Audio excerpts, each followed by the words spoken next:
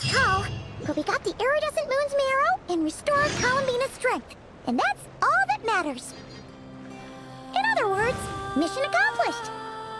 Paimon wonders how everyone else is doing.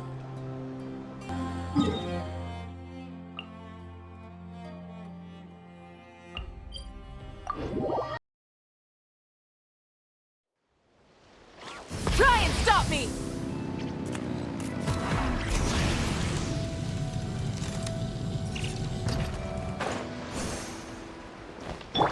Take me up!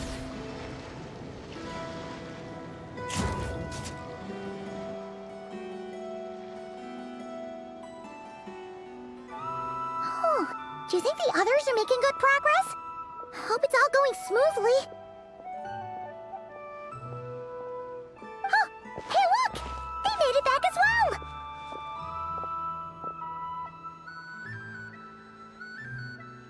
Prince! Llama! How did it all go? All is well, thank you. Nefer and Yehoda had to stay at the curatorium to wrap things up, so they won't be joining us for now. I ran into Miss Nefa and Miss Ino on the way back. Their work is still in progress, so I suspect they won't be back for a while either. You seem rather cheerful today, Mr. Flintz. I certainly am. I achieved what I set out to do and came away with more than I bargained for. Fighting alone can get quite tedious, but I had the good fortune to run into a pair of brave young warriors. We meet again. How have you been? Albedo! What are you doing here? That would be a natural assumption to make. It's also the correct one. These two courageously lent me a hand while I was fighting the Wild Hunt. When they told me they were Sir Varka's colleagues, it all made sense. And given how people of outstanding talent tend to cross paths, it's no wonder you're already acquainted. So, who's your travel buddy, Albedo? Why don't you come and introduce yourself?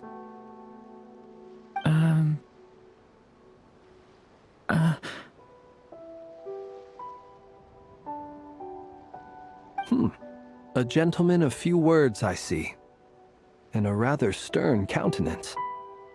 I presumed you were acquainted with him. Is that not the case? It's nice to meet you. Again. We've technically met before. Wait a sec! You're Mini Durin! That's right. It's me. I'm glad to see you again. By the way, he says it's okay if you drop the mini. Yeah, I'm not as mini as I used to be. Interesting, isn't it? The first step towards blending into human society appears to be reflecting on whether one's name really reflects who they are. Wow! You look so different! In a good way, of course. It's great to see you looking so healthy. Thank you, Paimon. And although you're as mini as ever, I understand that diminutives don't always convey endearment. I'll be sure to simply call you Paimon as a sign of my great respect for you. Wow! You're such a smooth talker now. Paimon can get used to this. From now on, you may refer to her as your esteemed guide, Paimon. Personally, I think our little Paimon is the perfect size. When people call her Little Paimon, it's just because she's so adorable that they can't help themselves. If that's not a sign of endearment, what is? You're absolutely right, Miss Llama. My brother still has a long road ahead of him when it comes to understanding human relationships. Anyway, speaking of long journeys, didn't Columbina, leave with you? How come she isn't back yet? She's been catching up with old friends. Wouldn't be surprised if she stopped for a cup of tea or 10 on the way back. Oh, people are talking about me? Hope it's nothing negative.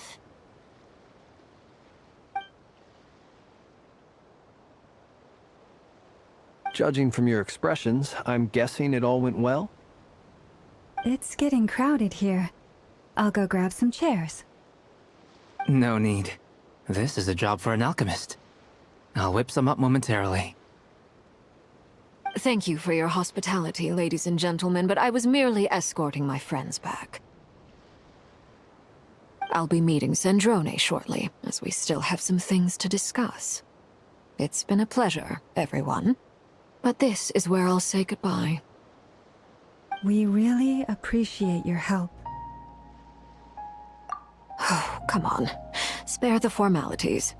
I'm just glad I could help out some true friends. I understand. Well, bye for now, Arlecchino.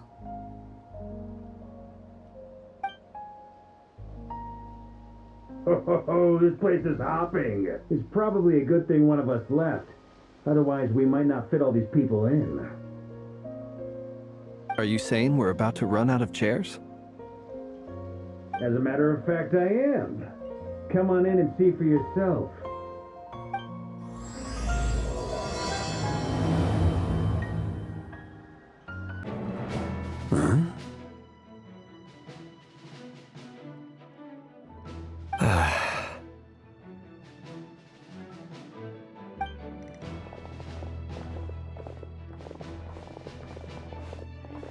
I overheard your little chit-chat outside, by the way. With Miss Columbina's colleague gone, we should be back to the original crew plus the other colleagues I brought in. Though, it looks like we have another new face.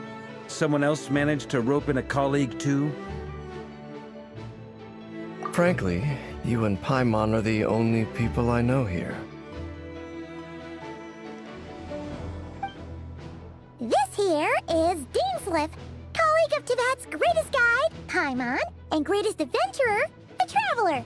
Well, not exactly colleagues, more sort of friends.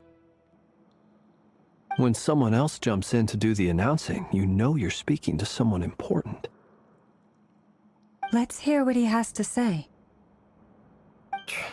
Note to self, once Paimon knows your name, the rest of the world will soon follow. When he comes looking for us, it's usually something important. Paimon's guessing you've heard about the Wild Hunt, then. From the looks of it, you're about to hold a meeting. If I were to say that the Wild Hunt is our mutual enemy, would that earn me a seat at the table? As the saying goes, the enemy of my enemy is my friend. Mr. Dainsliff, there's a seat with your name on it. Though, I can't promise the same for everyone else. Hey, Albedo, think you can rustle up a couple more chairs? After all this time apart, Grandmaster Varka's first order is to rustle up a couple more chairs. Is he being sarcastic? Hey, he's your brother. Why are you asking us? I've still got a lot to learn about the nuances of human conversation. Trying to decipher Albedo's way of speaking has been like jumping in at the deep end. Oh, good point. Paimon gets you now. Don't sweat it. There are people who go their whole lives without getting the hang of it. You're ahead of the game already.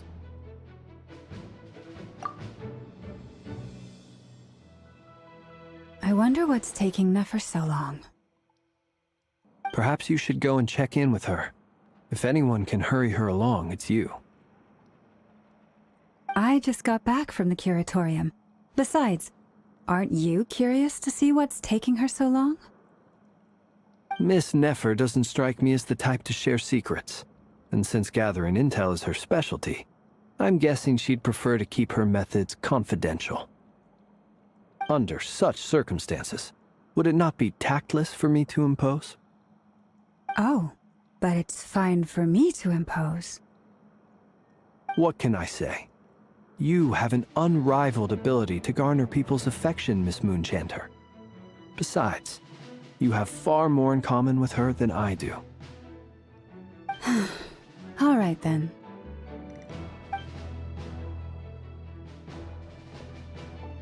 Impressive.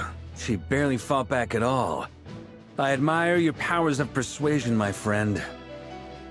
As I'm sure Miss Lauma will realize soon enough, the trick in life is to always pitch in with other people's responsibilities so that you can be selective with your own. Another trick is to simply hide in the background. Spoken like a true sage. Anyway, looks like we've got some time to kill before the meeting. Let's take a little breather, folks. And feel free to chat amongst yourselves. We'll get down to business once the other two arrive.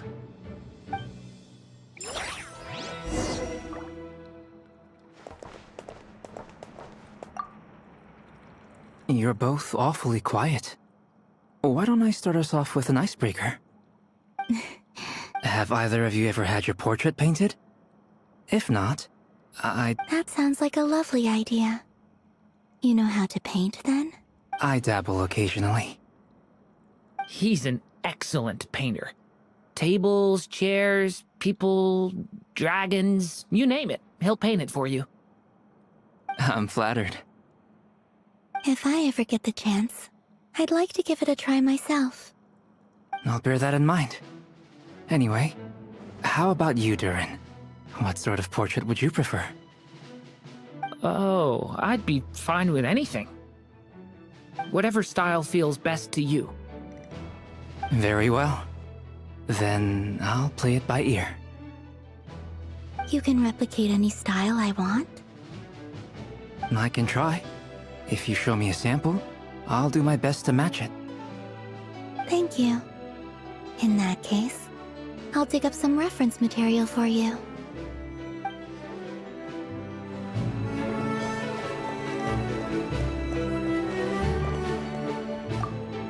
Truth be told, I can't remember the last time I was in a meeting with so many people. You're not alone there, my friend. The Lightkeepers also struggle to bring everyone together for a serious discussion. I don't doubt that. I've only ever met two Ratniki, one being you, and the other being that young guy, Itlua. Itlua's a good apple. I'll give him that. He's kind, honest, and regularly delivers supplies to my lighthouse.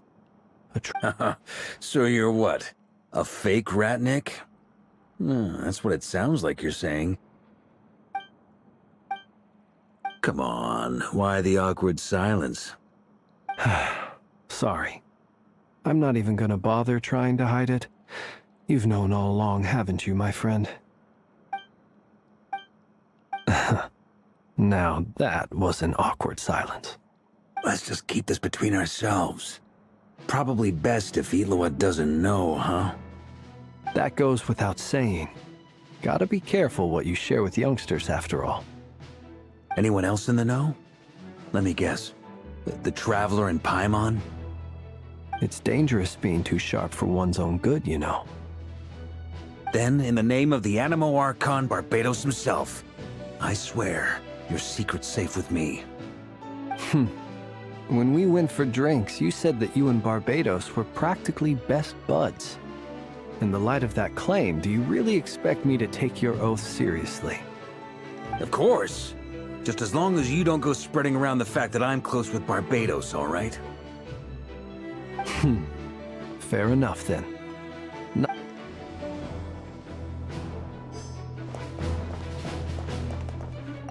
Is there something you'd like to say to me? Yeah! For starters, why'd you just show up here without even giving us a heads up?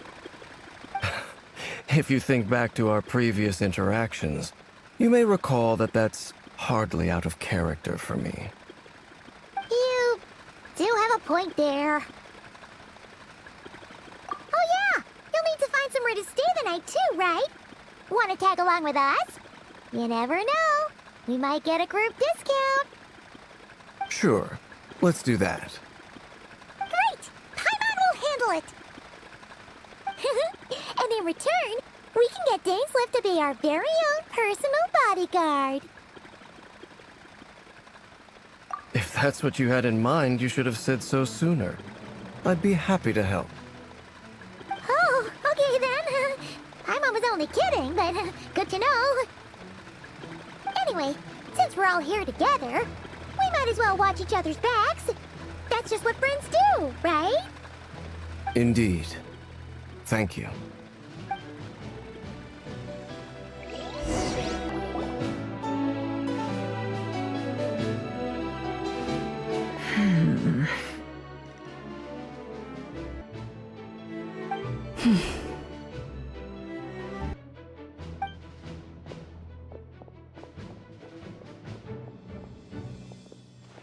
Ah, Miss Nefer. You made it after all. But what about Yehoda? I'm here to give you an update on how things are going on our end. Once this is over, I'll be heading straight back to continue my work.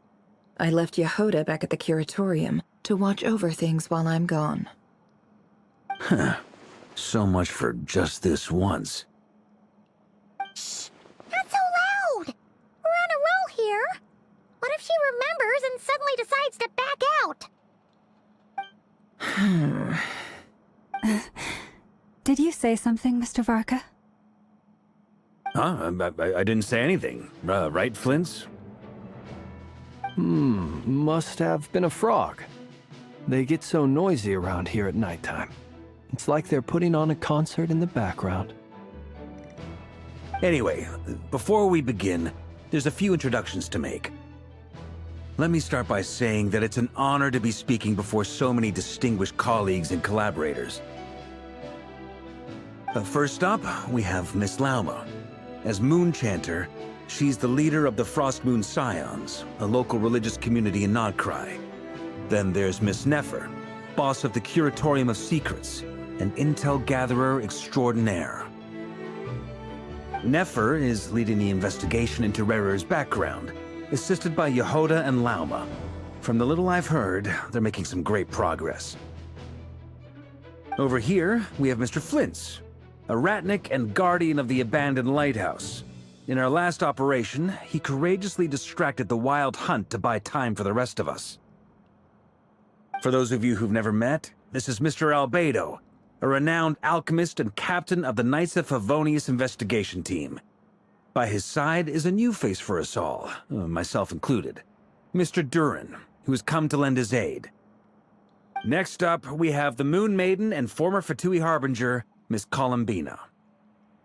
Then we have the Traveler, who's earned more titles than I could possibly hope to list out, so I'll spare you the rundown. And Paimon, the ultimate travel companion and quite possibly the best guide in all of Teyvat. Wow! That's a lot of people! Great turn! Miss Nefer, it looks like you might have another job coming your way, so, congratulations on the booming business, I guess. You think I haven't got enough on my hands as it is? Who's looking for me now? That would be me, Miss Nefer. I have a commission for you. And you are? Who I am doesn't matter right now. What does matter is that I'd like you to gather more intelligence about the Rerir of Solnari. Well, it's not as if we never take on anonymous commissions. But in your case, I'll have to decline. I'm gonna take a wild guess and say your job's probably more hassle than it's worth. Something about you seems like bad news. It's my eyes, isn't it? Conrian, I assume. And what's with the mask? Are you trying to hide your identity? In any case, the fact that you're even still alive raises an awful lot of questions for me.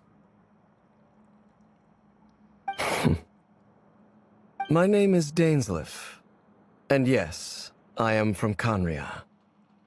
As I'm sure you're aware, the Rerir of Solnari's real name is Rerir. He was once an acquaintance of mine. Really? Then you must have been quite an influential figure yourself. You flatter me, but none of that matters anymore. My point was simply to clarify why I have asked Miss Nefer to investigate Rerir's background. So you're both from Conria, and it sounds like you used to be friends? Surely you already know how he became one of the Five Sinners. I'll tell you everything I know. The history of Conria, the names and identities of the Five Sinners. I remember it all like it was yesterday. I have never spoken openly of this before, but the truth was exactly as people say. The Five Sinners were each driven by their own desires, and it was by playing upon these that the Abyss tempted them to their fall, tearing Conria apart in the process. The visionary, Vedifenir, who wished to foretell the future. The wise, Horoptatyr, who sought limitless knowledge. Gold, Rhindaughter, who desired to create life. The foul, Surtologi, who pursued supreme strength. And last, but not least, Rerir of Solnari, Rerir, Ravager of the Moon. Of the five, Rerir is the only one who remains a mystery to me. He never harbored grand ambitions, so what changed in the space of a single night? How did he come to fall like the others? In other words, you're saying that his change came as a shock to you, and you have no idea what actually happened? That's right. You mentioned how the Abyss tempted them, which led to their fall. But what did that look like in practice? And what other context can you give me about the events of that time? The more detail you can give me, the better. Strangely, now that it comes to it, I hardly know where the fateful night took place during the era of the Eclipse Dynasty. One day, my elder brother, the visionary, Vedifenir, was summoned to the palace by the Vinster King, only for the king to gouge out his eyes and cast him into the dungeons. When I came to hear of this, my fury knew no bounds. I gathered together every ally I thought I had, and together, we set a night to storm the palace and free Ved. Centuries on, the memories of that night still haunt me like a never-ending nightmare. We broke through the palace gates, just like we had planned, each striking towards our separate targets. But then, I was betrayed. Even Vedifenir, the very person I had come to rescue, abandoned me and partook of the Abyss's power. So, it's personal after all. Then tell me, Mr. Dainsleif, what price are you willing to pay? You, of all people, must know that nothing comes for free. I cannot say what price would be worthy of such a commission. But know this. Rerir was not always a madman. Believe it or not, there was a time when he was just an ordinary man, working for the Conrian Intelligence Service. Uncovering the truth of Rerir's past is the only way to unravel this mystery. But before you decide if you will accept my commission, I will tell you more about him. Enough, I hope, to help you plan your next move. Sounds pretty good to me. Feels like we just flagged down a random passerby, only to discover he's actually a master strategist who has a score to settle with our enemy. Can I borrow your halo? It could be useful in the lighthouse. Hey, enough with the wisecracks! Besides, isn't that lamp of yours bright enough already? Relax. It was meant to be a compliment. If that was a little over the top for your liking, I'll make sure to tone it down next time. I'll give your proposal some serious thought, Mr. Dainsleif. Let's speak in private once the meeting is over. Before that, there's a few things I'd like to share.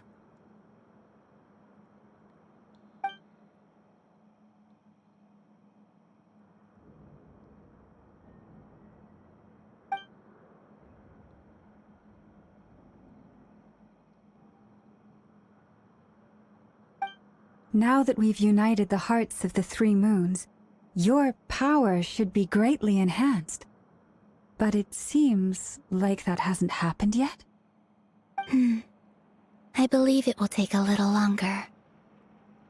You've done so much for me, so I want to be completely honest with you all. Even though I'm doing a lot better now, the truth is, my recovery will likely be an ongoing process. From the moment I was born, my power has been slowly ebbing away. And that is because Tevat has never accepted me. Even with the moons united as one, it seems my rejection cannot be undone. So far, I have yet to find a solution. It may turn out to be a problem that will plague me until the day I finally leave this place behind. Even so, I will do everything in my power to help you drive out the Rerir of Solnari. As Arlecchino put it, this is not about chasing the spoils of victory. It's just... Kutar. Defeating the Rerir of Solnari will be no easy task. While my strength slowly recovers, we'll also need to gather more intel. Naturally.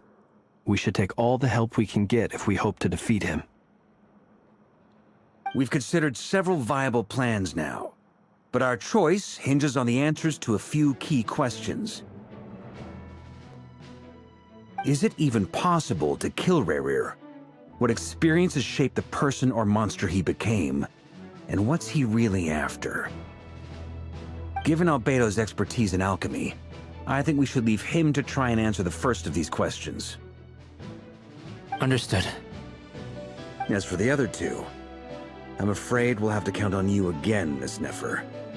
Believe me when I say it's not my wish to burden you. But right now, relying on your skills is our only option. So you're placing all your hopes on me, huh? We can't thank you enough for agreeing to help us. Honestly, I can hardly believe how lucky we are. You sure have a talent for changing your tune, Miss Moonchanter. Timid like Yehoda one moment, then flinches insincere flattery the next. Ladies, please. I must object to your portrayal of me. That's all. Feel free to keep bickering. Just pretend I'm not here. I almost don't want to leave this room. I'm curious to see how this plays out.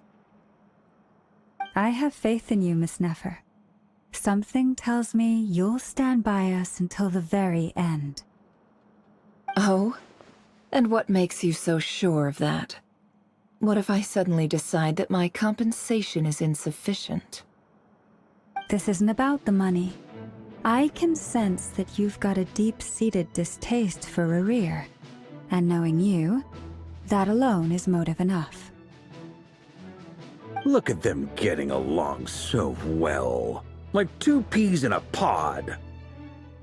And I'm the one they accuse of insincere flattery. There is no justice. Miss Lauma, you have to understand something. Unlike you, I don't actually enjoy having everyone's hopes on my shoulders. Is that right?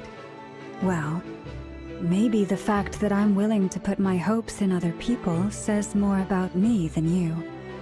But the fact is, I also trust you. And that's because I know that you're someone we can count on. Anyway, we've got our plan, so let's get moving. Mr. Dainsleif, let's talk. And Traveler, once we're finished, if you've nothing else planned, I'd like you to come with me. This whole experience is teaching me a lot. For instance, I now know that when other issues come up in the future, I'll have far more luck getting Lauma to convince Miss Nefer than trying to do it myself. Hate to say it, friend, but that's one of the funniest things I've heard in a while. Why? You think I've got it wrong? Quite the opposite. But what makes it so hilarious is how long it's taken you to realize.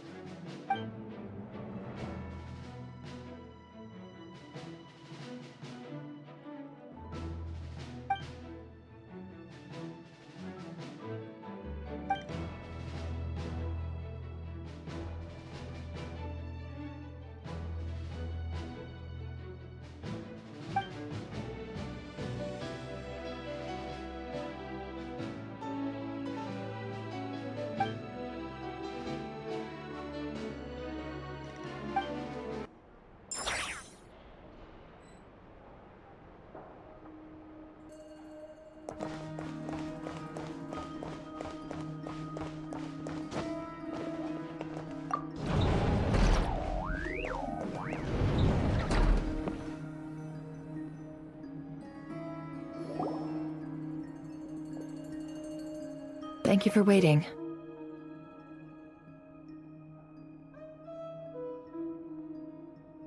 It's okay. We actually used the time to help Dainsleif get a room at the hotel. That's very considerate of you. Now, I trust you share my curiosity about Rerir's past, and you seem fairly familiar with Mr. Dainsleif already. We spoke at some length after the meeting.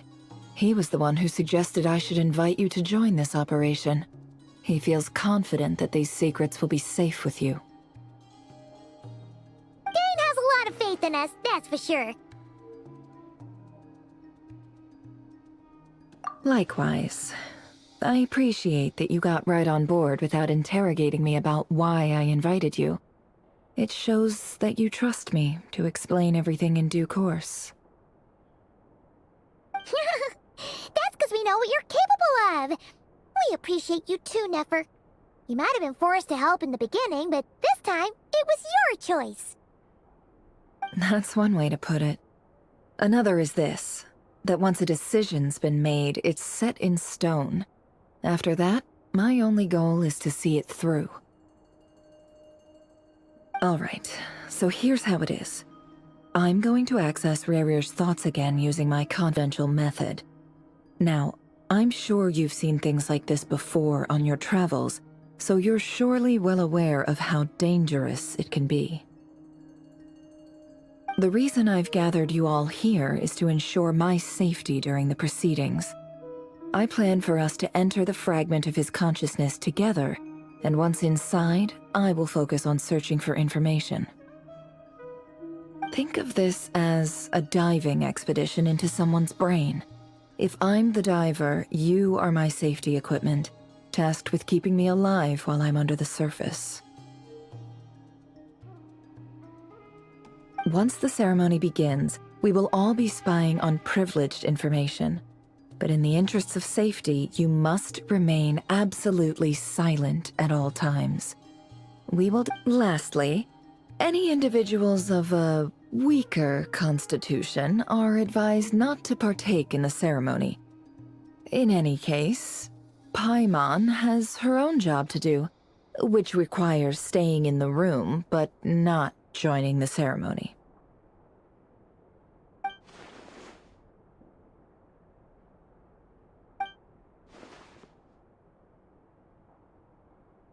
Well, good luck, everyone! Sounds like all Paimon can do is cross her fingers and root for you guys. There's a little more to it than that. I was being serious when I said you have a job to do. While the rest of us are inside Rerir's mind, it's imperative that we have a team member on the outside. In the event that something goes wrong, you will be our first responder. I don't anticipate any issues, but the extra level of safety will be greatly appreciated. I second that. This is a dangerous operation here, and you're our whole rescue team. That's pretty much the most important job in the crew. So, Paimon's like the lifeguard? Yeah, that makes sense. All right, got it. Good. Please, take a seat. We'll get started momentarily.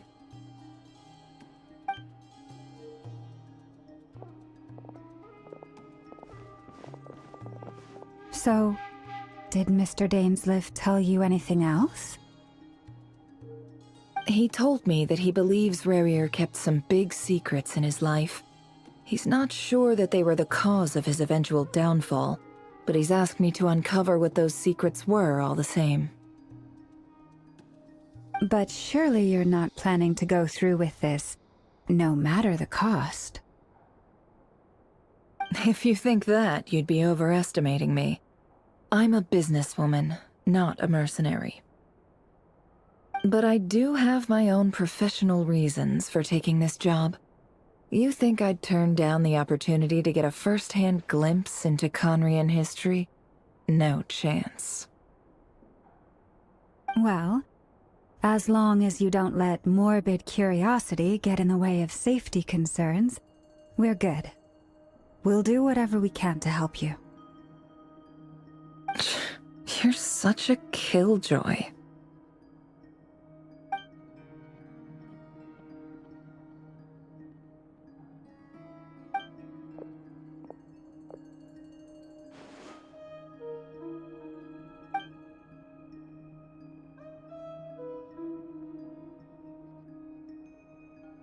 All right, I'm good to go.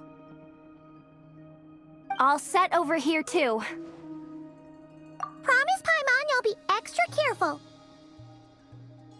All right. Let your whole body relax. We're about to begin. Close your eyes.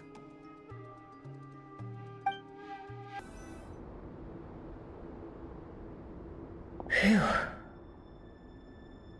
Could this be his office? Pretty standard setup. Bookshelves, paperwork, files. According to Dainsleif, Rerir used to be an intelligence operative.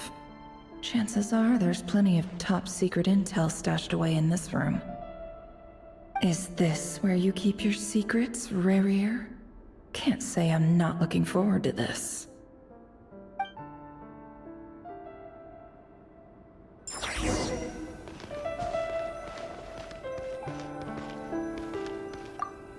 He looks even gloomier than last time. I wonder what's changed.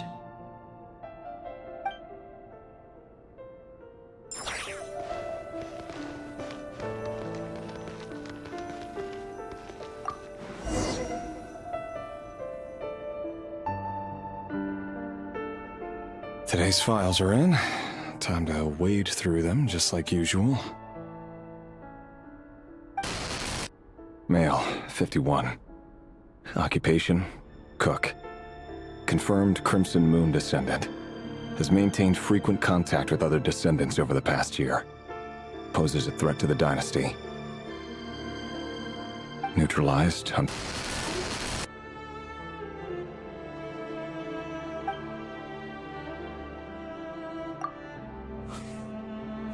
This one should be archived under purged targets.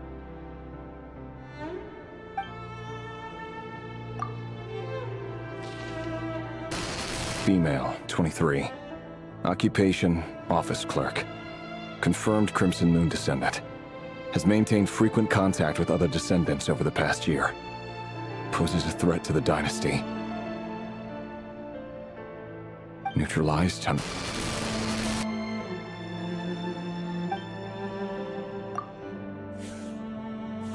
Another one for purged targets.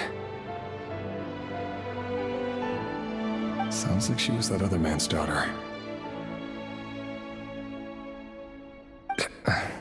Never mind. What's it got to do with me?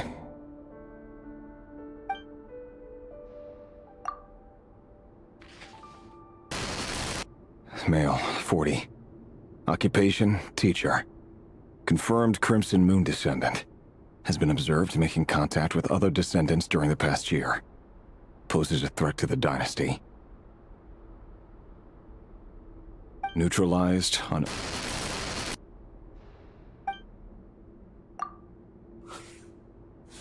Just another nobody for the archive. Come to think of it, I remember surveilling this man. A case like his never would have been considered a priority in the past. Huh.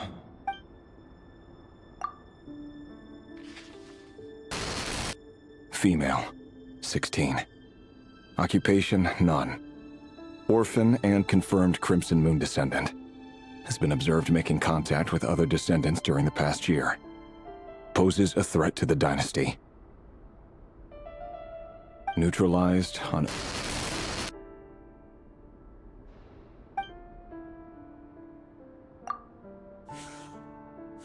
Filed. I have no recollection of this girl. None whatsoever. She doesn't seem to be anyone important, but then again, how many of them really are?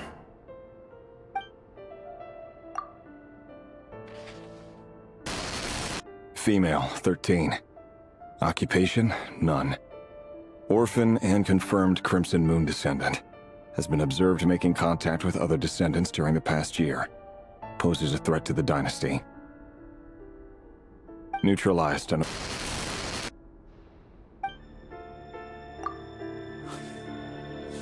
Filed.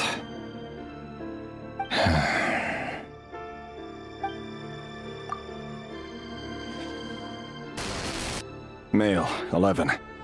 Occupation, none. Orphan and confirmed Crimson Moon descendant.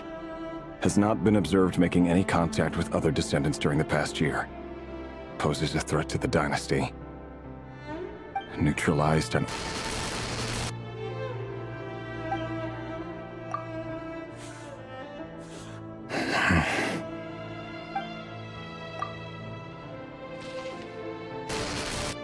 Male.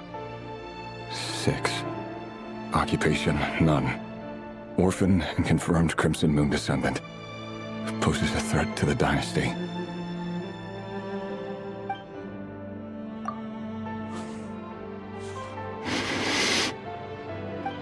It's funny, isn't it? Your job is becoming both harder and easier at the same time, depending on how you look at it.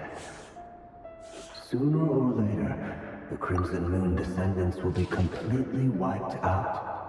But as their numbers dwindle, they become harder and harder to track down. That's not how it is. Fortunately, however, most of the able-bodied adults have already been taken care of. The remaining weaklings will be increasingly easy to deal with. No! No. My job is to ensure the survival of the Eclipse Dynasty. And the only way to do that is by eliminating any and all potential threats. It's a perfectly legitimate line of work. Every single one of my colleagues can attest to my fairness. And if my friends were aware of the facts, I know they'd back me up too. Assuming, of course, that they were aware of all the facts.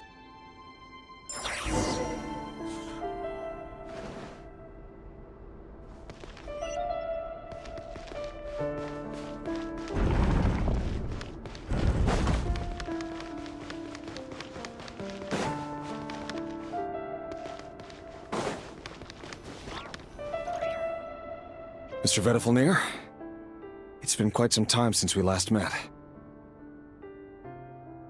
Rerir, I trust you're here because you have something important to discuss.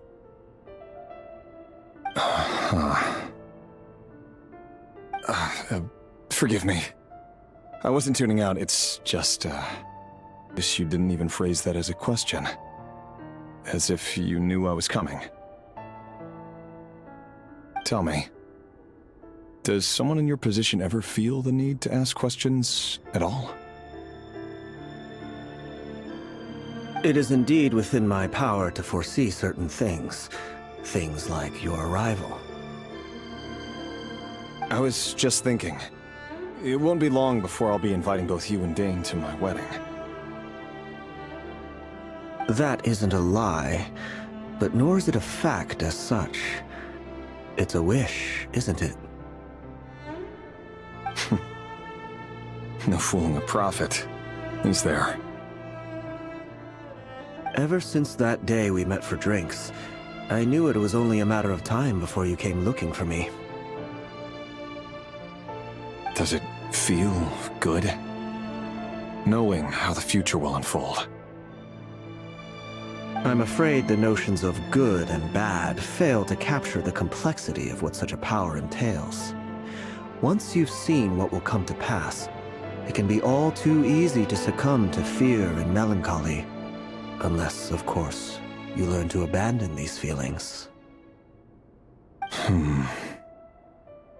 You fear my silence, and long to hear the words I left unspoken that day. That's right. You must have noticed my reluctance to broach the subject, and the reason is simple. Because the truth could never have lived up to your hopes. For both our sakes, such words are better left unsaid.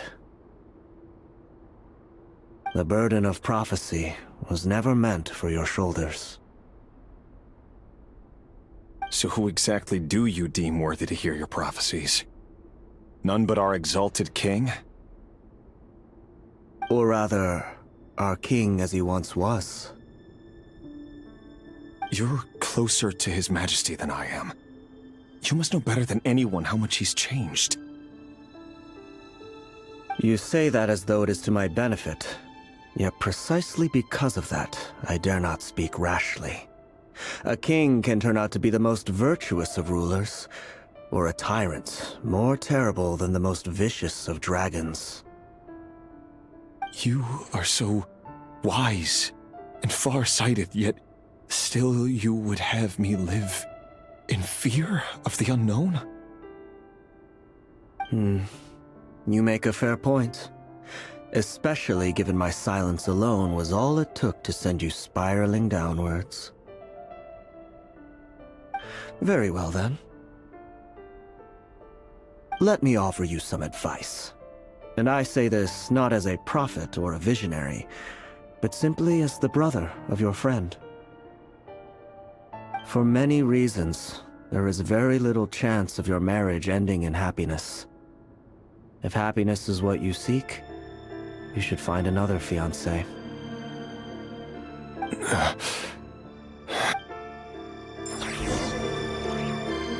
Hold up. There's that same black fog again. Could this memory belong to Thelindis? Wait. Hear me out. This time we finally got a clear look at his face and learned his true identity. His name is Rerir, and he claims to be one of the king's guards. What did you say? A cruel irony, isn't it?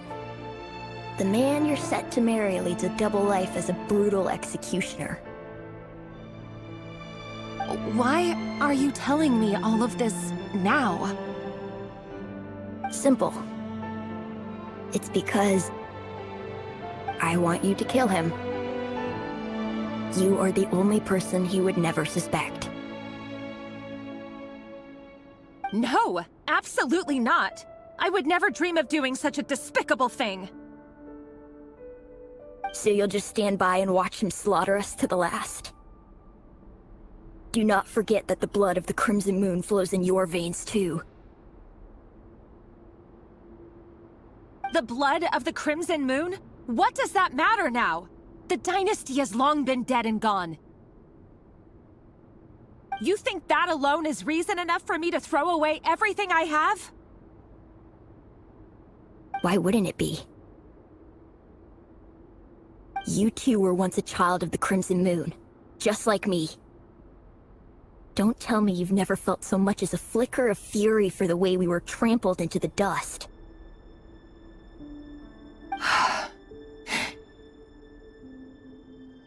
As long as you promise to abandon this pipe dream of restoring your dynasty, I can try to persuade him. Or have him persuade the Vinster King. Persuade the Vinster King?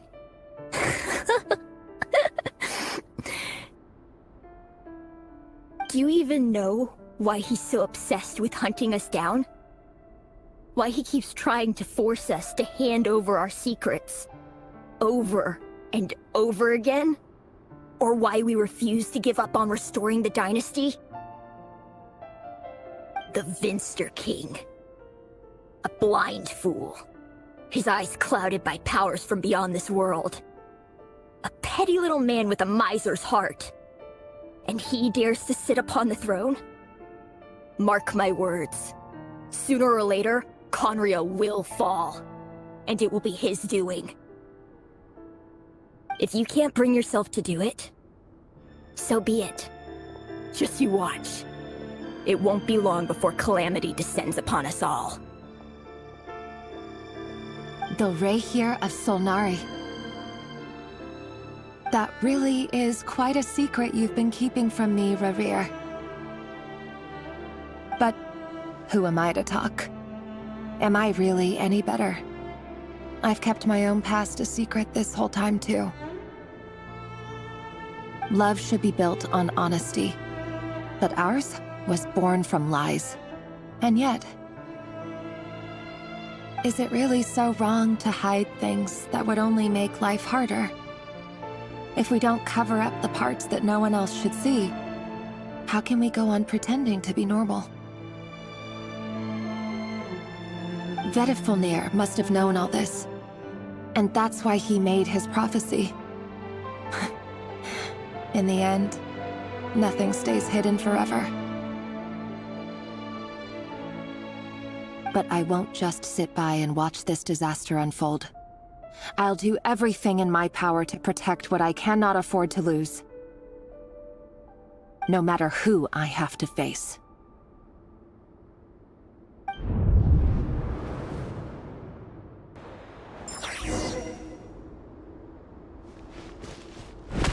Huh? Was that Rerir who just walked past the window? Doesn't it give you the chills that he still takes the same road to work every day? As if nothing ever happened. Those people at the deli. Enough already. They're clearly pretty taken by their own disguises, so just smile and play along. Pull the rug from under beasts like that, and you'll risk having your throat torn out. Deli. Oh. They're talking about those people from the opposition. Right.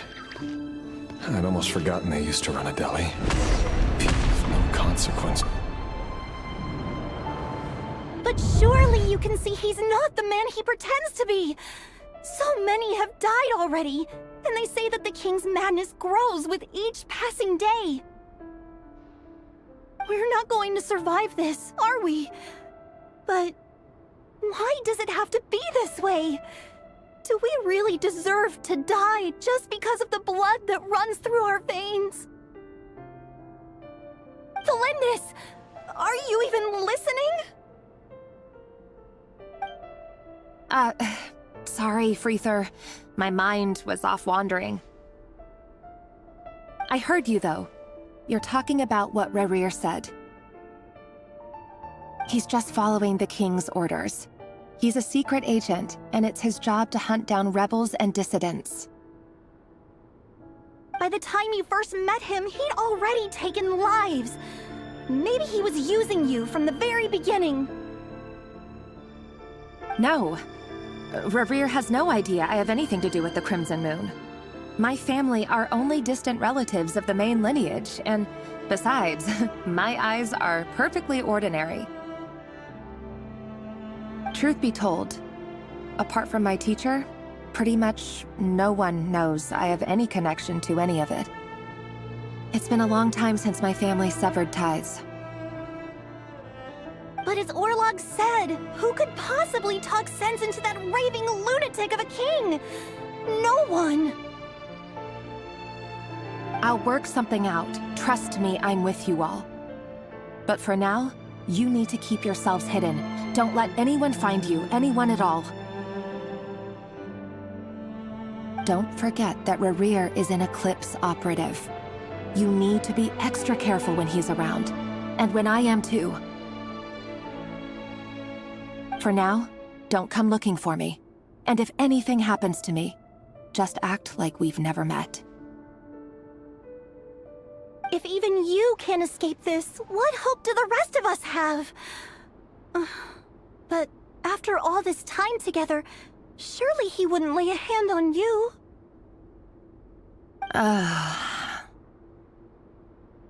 I won't speak in his defense, nor can I give you a clear answer to that question. But I'll do everything I can to put an end to this.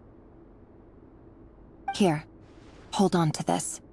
If an opportunity to escape presents itself, take it. You'll be glad you took some spare change. You call that change? But what about you?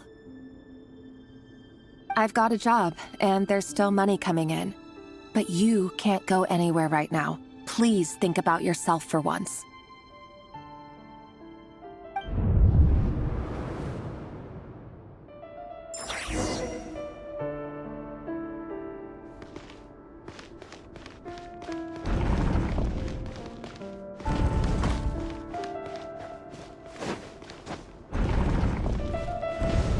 Another day, another round of assassination training. Training ground is just beyond this hidden passageway. When you kill a person, doesn't it bother you when you end up covered in their blood? Why would it? Aren't we all just walking blood bags? But not everyone is accustomed to hunting down others like prey. You've been a hunter for so long now, you seem to have... Make sure you have a firm grip on the handle, then choose your angle well. Keep your movements light and brisk, and the prey won't sense a thing.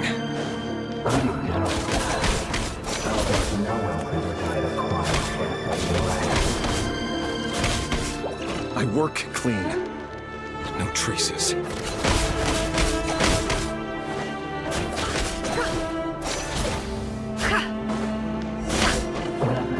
It open or forth.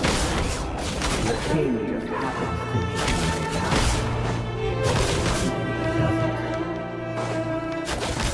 Won't happen.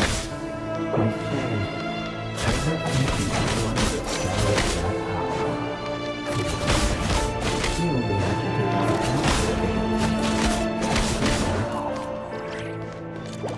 The ones I know have always been guilty.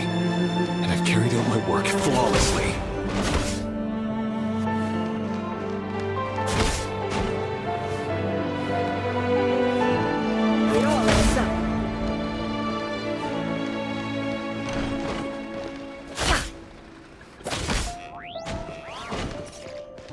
No more lies.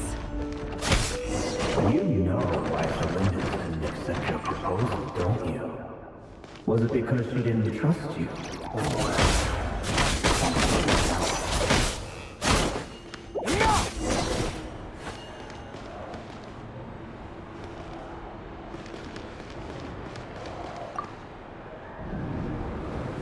Delindis, do you still remember Orlog?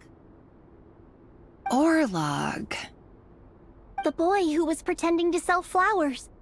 You spoke for quite a while, didn't you? Yes, we did. What about him? He was arrested 2 days ago. Chances are he's already dead.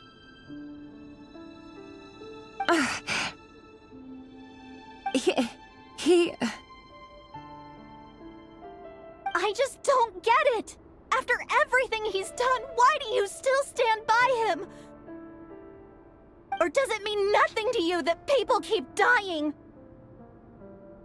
No, that's not... Just hear me out. I need to go now, Thelindis. They're looking for us. You take care too. If you ever need a place to hide, come find us.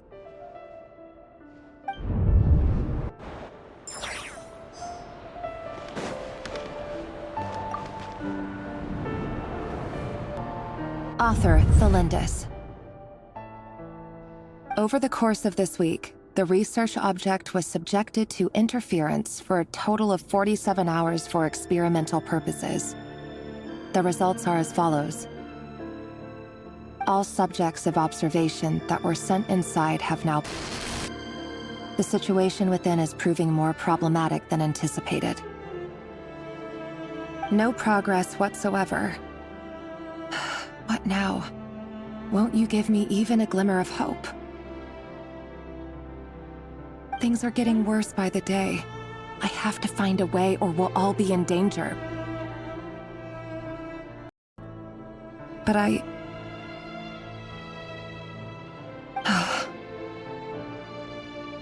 if all this research comes to nothing, what then? Sooner or later, it'll be my neck on the line. But could he really bring himself to kill me? No.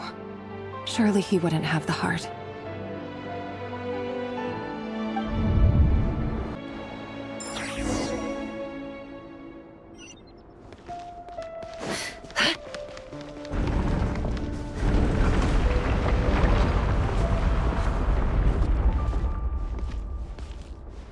Why won't you just let us go? We don't even know each other. All we want is to live ordinary, peaceful lives. You want to live?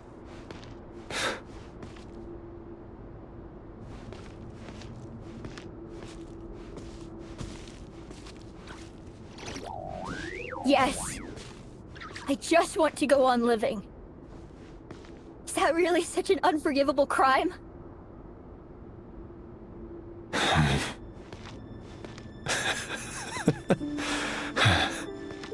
You want to go on living. I want to keep living too. To keep living forever. That's why I have no choice but to continue on the path I'm on. If only some savior would suddenly swoop down and change the way the world is. Too bad that's not going to happen. Imagine that. If there really were such a person, you and I wouldn't be standing here like this, would we?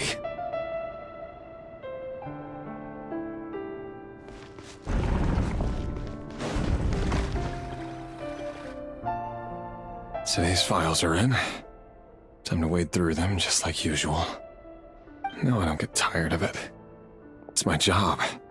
And not only am I lucky to have it, I'm good at it too.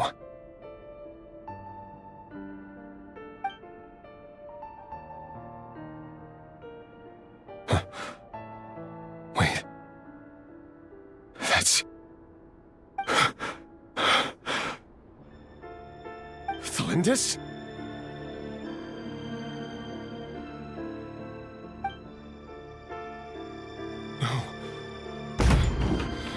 No. No! Why? But you bear no mark of the Crimson Moon. How could you possibly have anything to do with them?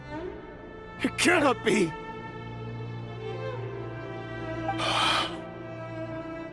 A diluted bloodline. Carefully concealed. I see it now. You've been living in the shadows just like me. What a fool I've been. Numbing myself with talk of justice. Even imagining my friends would back me up. But in the end,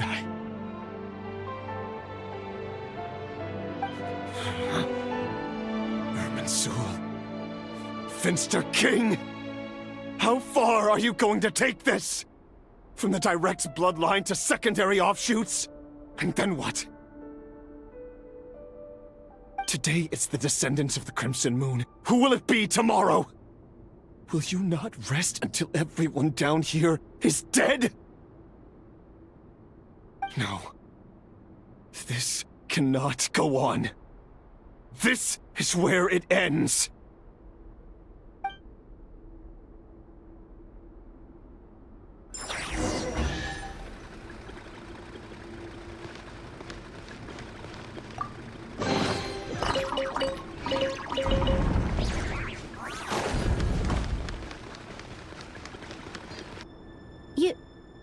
You're really letting me go? I am. As long as you can guarantee that no one will find you. Don't worry, I'll be extra careful. No one will know I was here. But what about you? Me? If you let me go, you won't be able to complete your mission, will you? Good point. In that case, maybe you should say... No, please! I just want to see the outside world again. To... Go on living? Yes. I know you're a man of your word. So please, just let me go. If I let you leave, what will become of me?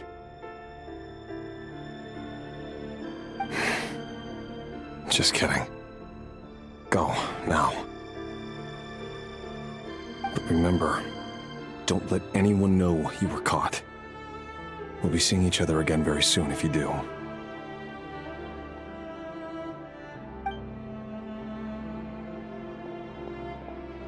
Even shadows in the dark must live by a code. But you can't save everyone. You've been whispering in my ear for days now, Vedifalnir. What are you trying to do? Break me down?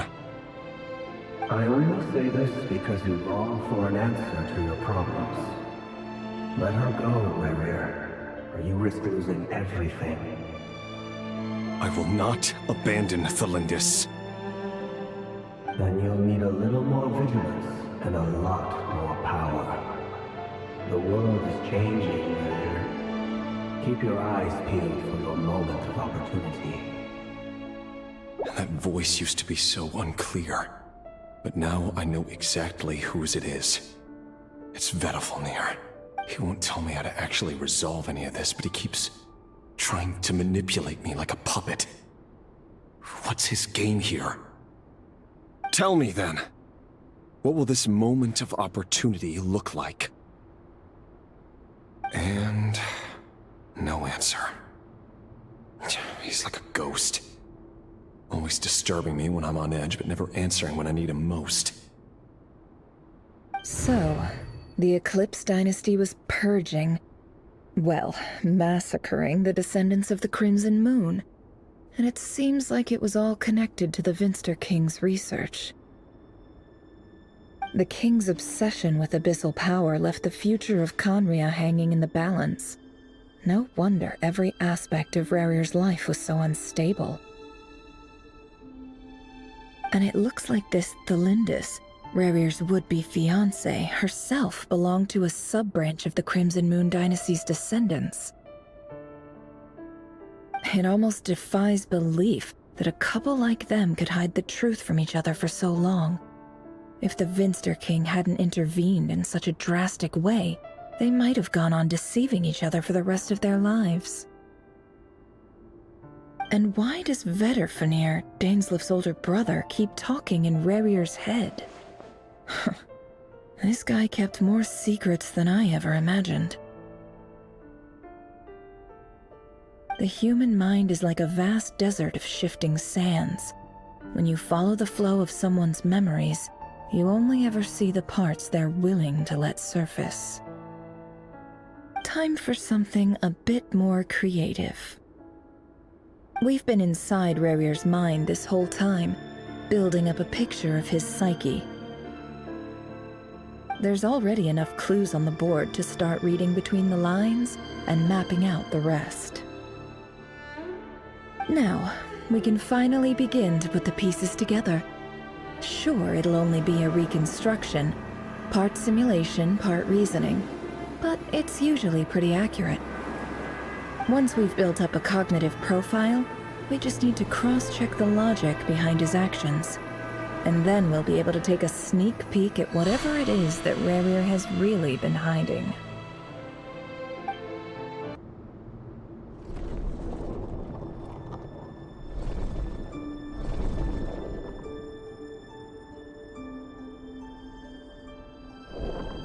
Rerir, are you there?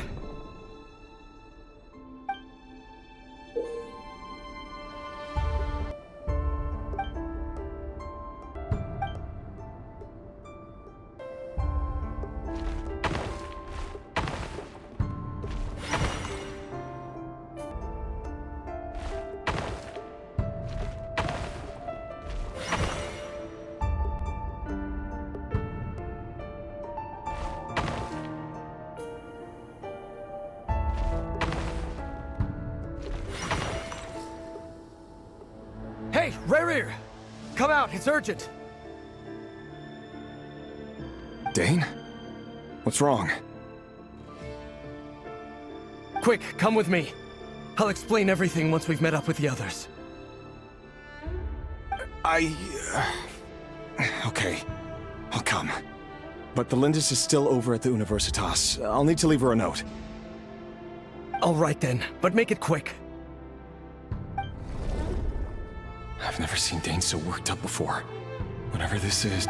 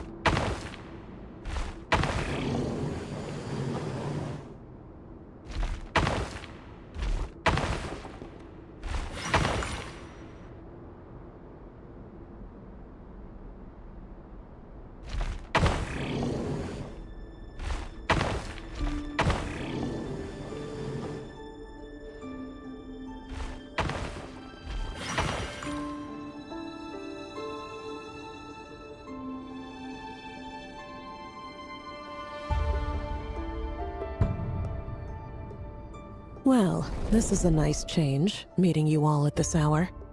When men and women of ambition can speak face to face in broad daylight, I say that's a big step forward for our dear Khaenri'ah. Don't be ridiculous. We do not fear the day. Why would we seek refuge in the night? You might ask your blade that same question. I'm told it prefers the cover of darkness. The word on the street is that Sertologi only strikes when he has an unfair advantage. But that is patently false. I see you're missing an arm and a leg. Surely only a fair fight could explain that. If this is your way of offering me replacement limbs, believe me, I'll take them. Oh, we can certainly discuss that. With bioalchemy, anything is possible. Assuming I have your full support in my research. Lunatic.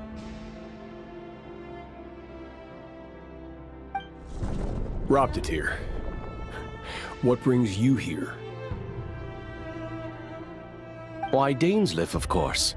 He invited me. Please, cast aside your apprehensions, Miss Rhindaughter. Whatever the rumors may say, I am but a humble servant of the king, and I can assure you he affords me no greater convenience than he does you. Well, the Universitas Magistrorum won't stop fawning over you, so at least some of the rumors must be true. You're clearly doing well for yourself, so drop the humble servant act. It endears you to no one. You're president of the Universitas Magistrorum, the chief royal mage known as the Wise by royal appointment, and by far the most favored among the 4 pillars of Khaenri'ah. Vice President Veit doesn't even try to hide his envy when he sees you. My success is the product of hard work and good luck. It's as simple as that.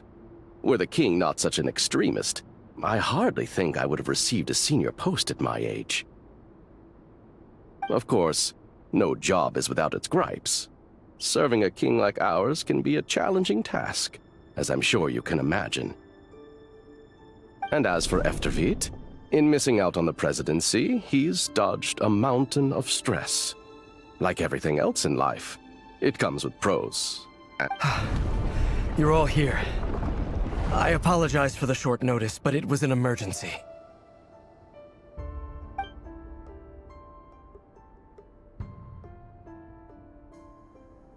You must be Rerir.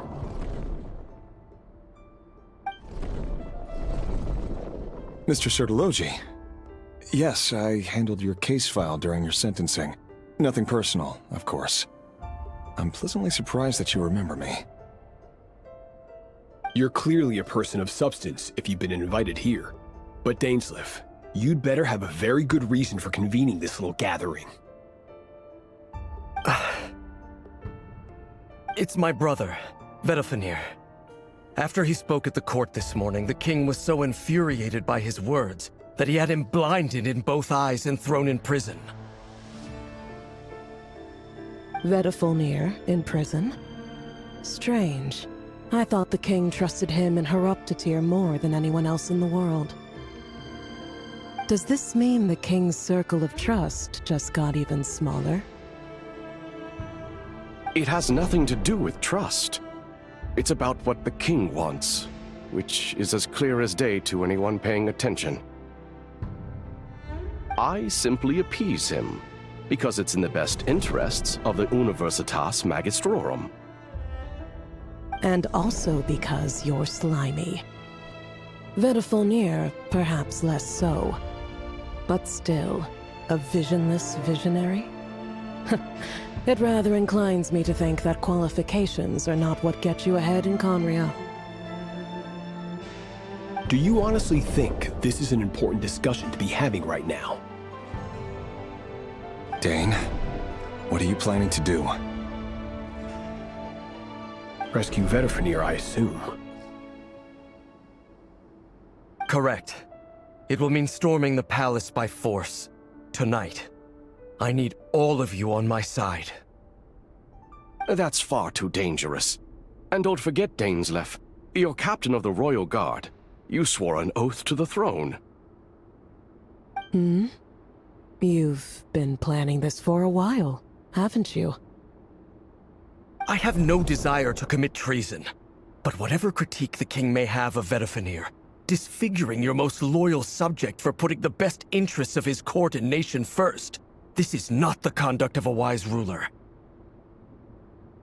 My blade will force the king to see the error of his ways.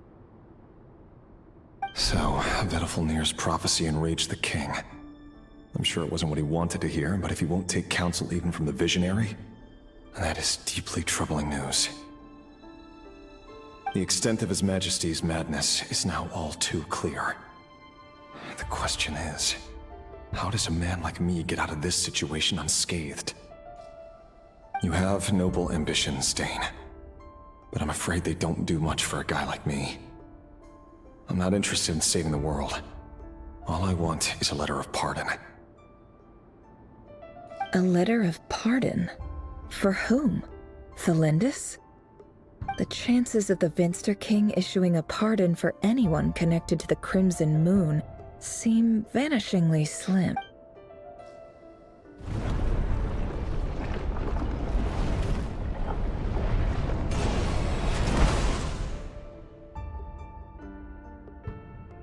This black fog over the board must have some connection to Thelindis. But why is it taking this form? Does it have another mystery I'll need to unravel?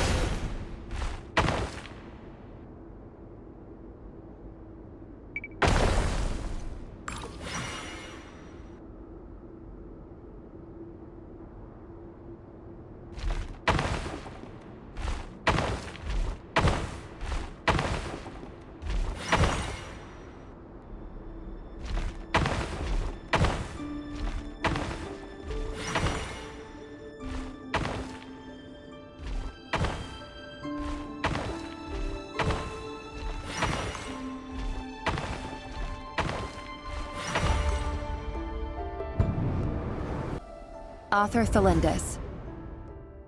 Over the course of this week, the research object was subjected to interference for a total of 60 hours for experimental purposes. The results are as follows. Research dating back to the Crimson Moon Dynasty has established 2 points regarding moon marrow.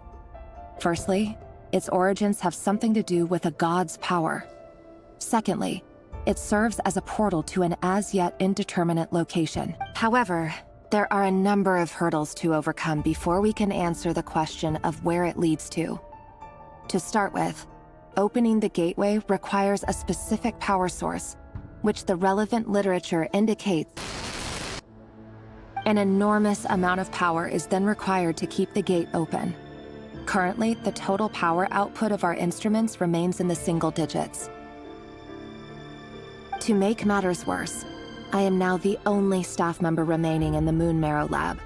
The Universitas Magistrorum recently decided to move most of its personnel into abyssal energy research, which has stymied all Crimson Moon-related projects. This is not a wise move. I have always maintained that placing all our hopes in a single source of power is risky, especially one as poorly understood as this. As well as making ourselves overly reliant on a single resource, we are neglecting other promising technologies.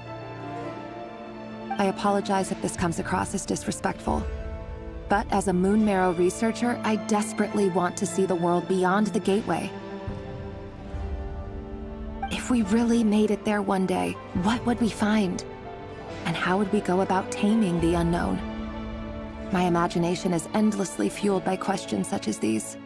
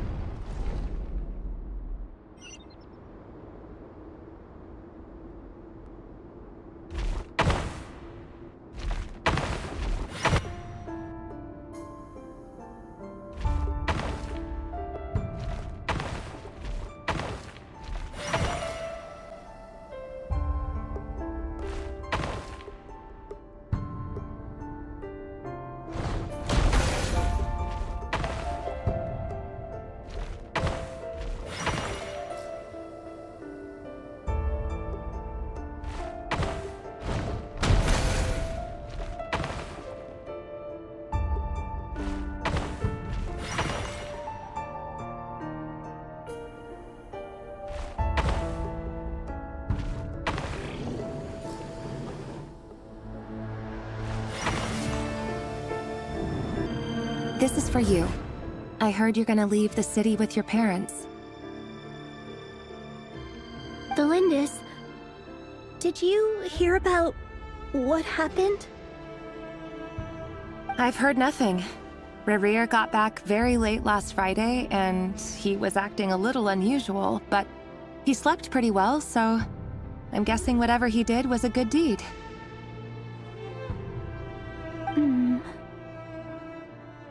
You never saw him, and I don't know what he did.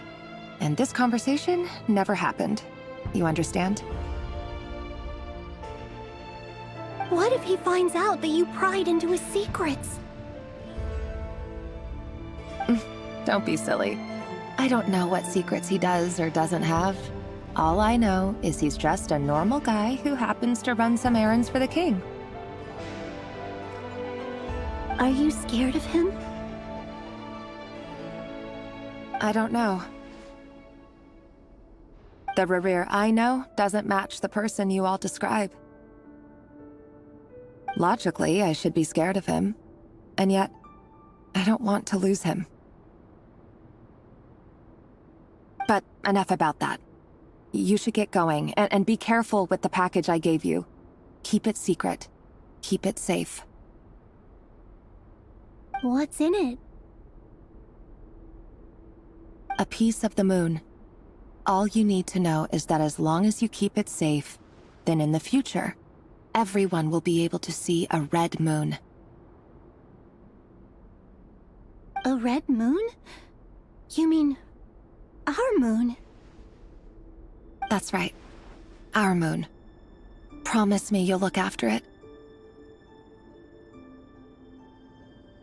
I promise, Thelindis. The Crimson Moon bloodline will never die out. Its light, the color of blood, will become like a fire that flows in our veins. No matter how long it takes.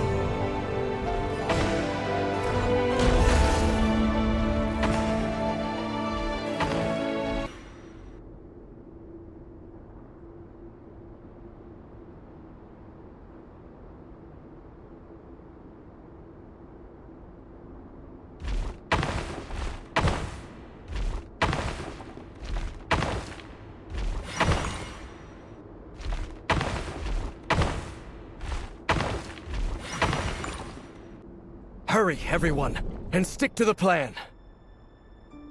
Sir Dainsleif, what are you? Is this treason? You know what happens to those who betray the throne. Please, don't... It is the king himself who has betrayed the throne.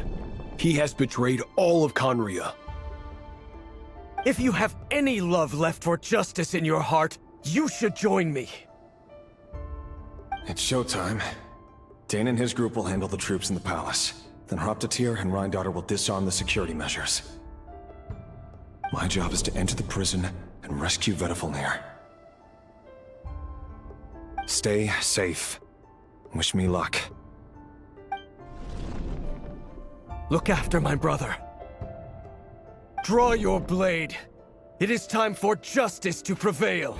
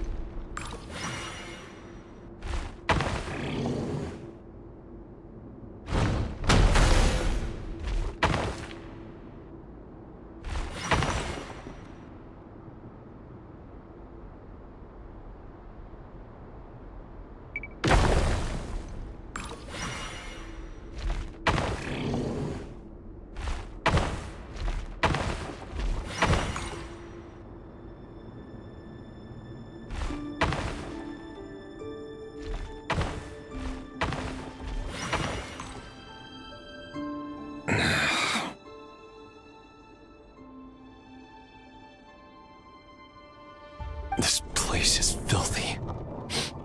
And the smell is abominable. Clearly, the king doesn't allow his prisoners a single shred of dignity. This is dire. Found you. Hello, Mr. Vedafulnir. Ah, it's you. Surprised? Oh, wait. I guess surprise isn't an emotion that prophets feel very often. I certainly felt some surprise in the moment when I was blinded.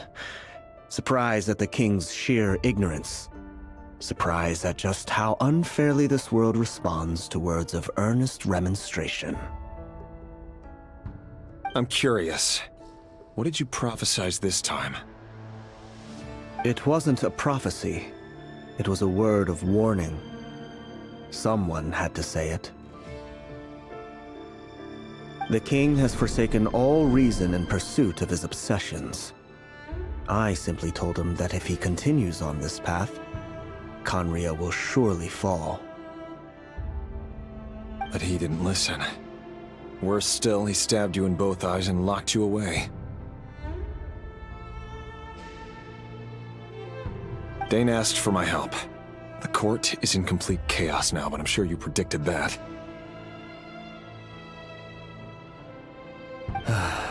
Everything is transpiring as I foresaw, yet I am powerless to change it.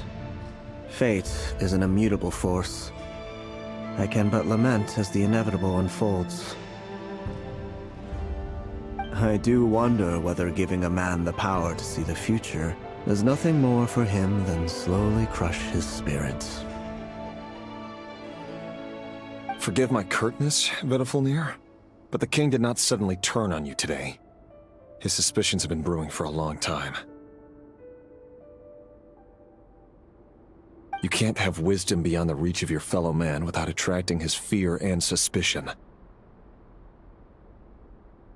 There are things the king does not want to see. So, he doesn't want you having visions of them either. He blinded you because he thought this would make the visions stop. He wasn't entirely wrong. I did indeed lose my power to see the future. Right up until... Until what? Just now. I believe I saw something new. Well, tonight could go a lot of different ways. 5 of us banded together to storm the palace, also we could rescue you. This will go down as the most tumultuous day in Khaenri'ah history. I sense hatred in you, but also hope. A desperate hope that with the tyrant deposed, that will be the end of the story. But this is not the end.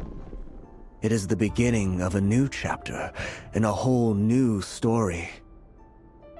There are many men of honor and courage in this world, Rerir. But you are not one of them. You're not here for justice, are you? You're here for yourself.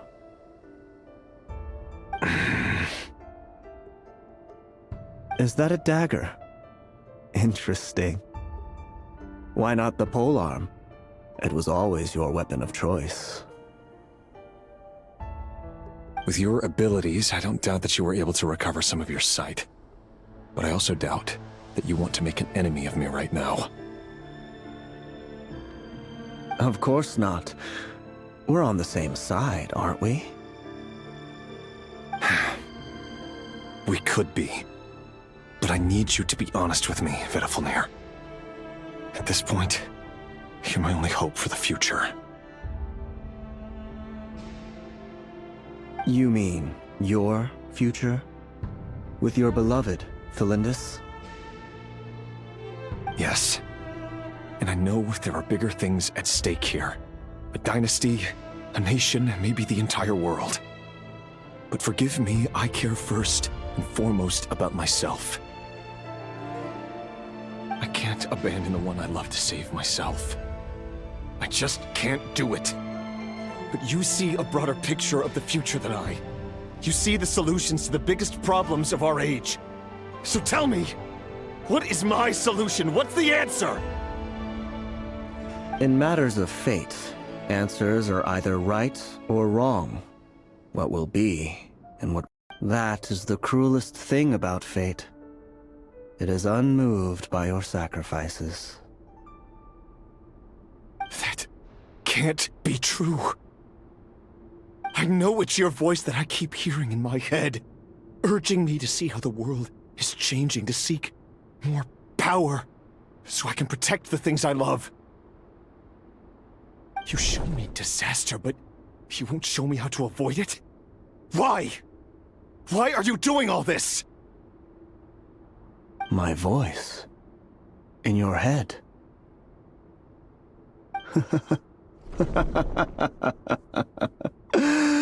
So, you hear it too? The voice that steals your mind, gains your trust, and drives you crazy. It turns out that we are not so different, you and I. Vedifulnir just broke into the strangest smile I've ever seen in my life, as if he'd discovered some monumental secret. Very well then. My advice to you is as follows. You must persevere. Whatever trials and tribulations you may face, be steadfast in the belief that they are your path to the future. For as long as you live, your story with Thelindis shall not come to an end. That is the only chance you have of fighting back against fate.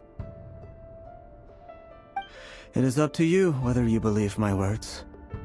Regardless, that is all I will say on the matter. I have no right to intervene any further. I will hold you to your word. Thank you for setting me free. In return, I will tell you one more thing that you cannot afford to ignore. Just then, a strange wave of energy rippled through the city. We had no idea what it could mean. If I were you, I would head to the Universitas Magistrorum. The Universitas? Oh no! I'm sure we'll be seeing each other again very soon, Rerir. Whatever Vedifulnir said, I didn't catch it. I didn't even help him out of the prison. There was no time to lose.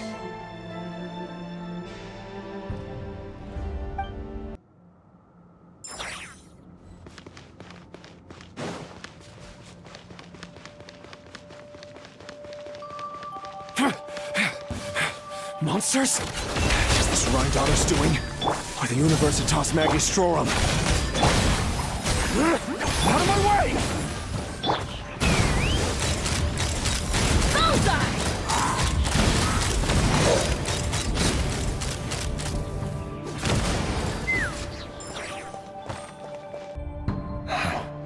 The Universitas. That reminds me of a rumor I once heard. Allegedly, the king installed secret mechanisms in the palace and around the city. No one knows where they are or what kind of power they hold. But if they were ever going to activate, it would probably be on a night like tonight. Help! Help! Hold on! Don't let them anywhere near you! Save me! I can't! Ah! That sounded like an explosion. So, the rumor is true? The king really went through with it? What other means does the king have at his disposal? They must run on power from the Abyss. And given it's a major center of Abyss research, anyone over at the Universitas will be in grave danger. I have to hurry!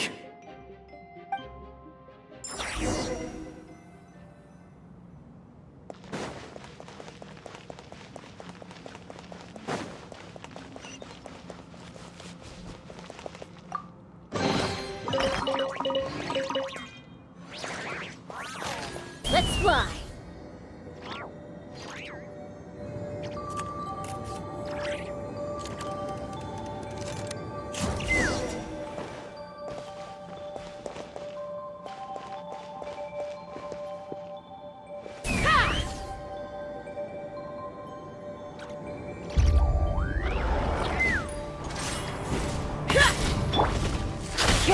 truth. Teamwork is dreamwork!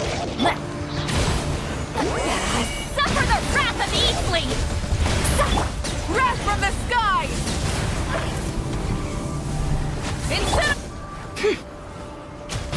The deception ends here.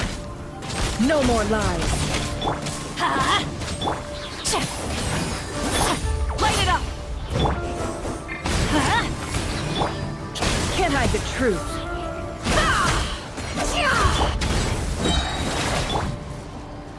Everybody stand back! You two! Time to end them! Light up the blazing sun!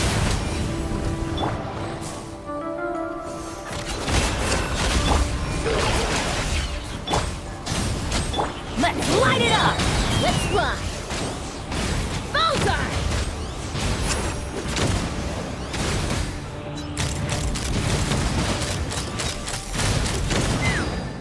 Fire in the hole! Burn it down! Teamwork is dreamwork! Show no mercy! Suffer the wrath of East! Pyroclastic surge!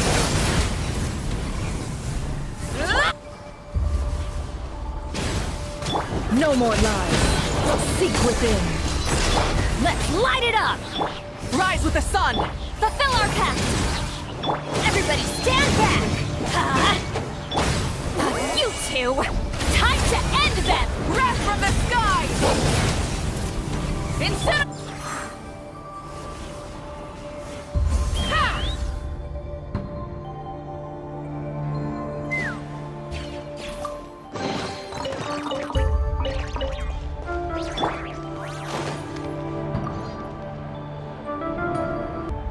Monsters! At the Universitas Magistrorum? Why now?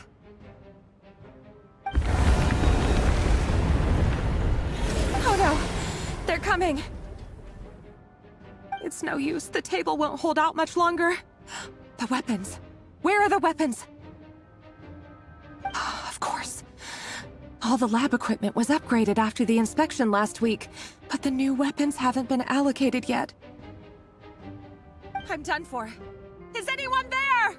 I need help!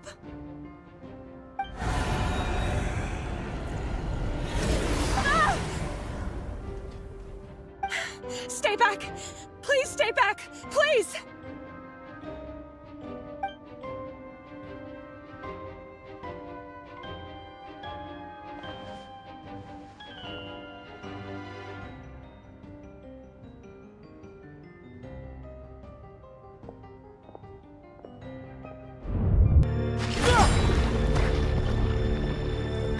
What's that? Rerir! So the rumors about your work are true. What? No! Listen, something happened at the palace tonight. We have to leave! You don't need to lie to me anymore. What do you mean? I know why you're worried, and I will respect the decision you've made.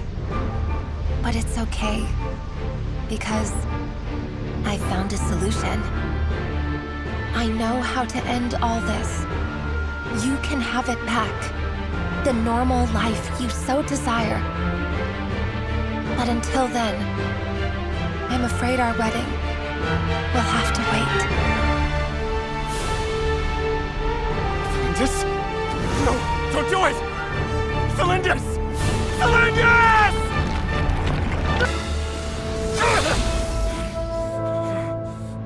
I told you, Rerir. Let her go. You will find someone better. No! No, I won't do it! I have to save her! By what means exactly? A lowly pawn. You lack the power and the strength of will. Do you know a way? Tell me! Come to the palace. Join us.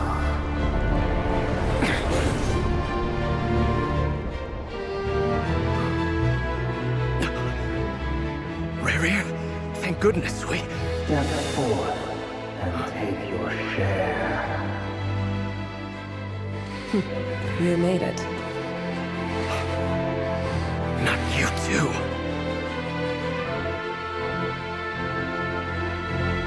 Hatred or grief, despair or desire. We all have our own.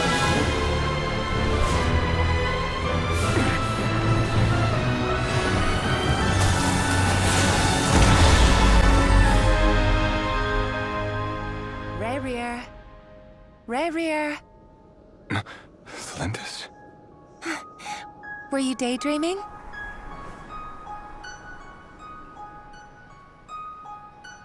You still remember, Rerir? That question you asked me a couple of weeks ago? Oh. You mean the proposal? Yeah. I'm wondering, where do you think would be a good place to discuss it? Maybe in the garden? Or were you thinking a fancy restaurant? It's your choice.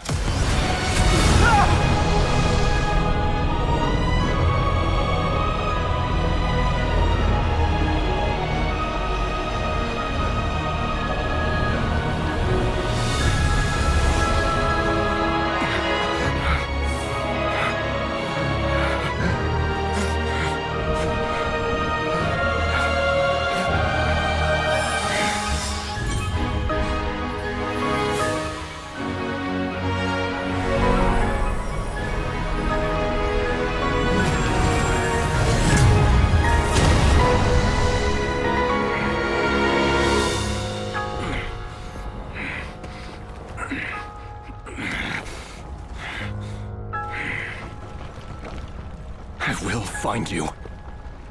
And then, you can give me your answer.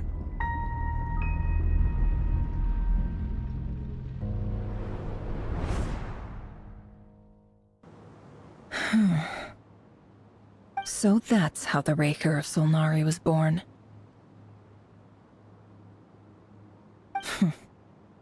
A monster created by circumstance is a monster all the same. Viewing other people's thoughts for too long can get uncomfortable. Right now, I'm feeling a strong sense of loathing. In a nutshell, the story of Conria is what happens when the truth falls by the wayside. Everyone tells little white lies, and before long, you have a huge pack of lies that destroys everything. Phew. Time to get back. His past is filled with sorrow, but the tale of any fallen civilization is one of endless tragedy. Cruel as it may be, that was Conria's fate.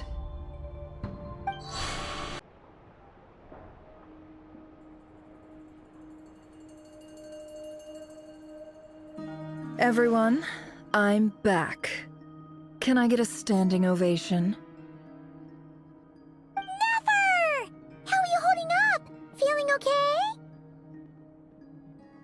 She's fine. Boss is a pro.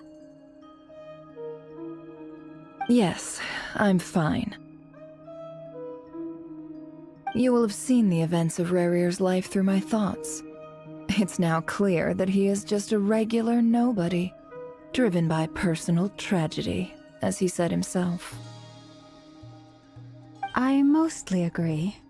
There's only so much we can know about him from his memories alone, but they did give us a clear glimpse into his life in Conria. However, I would not consider Rerir to be a nobody. He was deeply involved in the events of that era.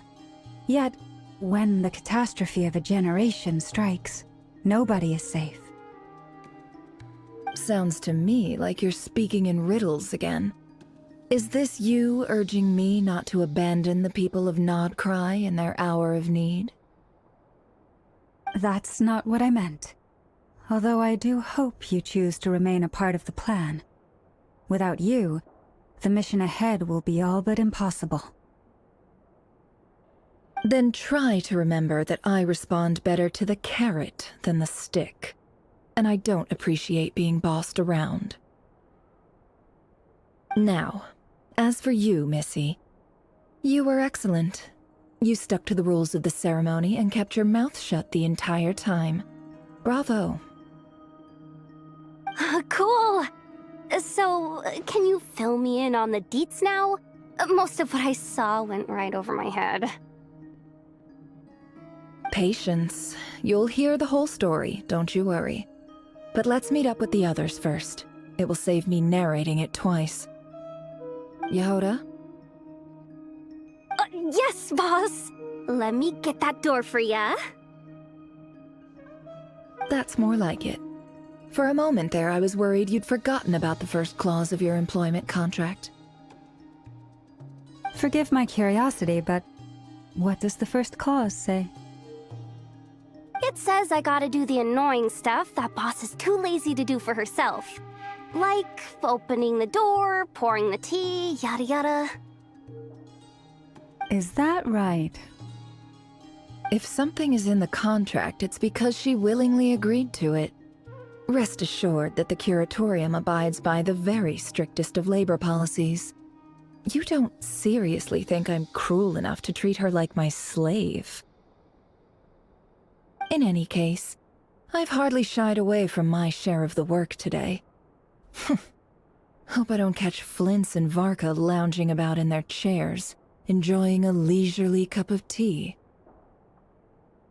There's nothing I dislike more than other people enjoying themselves while I'm hard at work.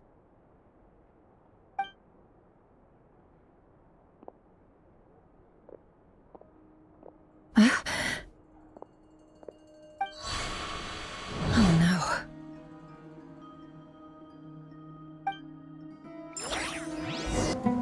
no. Sorry to disturb you, but we seem to have run into some trouble.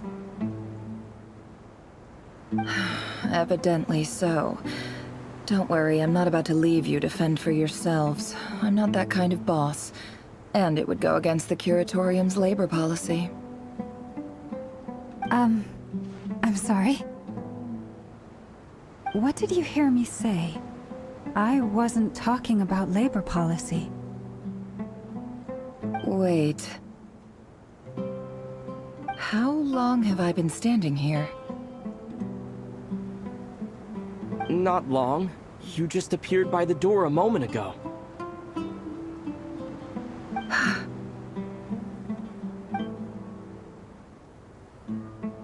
Boss, what's wrong? You look like you've seen a ghost. We've been tricked. We never left at all. Somehow I hallucinated that whole scene back inside the office. Hallucinated? But how? How indeed. This place should heed my will alone. All thoughts and actions that occur in here are just a result of pawns moving across the chessboard in a carefully calculated manner. And nobody has access to this chess set but me. So you control everything in here? More or less. But yes, it's a special technique of mine. Has anything like this ever happened before? Only once. It was the first time I used the chess set. Is there any similarity between what happened then and what's happening now? I suppose my thoughts are a little turbulent, which was also the case my first time. Is there anything I can do to help? The first clause of your contract clearly states that I only need your help with things that I'm too lazy to do myself. Meaning, you're not feeling lazy right now? Meaning, this is not something Yehoda can help with. The chess set is a personal treasure that I alone understand. I must be the one to find our way out of here. Boss, it's fine. Really. Let me do something useful. Oh, listen to you. Whatever would I do without you, Yehoda? What? Really? Yes, really. Where would I ever find another employee as obedient and servile as you? God forbid anything ever happens to you. Oh, okay. Well, anyway, I was thinking of fetching some water. There's gotta be a source around here somewhere. I suggest everyone finds someplace comfortable to take a rest. We gotta conserve our energy. Even though all this chess malarkey doesn't exist in a physical sense, mentally speaking, it's all real. And so is our tiredness and fatigue. You don't want to dismiss mental fatigue. Just because it isn't physical doesn't mean it's any less serious. But anyway, I got your backs, so don't worry about a thing. Don't I have the best employees? Jealous much? If we can find a suitable time, I'd love to borrow Yehoda for a day to help out at the Frost Moon Scions. Would you be amenable to that, Boss Nefer? Oh, Lauma. Have I ever told you just how pretty you are? Beauty runs from the tips of your antlers to the depths of your imagination. Time to rally, everyone. Follow me. As we continue our journey, the same rules will apply. That means stay focused and no talking no matter what we encounter. And don't disturb the chess pieces. You have my word that I will get us all out of here.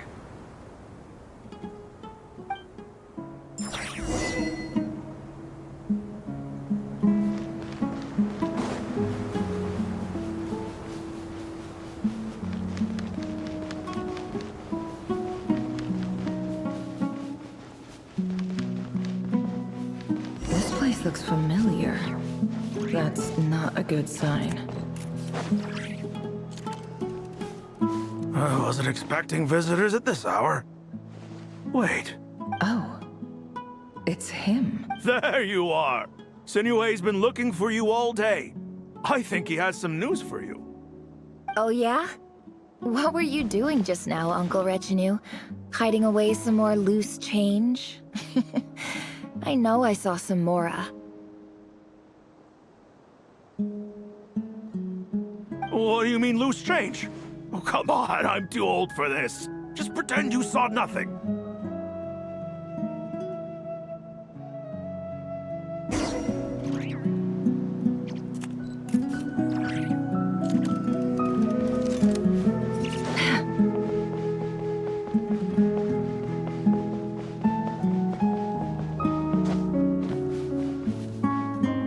Hey, kid. Mind telling me what Sinuhe's been up to recently? I'm trying to get in his good books and I need a way in. Get in his good books? Why? What do you want with my dad, Uncle Apepi? I've written a new song. I was hoping to showcase it at the next festival, but I'll need his approval. A new song, huh? I'd love to stay and listen, but unfortunately, Uncle Retinue says my dad's looking... Well, there's plenty of time and I'm not going anywhere. See that pile of stones? I'll be sitting there warming up my vocal cords. Come find me when you're done. Pile of stones. Got it.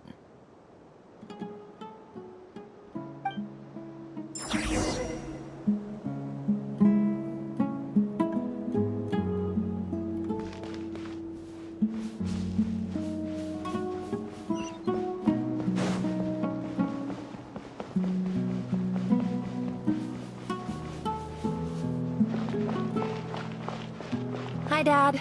Uncle Retinue said you were looking for me. Ah, there's my little princess. If you'd gotten back just a little sooner, you could have shared the spoils of war with me. Spoils of war? Who were you fighting against, Dad? It was just a figure of speech. The aftermath of a sandstorm is no time to be waging war. I was talking about our war against thirst. I went out to fix our water supply problem, And now I'm back. Which means... We have a well again! That's right. I found a new one and brought back as much water as I could carry. It should last us for a good while. If it wasn't for these blasted sandstorms, our wells wouldn't be caving in. You wouldn't be spending all your time out searching for new water sources. As the chief of our tribe, I'm supposed to be leading us out of hardship and poverty, onto better things.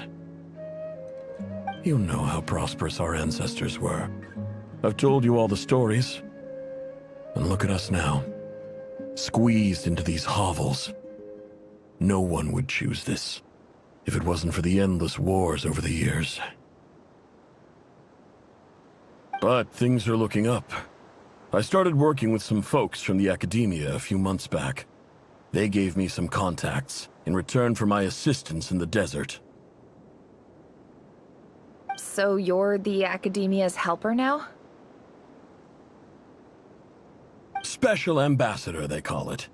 Think of it as a partnership. It's nothing bad, okay? We've been isolated here in the desert for too long. Seeking opportunities elsewhere is the best thing for us, and the fastest way to progress. So, do you get anything good out of being a special ambassador? Of course. My luck's improving all the time. One day, I swear I'm gonna lead us out of this place. We'll find somewhere new. Somewhere better.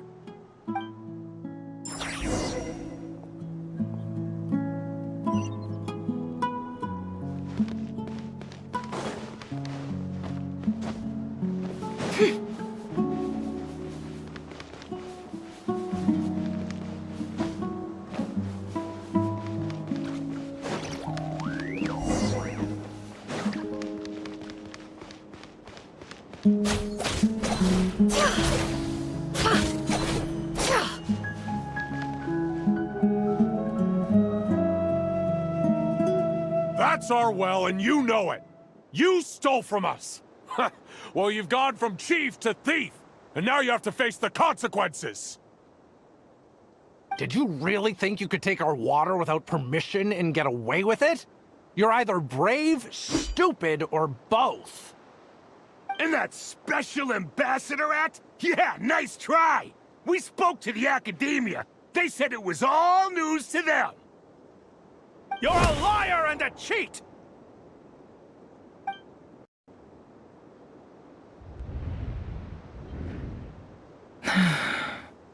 I heard Yehuda gasp, but I don't blame her.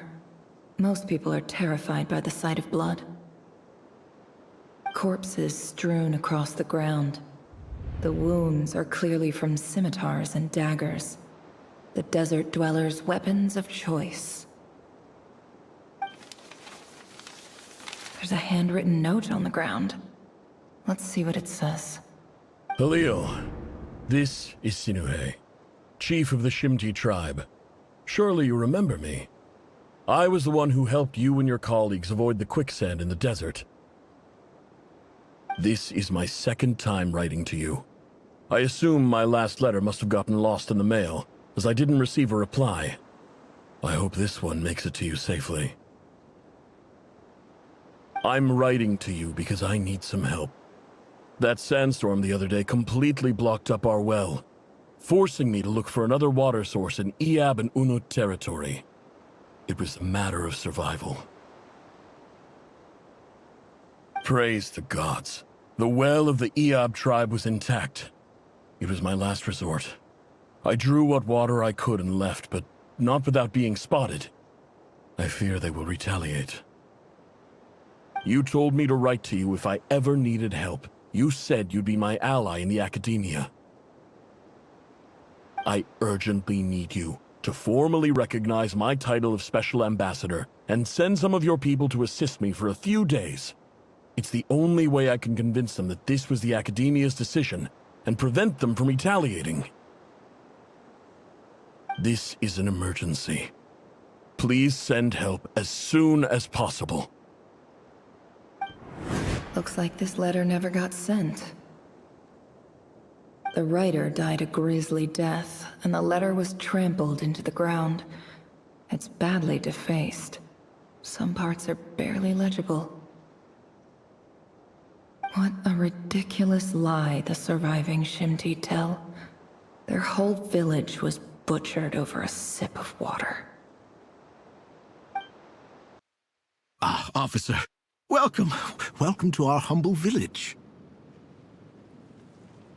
I thought you would at least have the courtesy to provide some respectable libations. This is the finest wine our village has to offer. I promise.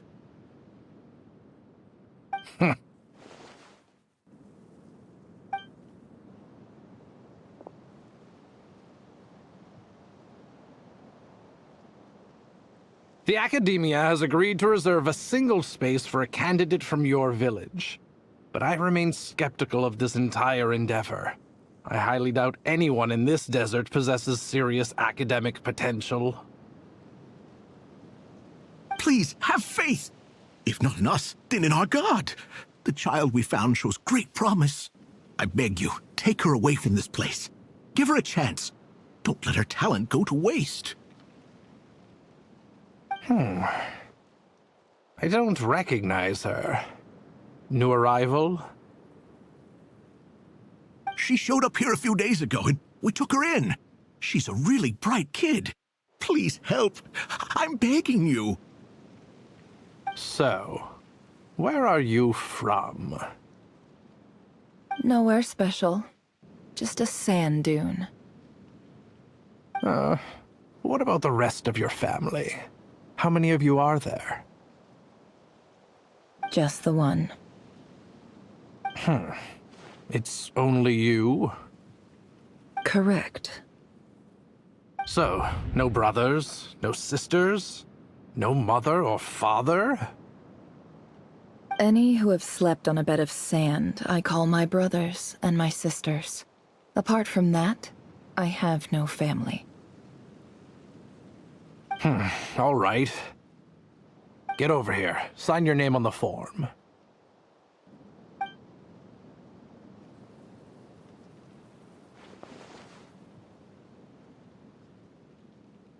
Never? You're rather fair-skinned for a desert dweller.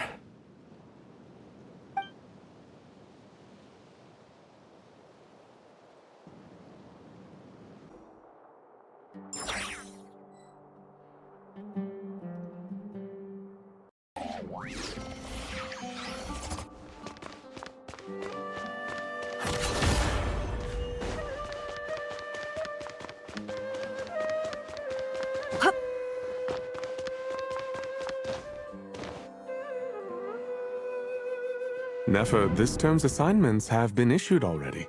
Please read through the materials thoroughly, conduct your own additional research, and then write an essay on the topic. Yes, Professor, I'm aware. I just had a couple more questions I wanted to get your perspective on. Oh? Please, ask away. Well, I saw the other students' problem sheets, and I couldn't help but notice that my assignment is much easier than theirs. Do you really think I'm a weak student? A weak student? Goodness, no. Quite the opposite. You have a sharp mind. Almost too sharp. I think what you're saying is, a weak student wouldn't have noticed the discrepancy. And if they did, they certainly wouldn't complain about the lighter workload. You see, sharp as they come. You see things the way they are, and I'm sure you know why they're like that. Because of where I come from. Because I'm different. I'm sorry, Nefer. I don't like it any more than you do. It's just... Anyway, you said you had a couple of questions. What's the other one? I wanted to check. If someone sent me a letter to the Academia, where do I go to collect it? Ah, your family wrote to you. As long as they put your name on the envelope, someone should hand it right to you. Not exactly. It's not even a recent letter. I was just curious where the mail would end up if no one collects it. The House of Dana, I expect. I know there's a box for unclaimed mail somewhere in there, probably sitting on a shelf. Whatever you're looking for, that'd be the place to start. Okay, got it. Thank you, Professor. Oh, don't mention it. Honestly, I feel like I failed you. I'm supposed— Hey, don't say that. You're a great teacher, and you do your best for all your students. But the rules are the rules. You're not allowed to teach students like me. It's not just the academia either. The whole world bends over backwards for the successful and leaves the losers to suffer and die. Oh, my dear child. Don't tell me you've given up on life already. I haven't. I just think that if you want to make it in this world, you have to find a way to become successful.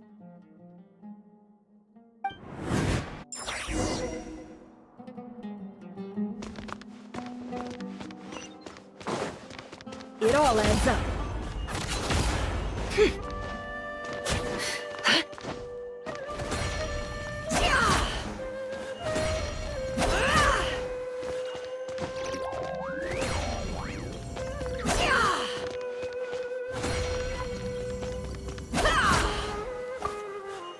This must be it. A big cardboard box full of unclaimed mail. And probably some letters that ended up here by mistake, too. Let's take a look.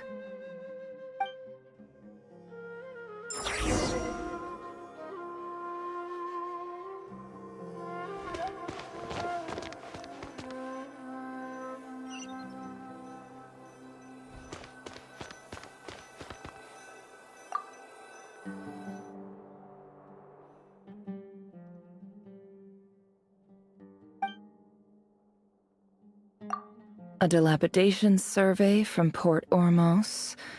Looks like it's from a Core of 30 representative. What a strange thought.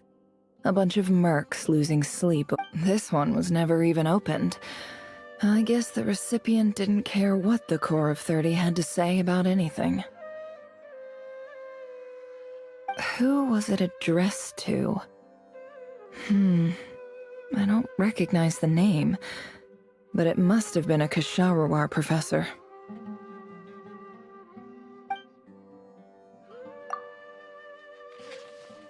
This one is addressed to the Immorta Sage. The title is Changes Observed in Satyavada Life Symptoms. Why do all these letters read like full-blown dissertations?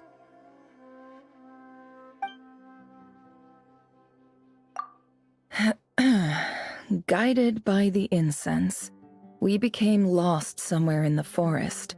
All the barriers between levels of consciousness disappeared as our minds soared around in circles, looking for a branch to seek refuge on. In clinical terms, these symptoms fit the description of incense poisoning. The Immorta Darshan strictly prohibits the use of hallucinogenic substances, but I believe there are still people getting away with it. For example, my neighbor who always breaks out into song and dance after using incense. This seems like something the academia would want to know about. Why wasn't it collected? Wait, what's this written on the back? It's so small. The note says, the sender authored this letter while under the influence of mushrooms. I would send it back, but no return address was provided. Stamped by the Grand Conservator of the House of Dana.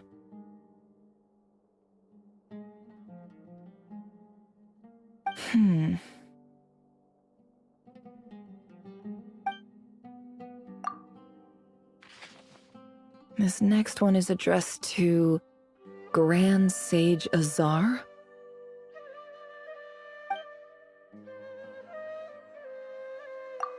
A few words of protest regarding recent changes in Sumeru's educational policy.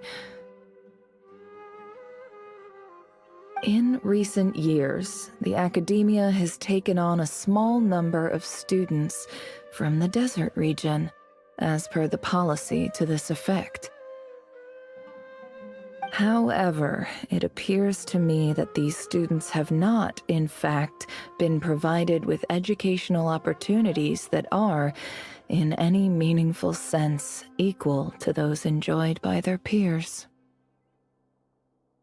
As well as receiving dumbed-down assignments and perfunctory tutoring, they do not even have full access to the Akasha system.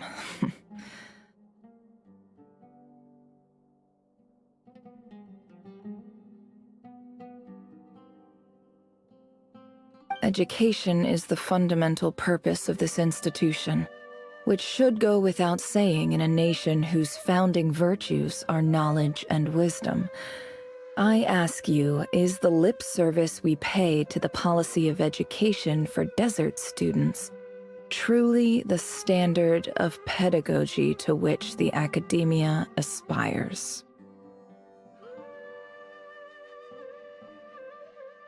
As Grand Sage, policy decisions are your prerogative, but do not forget your roots. You and I were once students too, as was everyone else in this institution.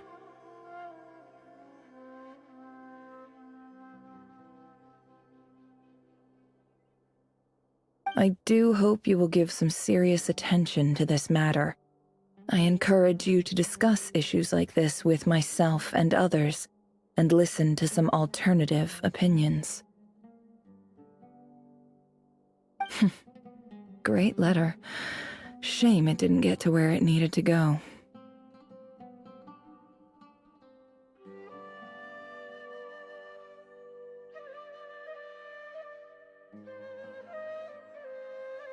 And the sender is... Huh? Sage Cyrus of Spontamod. I didn't realize anyone else even knew how bad students like me have it in this place. So this is where letters from the Sage of Spontamod end up? Nice one, Grand Sage. Really enlightened leadership. Whatever. This isn't what I came here for. Moving on. I'm not exactly holding out hope that a letter sent from the desert would even make it here. But if it did, where else would it end up if not in this box? I can't believe how much discarded mail there is. Must have been years since someone last went through it all. And this is just one box. The whole House of Dana is boxes on shelves. I don't believe for 1 second that any human being has sat down and read through all the documents in this place. Who has that much free time on their hands?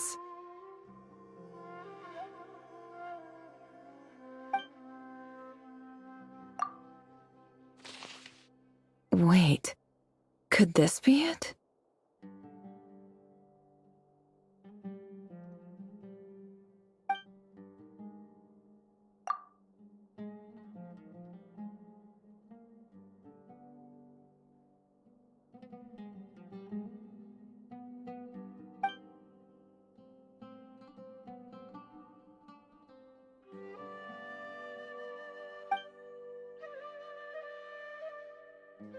Greetings, Halil. My name is Sinue, chief of the Shimti tribe. I was the one who came to you and your colleague's aid when you ran into trouble in the Great Red Sand. I don't know how well you remember it now, but I brought you to safety and gave you some water and other supplies. You seemed very pleased and told me your name. In my tribe, learning a person's true name is serious business. And I therefore see you all as friends. You were kind enough to leave your contact details, so we could stay in touch. The Shimti tribe lives a harsh, nomadic existence in the desert. You were sympathetic towards my plight, promising to make me a special ambassador of the academia and help us find a way to make a better living. This brings me to my reason for writing. Our tribe has fallen on particularly hard times, and I would like to ask for your assistance.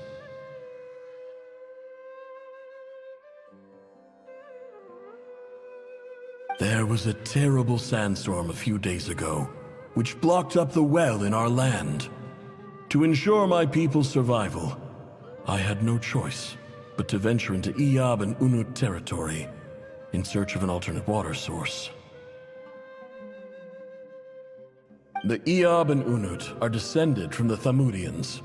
While we trace our ancestry to Telah, we worship the Lord of Flowers and have had relatively good relations with our fellow tribes up until now. I found a well belonging to the Iyab tribe. They declined to help us, but I really had no other option. So I took some water to keep me and my tribe alive. My actions are certain to incur their wrath.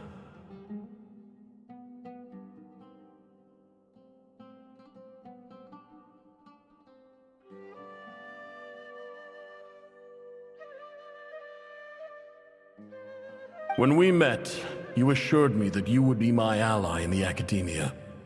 I would like to take you up on that offer, because I really need your help. I wonder if you could send an academia representative to meet with me. That aside, the last time you were here, you mentioned that the academia had started accepting students from the desert, and I told you a little about my daughter, Nefer.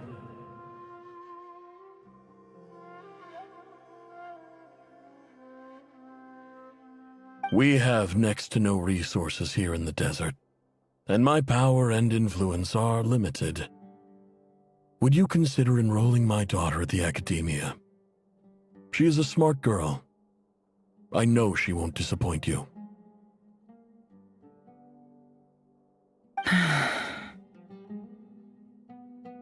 From the outset, the academia never took you seriously. Those things they promised were just empty words. I doubt they even remember the name Sinuhe. And you were so emphatic that your luck had finally changed for the better. You swore you'd lead us to a better place one day. You spoke with such conviction, like you were the most powerful chief in the whole desert. You liar. You lied about everything. You promised the world and delivered on none of it. And who fell for it? Just me, by the looks of it. Despite your best efforts. Which makes you a pathetic liar. You weren't even any good at it. I think I'll take over from here. Let me show you how it's done.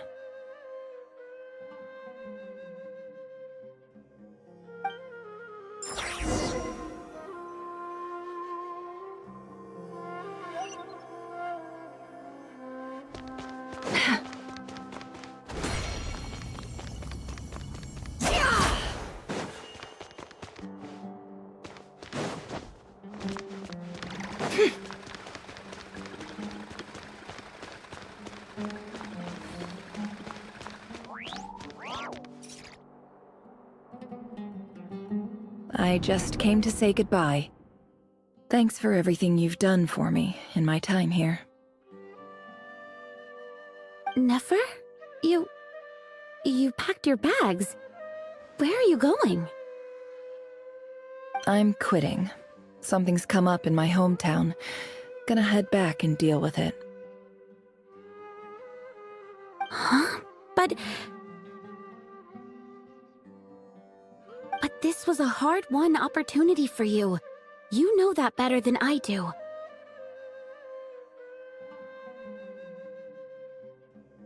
It was, but it doesn't matter. I have more important things to deal with, and they can't wait. Oh, and I didn't want to overfill my bags, so I left some incense on your desk.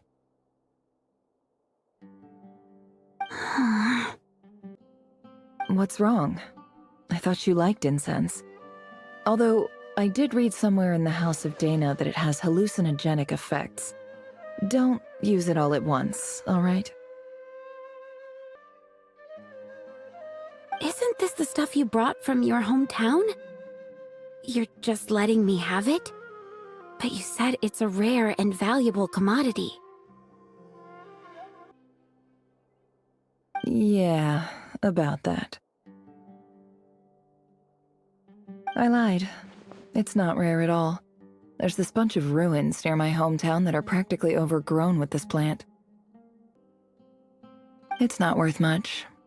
Keep it. It's fine. But never...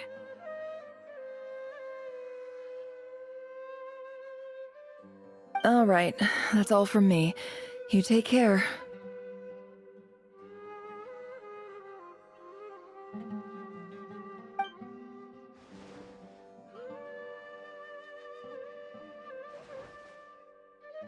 Don't forget me, okay?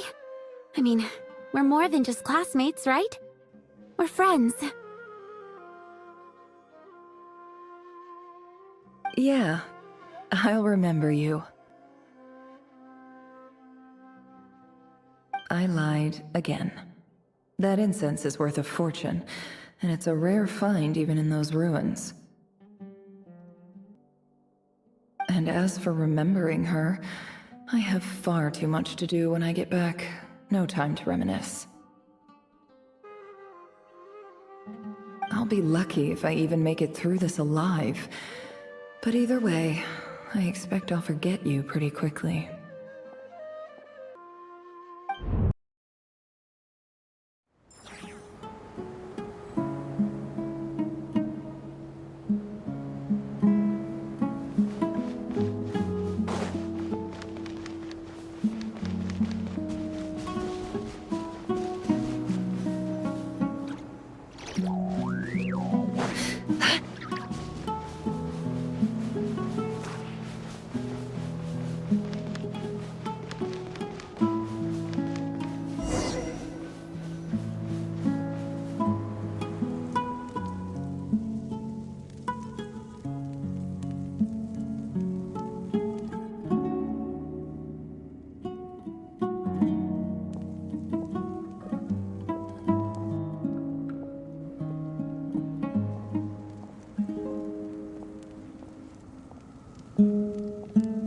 It's a pleasure to meet you, Mr. Arif.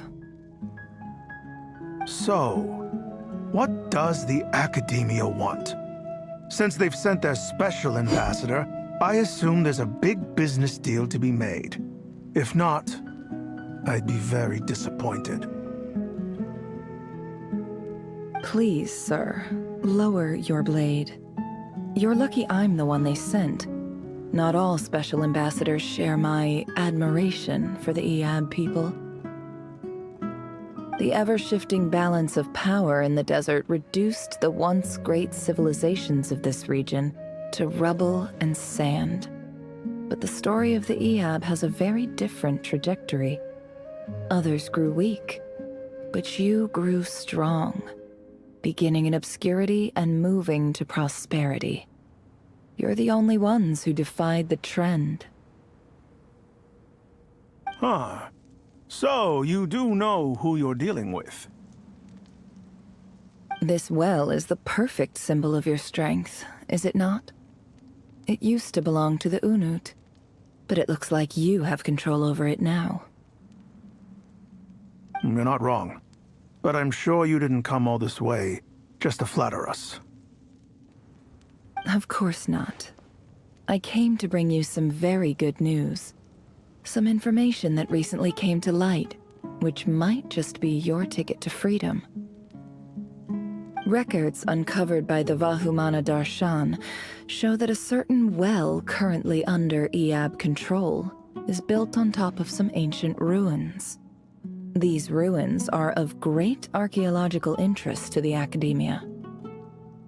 I checked the map carefully on my way over here, and I'm confident that this is the well in question.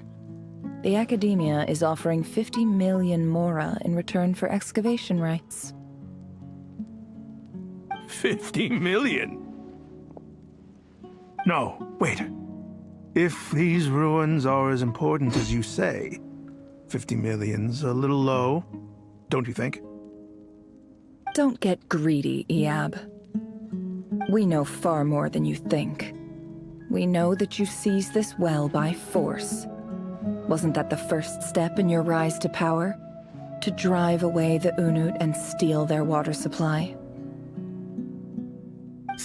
So what if it was?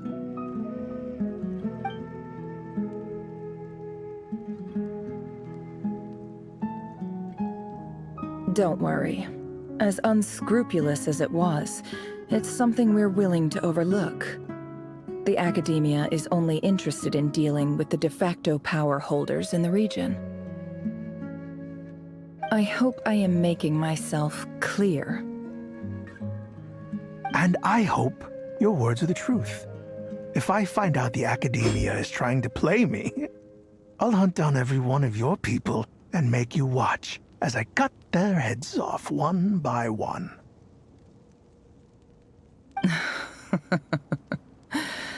I assure you, Chief, that would not be in your long-term interests. You don't want to make an enemy of the Academia. You see how I'm dressed, don't you? I appreciate that you've never been to the rainforest, but surely even you recognize an ambassador's attire when you see it. And what does a barbarian like you have to lose anyway? You really think the Sumeru Academia would bother to come all this way just to lie to you? We have more important things to worry about.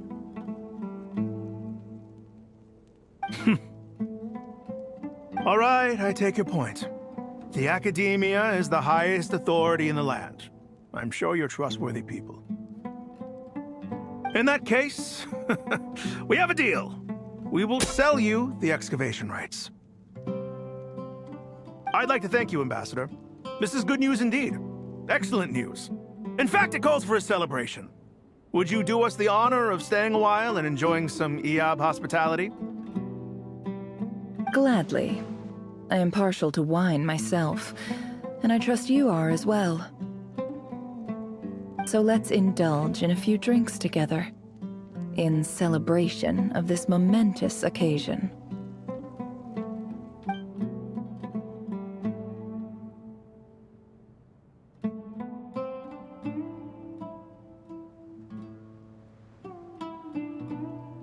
Chief! Chief, it's an emergency! It's the Unut. They've taken the well. What? Well, don't just stand there. Take it back. Yes, Chief. I have every confidence in the Iab's military superiority, and yet... Well, what is it? The Unut's response was alarmingly fast. The day after we reach a deal, they seize the well. This can't be a coincidence. Perhaps there is a traitor in your midst. I don't think so.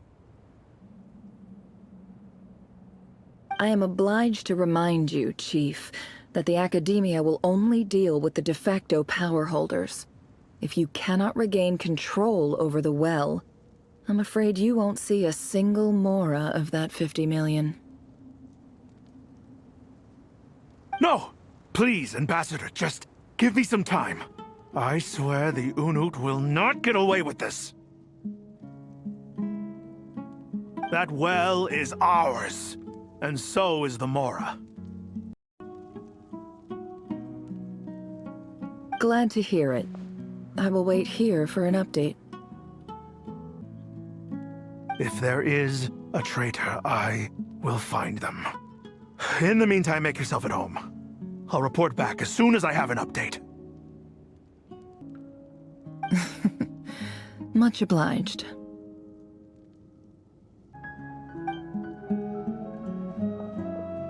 Wow. All it took was a few words and I've got him wrapped around my finger. What an amazing feeling.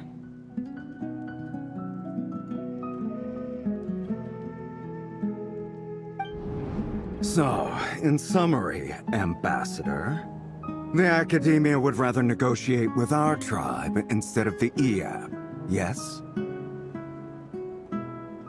The Eab are ruthless murderers who don't listen to reason.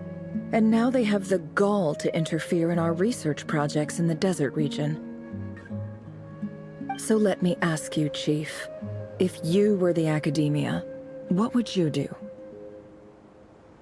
Kill them all, of course. Precisely. The Academia does not tolerate those who stand in our way. The Eab have held back our academic pursuits for too long, and our patience is wearing thin. At the same time, there is simply no way that the Academia can be seen to be intervening in desert affairs. I'm sure you understand where I'm coming from. We have our own rules out here. If the rainforest dwellers raised arms against a desert tribe, it'd start a bloody war. Right. We can't confront them ourselves, but we can support their enemies. The Unut have always had strained relations with the Eab, which makes you our natural allies. Natural allies. Weren't the Eab your allies once?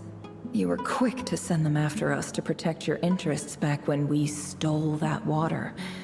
And now look at you. You're at each other's throats. Let me be clear. The Academia wishes to collaborate with the legally recognized rulers of the desert in this matter.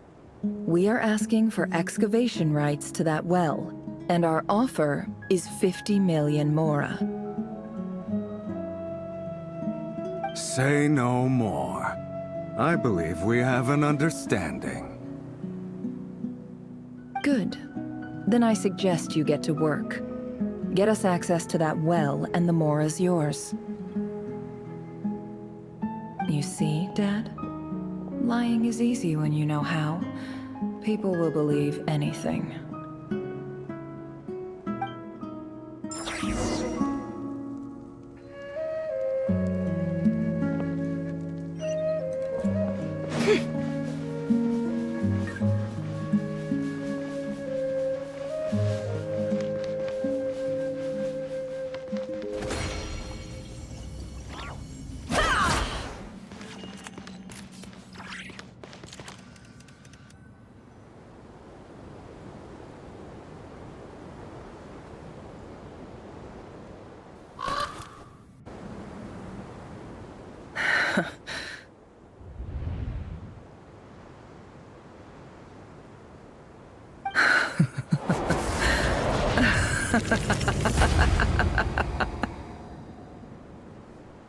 Look at yourselves.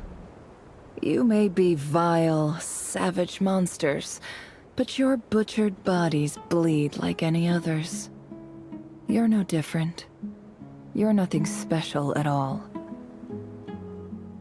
The monsters who destroyed my home, they're just ordinary, petty human beings. What a joke.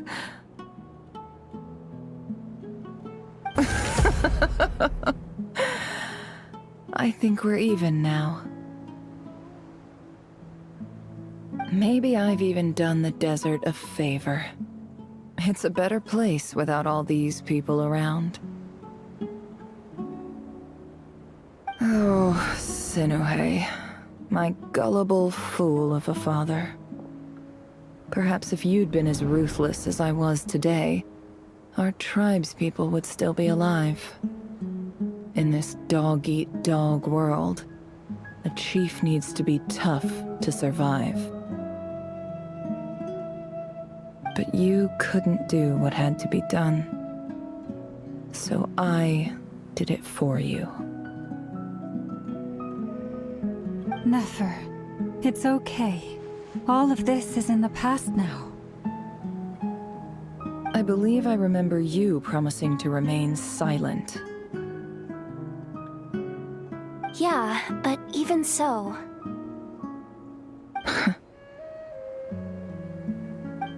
Yehuda, is there anything you can do to ease the tension? Alright, time for a sharp turn onto a completely different topic. So, anyway, that's enough of that. When are we getting out of this place? Feels like we've been walking forever. I'm getting pretty tired. Oh, Alma, you tired? Yes. If we can find somewhere to sit down, I could certainly do with a rest. It's not far now. There should be a temple just up ahead.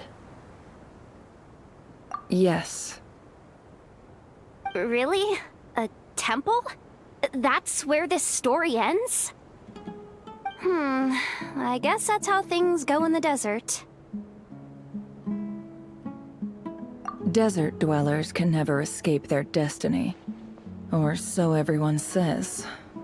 I never wanted to believe it, but looking back now, I'm as desert as they come.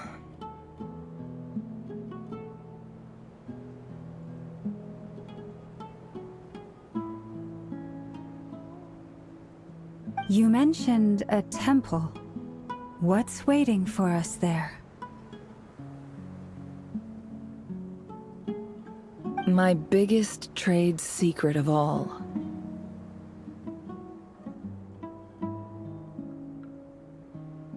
Ah. Then I'm guessing it's where you got your power from. The power to peer into other people's minds. I didn't know you were clued up on any other religions. I'm no expert in the history of Sumeru, but since you come from the desert, I would imagine it has something to do with King Deshret.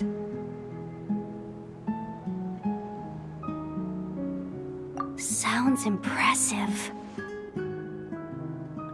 Oh, I know who you mean. General Mahamatra Sino. The spirit of Hermanubis dwells within him. That's Boss Neff for ya. She knows everything. Sino's hardly a figure of obscurity, but I know about Sethos too. What about him? Is he a big deal or something? Well, he's not a small deal, let's put it that way. Please, this is the bare-bone basics. Save the flattery. Thanks for your patience, everyone. I'm sure it's been a lot to take in. With any luck, that's our exit just up ahead.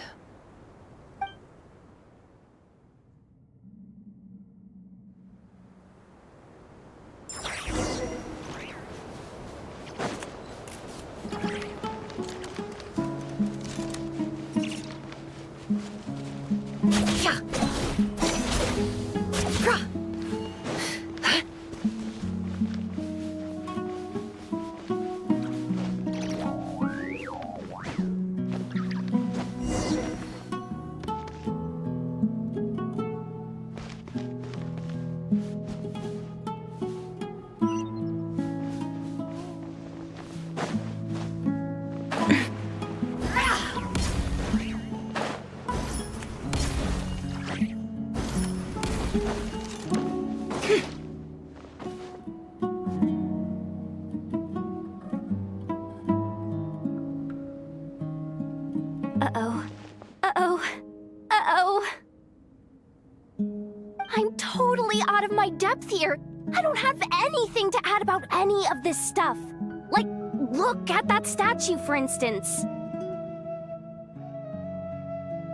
I want to do the whole name-dropping, this girl knows her stuff thing too, but I've never seen anything like it before. A statue with the head of a bird. That's Thoth, the Ibis King, one of the 7 pillars of King Deshret. The legends say that he, the Crocodile King, and the Goat King were the 3 retainers of King Deshret. Let's take a look.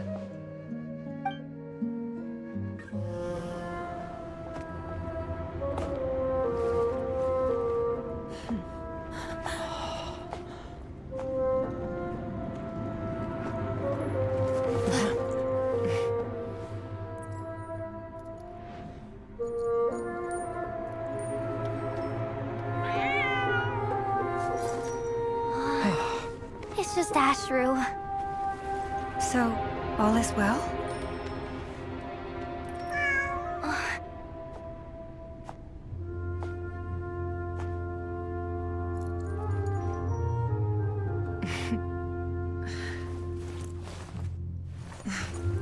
Typically speaking, at this point, the world disintegrates. Then we find ourselves back in the outside world. Besides, these are my memories. There's nothing to fear. You're sure? Of course. It's almost over. Never! Hey!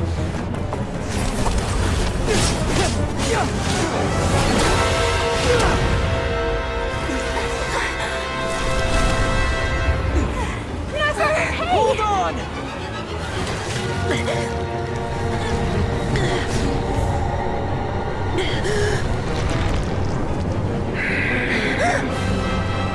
Knowing too much is always a death sentence.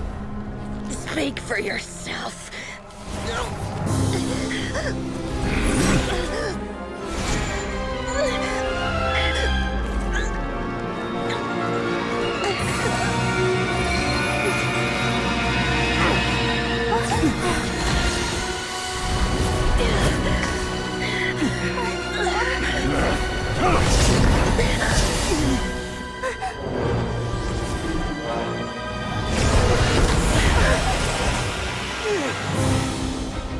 How repulsive.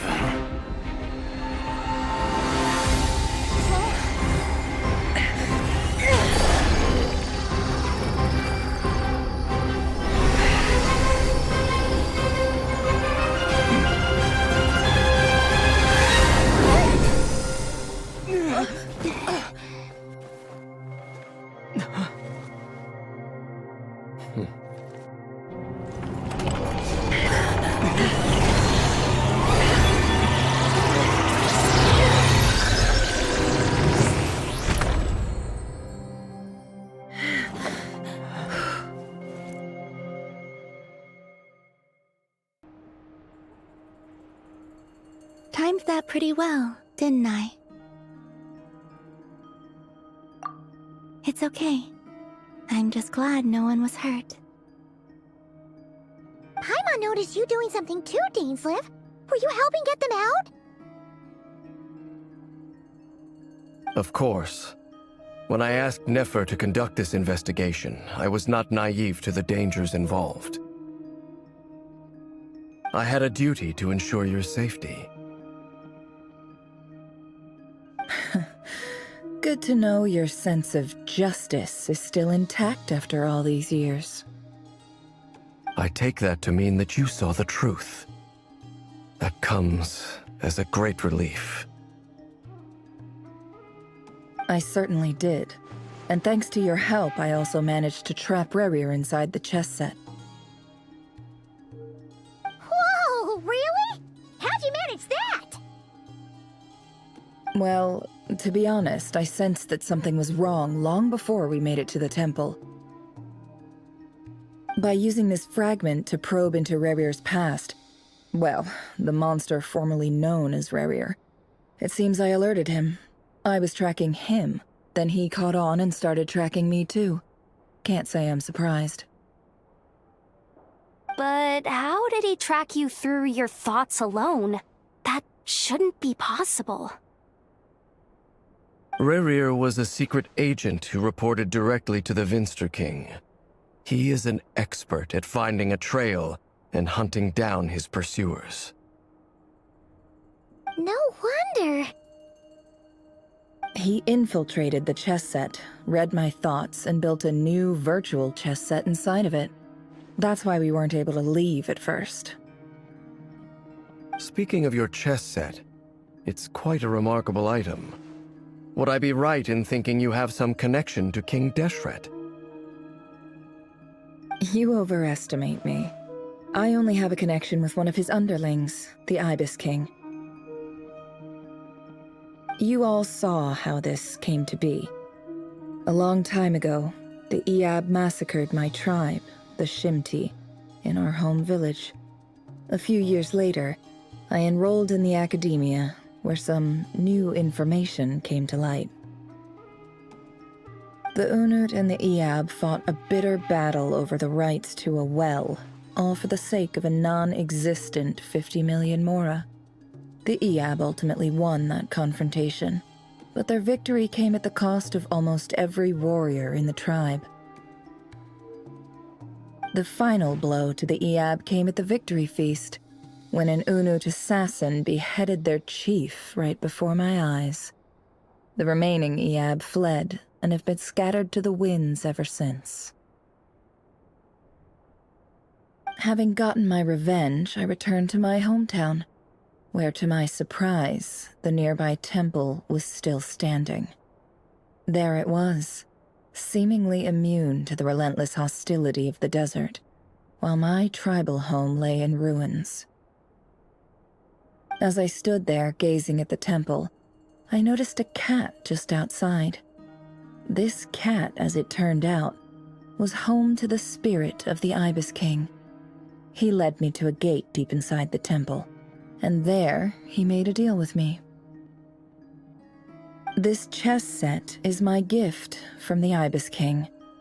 The chessboard within is made to the same specifications as the one in the mausoleum of King Deshret, and represents his power of piercing analysis. With this chessboard in its container, I gained a certain ability to perceive hidden secrets. Now, you could conclude that the Ibis King simply wanted to give the people of this world the power to seek the truth, but I don't believe that's the full story. Every god plays favorites. Their hearts are as fickle as any humans, full of secrets, perversions, egotistical tendencies. But precious few gods are willing to admit this.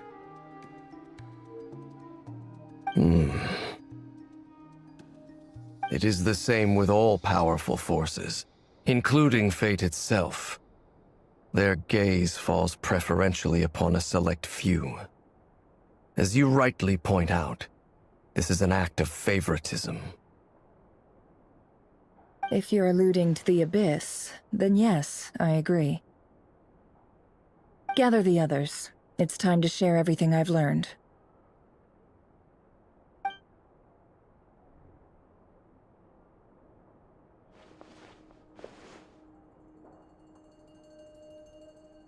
Thank you all for being here. As promised, I did some further investigating into the Rerir of Solnari's background. I am pleased to report that the investigation has been most fruitful indeed. The Rerir of Solnari, real name Rerir, was once a Conrian subject who served the Vinster King. I will now share the important details of his story. Please save any questions or comments for the end.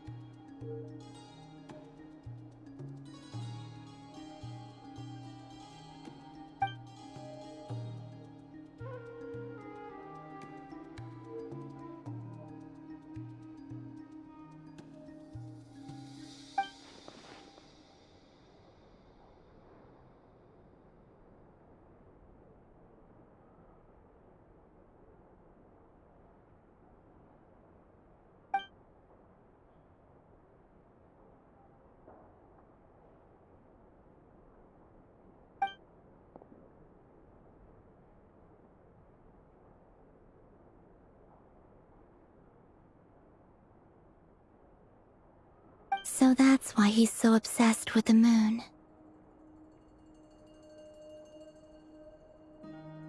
A tragic tale, to be sure. But it does not excuse his many transgressions.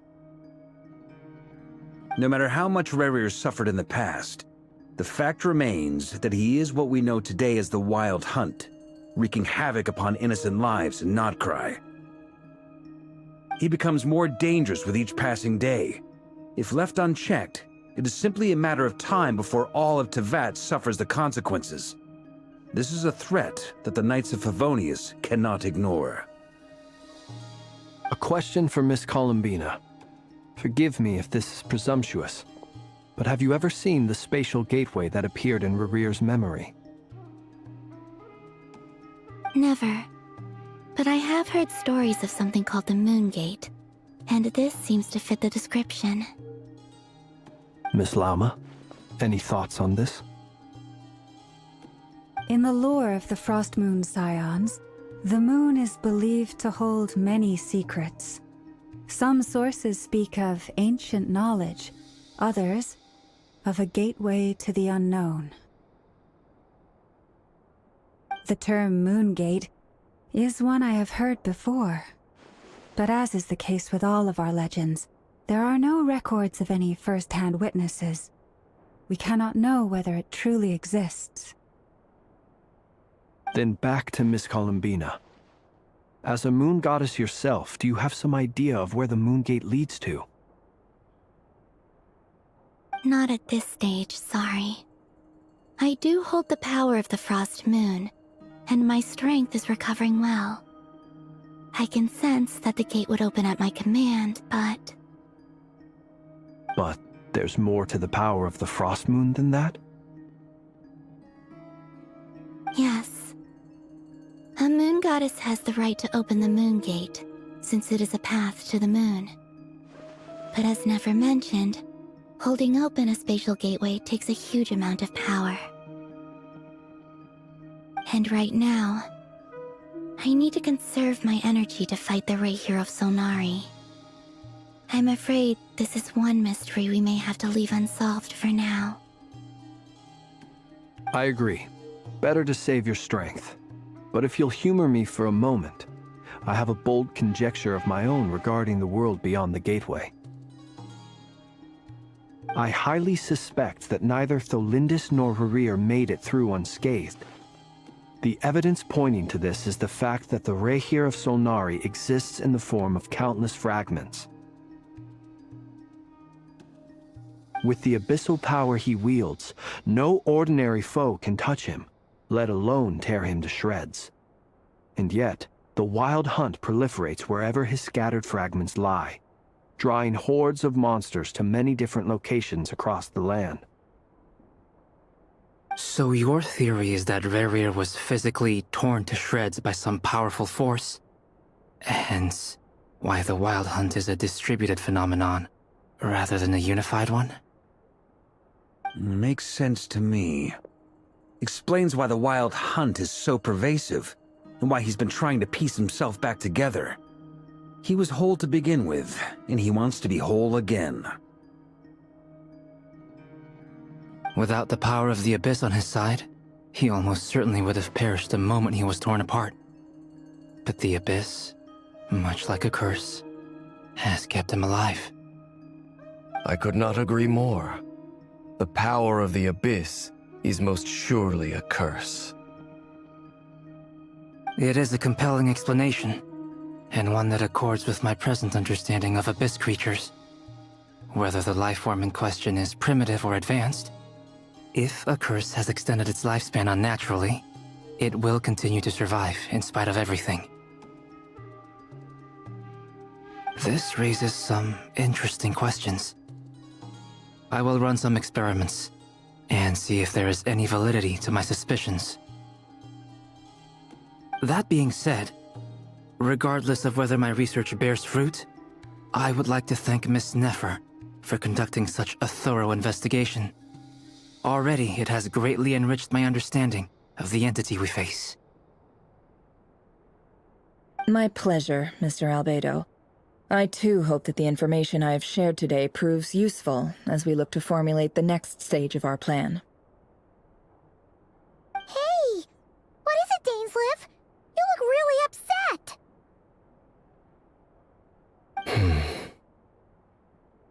It's just...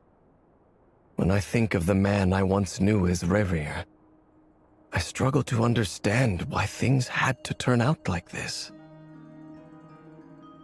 The two of you used to be friends, didn't you? I don't know if these words will bring any comfort, but my heart goes out to you. Mine too. We can never know all the hows and whys of the way things are. The moon and stars are full of untold secrets and lies, and the skies are host to many more mysteries than these alone. Yet, none of that can begin to compare with the complexity of human life. Those are the first comforting words I've heard in a long time. Thank you both. Well, I think this is a good place to end today's meeting. I'm sure Nefer needs some time to recover. She's been through an awful lot today. That's very thoughtful of you, Lama.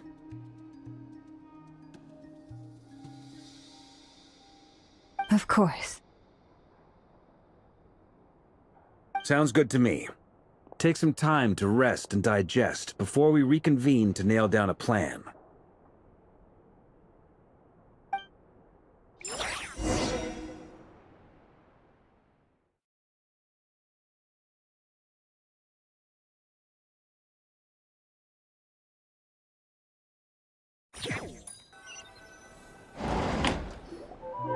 Hey, is this a bad time? Hope I didn't kill the conversation. No need. Come on, let's talk outside.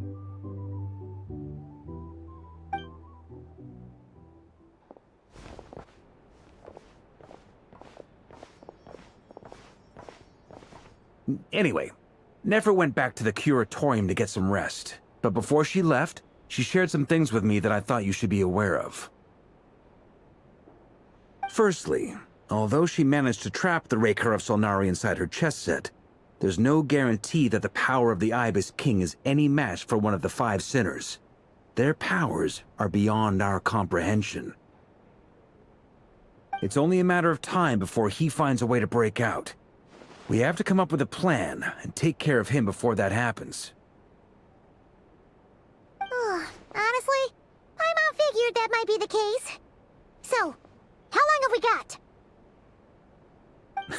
Well, I asked her that same question. She talked for a long time, but for the most part, it seemed like she was trying to convince me how precious her chess set is. What a long and storied history it has.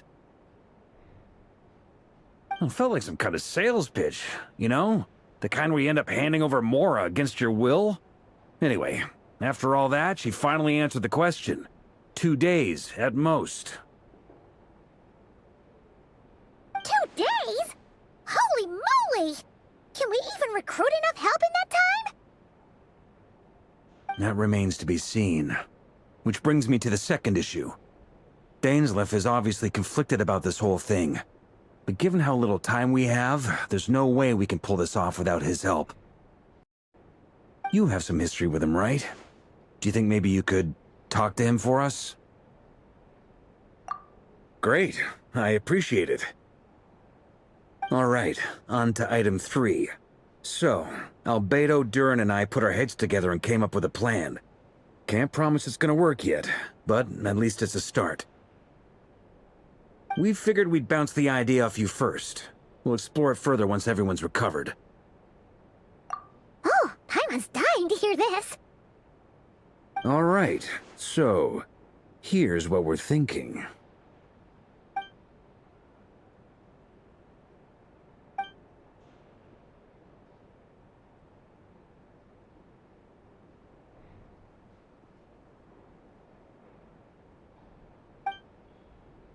We felt a little uneasy about roping you into this. I mean, Firstly, you're not locals, and secondly, none of us are your boss.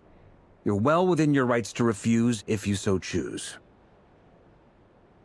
Roping us in? Why would you even say that? We know the stakes here. It's all of us against the Rerir of Solnari, or none of us stand a chance. I choose my words very intentionally, I'll have you know. I like to think there's an art to striking a down-to-earth tone even when the stakes are through the roof. Sir Varka, I have a few thoughts about this plan. I'm all ears. I think we can be more flexible with how the roles are allocated. In my view, the most sensible lineup would be like this.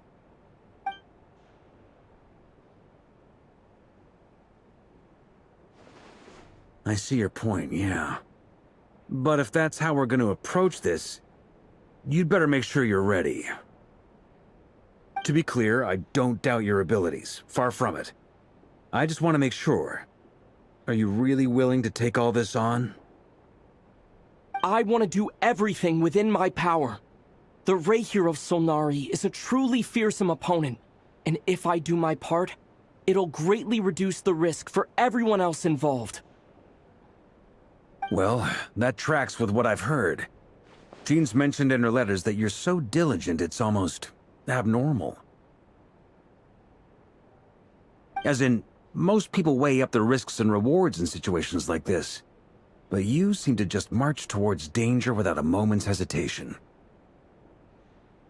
Of course, everyone appreciates a fearless pioneer.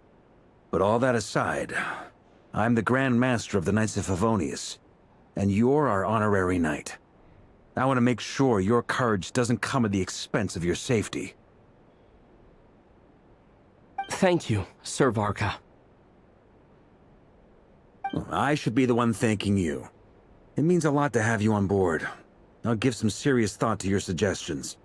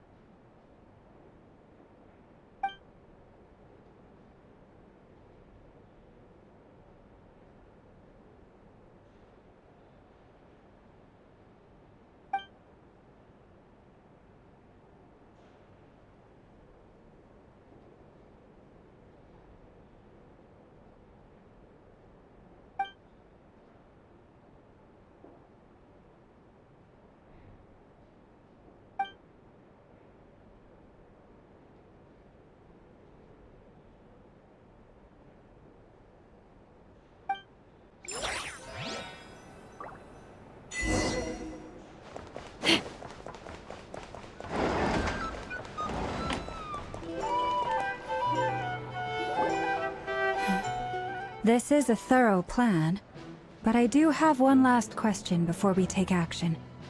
How can we be sure that our enemy won't leave the designated area? Great question. Albedo's been hard at work analyzing Rerir and the Wild Hunt's behavioral patterns. His conclusions are as follows. Firstly, from the earliest known confrontation until now, Rerir has never displayed any ability to manipulate the dimension of space. So it's unlikely he has any power in that domain. Secondly, he seems to have a particularly strong vendetta against our group. If we put him in a fight-or-flight situation, he'll choose to fight every time. Thirdly, finally, and most importantly, he is consumed by hatred, both for the moon and for his enemies. Turns out, we tick both of those boxes. We have a reincarnated moon in our ranks, and a spy who accessed his private memories without permission. He'll be baying for blood, not looking to escape. As someone who's had their fair share of interactions with the Wild Hunt, those all seem like valid observations to me. Understood.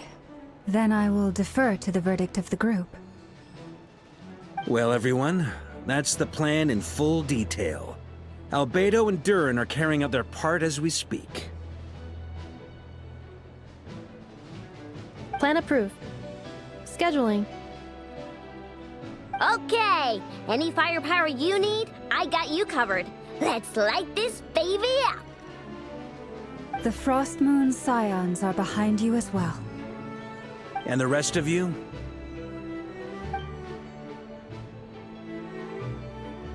No objections? All right. Then it's settled. This is the plan we're going with. Next up, an old tradition of mine. Anyone who wants to back out, now's your chance. Wait! We can still back out of this? Everyone says things they regret, right? I don't want anyone feeling trapped because their mouth said yes before their brain had time to think things through. A very people-first approach. I hear that's common practice in the Knights of Favonius. Heh. Who'd you hear it from? D-Luke? Shh. We don't use people's real names at work. This contact will be known only as Owl, please and thank you. This plan can only work if everyone does their part. Flints and I will absolutely support it. We shall indeed. You'll be glad you accepted our help. Also, you are the last person I expected to see here, Miss Dory.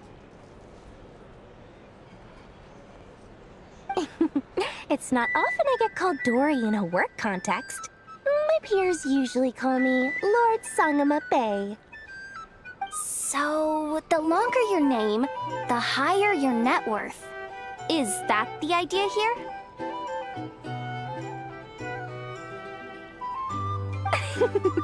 In that case, Mr. Flint's here must be worth a fortune. That's right, I know your full name. It's... The walls are thin here. I'd appreciate you keeping that a secret. Okay, fine. I'm actually only here as a favor for someone else. Do you have any idea how much it would cost to hire me otherwise? Oh! Does this mean someone out there actually has the power to boss Dory around? It most certainly does not. We have a long-standing and mutually beneficial business partnership.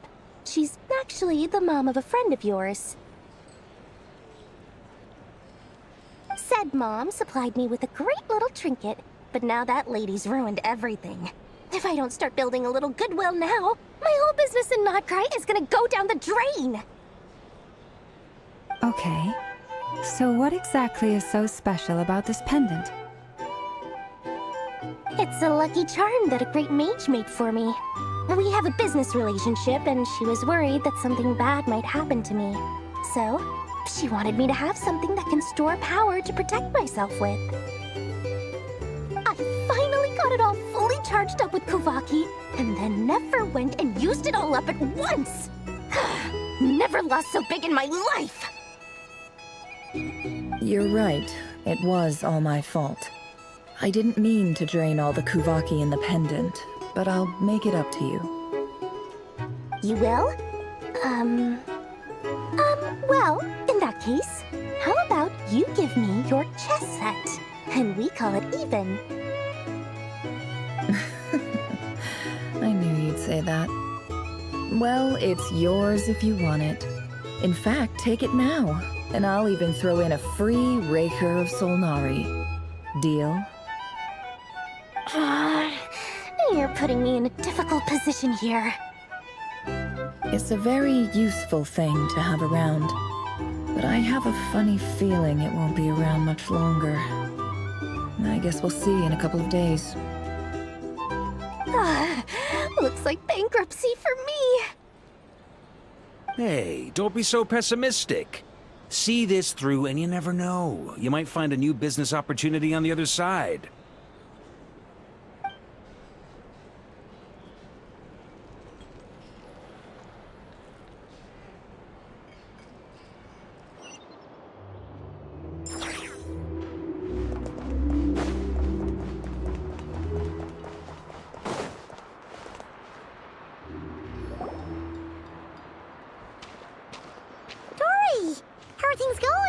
Feeling ready? Oh, I was born ready. We we only have 2 days. You think Lord Sangamabe would let an opportunity like this slip by?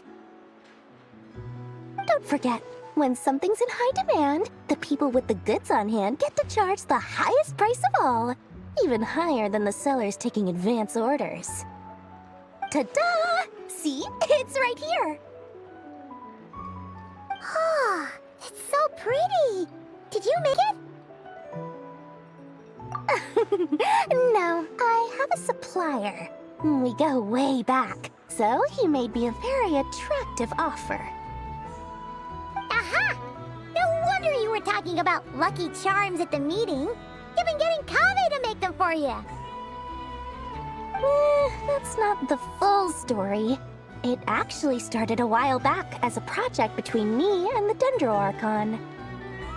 Mage Alice once warned me that this world won't stay safe forever. There may come a day when everyone faces a great crisis.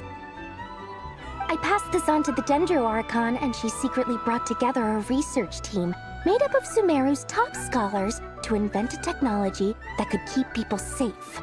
I won't go into the details because it's all very complicated, but if you want to know more, you can ask the Dendro Archon about it sometime. Anyway, point being, it was the Dendro Archon who asked Kave to build this little contraption. As one of the top Kasharawar talents, he was the obvious choice. Took him long enough. He stressed over it for ages. Must have gone through at least a dozen designs before producing a final product. But that's Kave for you. Marak delivered it to me a couple of days ago, along with a letter from Kave. Could I ask why I'm sending this technology to you? And what's your proposed use case? Has it been approved by the relevant authorities? So nosy. My fault for sending him the research permit to begin with. Surely Nahida must have told him you were involved in this project. He was probably just nervous because you're always so secretive about your business. Could be, could be. Anyway, I just replied, let's hope there never has to be a use case, because it would involve grave danger. Fair enough. But it sounds like he was just being cautious. He probably felt responsible as the one who made it. Or maybe he was asking as a favor for his housemate. He's done that before. Not sure why, though. His housemate doesn't seem to really care that much about this kind of stuff. Either way, all's well that ends well. I'm just glad to finally have my hands on the product. I wouldn't want to be without it, given the potential dangers that lie ahead. Huh? What does that look mean? Paimon's just super surprised. This must be the first time we've ever seen you actually get serious about something. Well, a long time ago, I made a promise to myself. I promised that I was gonna live every day of my life with a big beaming smile. Obviously, Mora plays a big part in that. But there are always gonna be times in life when you have to give something back. That could mean paying back a debt, returning a favor, or showing some kindness. Alice has been a huge help to me over the years. She was the first investor I ever had. And I want my investors to know that Lord Sangamabe is the best in the business. And more than that, no one knows what the future will bring. Whatever happens, I want to make sure the Dendro Archon and all of Sumeru is prepared to face whatever comes.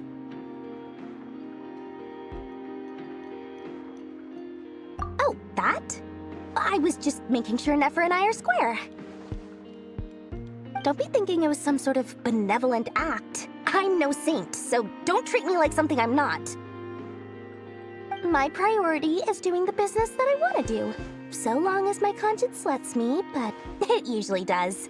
That's the Lord Sangamabe business model. Alright, if you say so. I do say so, and that's the whole point. I'm a businesswoman. Don't go trying to figure out what kind of person I am. You'll exhaust yourself. Much easier for everyone involved if you just take my word for it. Oh, and could you two help me get this stuff where it needs to be? Thanks so much. You're my favorite assistants.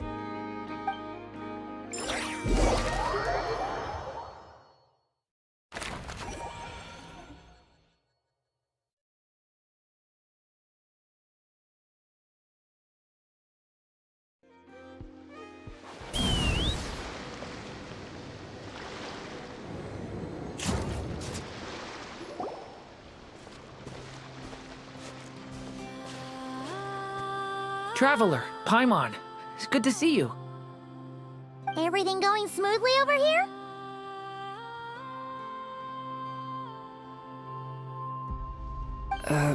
Sort of. As you're probably aware, Varka, Durin, and I captured some abyssal creatures from the Wild Hunt. Per the plan, we dissected and analyzed some samples of these creatures. The process went very smoothly. The findings, however, come with some troubling implications. What? You can actually dissect the Wild Hunt? That depends on your definition of Wild Hunt and dissection. Harmless, lifeless. These words are accurate descriptions. The Wild Hunt is an interesting phenomenon. In and of itself, it doesn't seem to possess anything akin to a human personality. But taken as a collective, the medium through which the Wild Hunt is summoned does appear to have a soul. Master griped a lot about the wise Horoptatyr, and seemed somewhat fascinated with the foul Certology. But she barely mentioned Rerir at all. I don't think that was because of his lower social standing, though. Anyway, it's a pity. I should like to hear her thoughts on the nature of the lifeform he has become today. It's a strange mix. The furious energy of an abyssal being channeled through a fractured physical existence. A consequence of being torn apart by an unknown power. Perhaps the only explanation for his survival in this state is that he sacrificed a degree of individuality in exchange for a continued existence.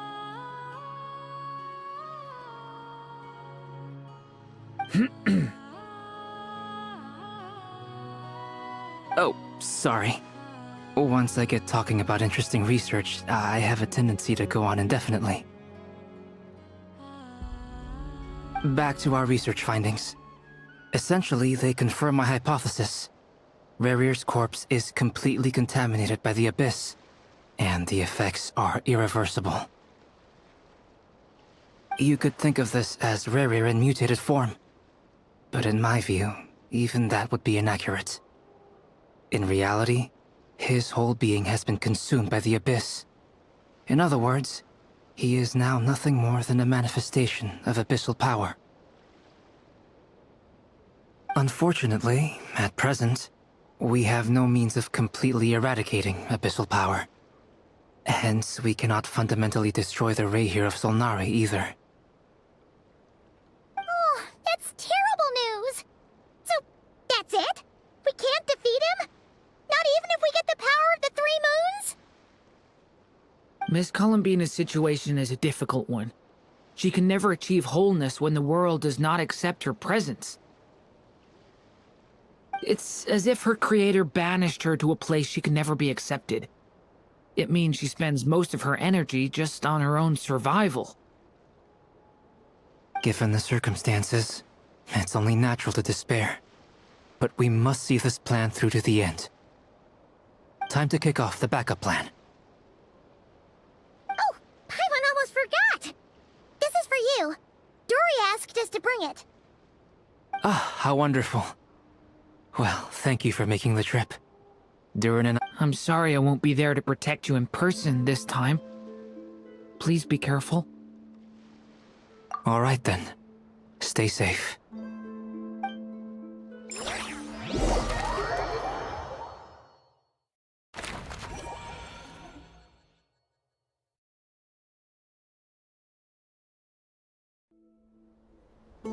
Let's fly!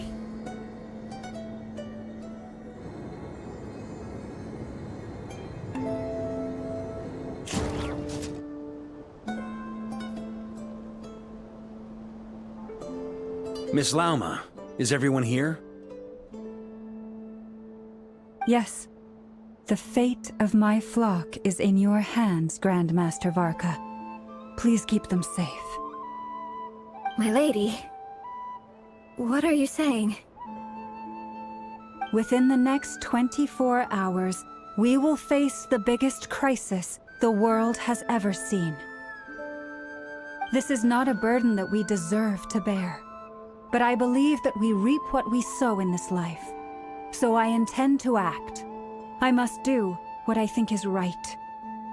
For me, that means fighting for the future of Nodkrai. This gentleman is the Grand Master of the Knights of Favonius, Varka, Knight of Boreas. In my absence, please follow his lead. Hey, everyone. Guess I should introduce myself. Well, to start with, I know my way around a battlefield. Biggest strengths are honesty and hard-workingness. Anyway, point is, I don't intend to let Lauma down. I'm gonna do everything in my power to keep every last one of you safe and sound.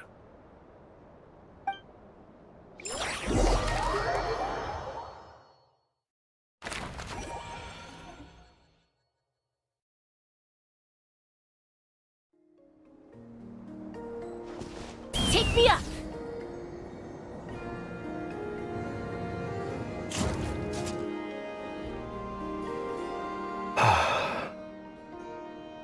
Something on your mind?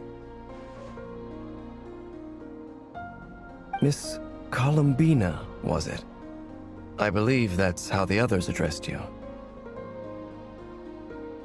That's right. Names are funny things.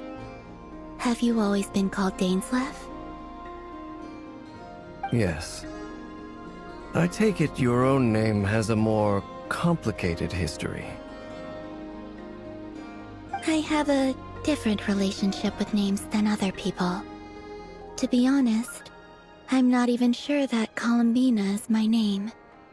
At least, not in the same way that Dainsleif is yours. But it's what everyone calls me, and I go along with it. A lot of my life has been that way. I get so used to things that I forget to question why they are so. I never used to think much about where names come from, or what they mean to people. Maybe something's wrong with me. You're different from other people. I sensed it the first time we met. You're more perceptive than most. I'm sure your long life and rich range of experience explains that. Do you ever find yourself missing Conria, Mr. Dainsleif?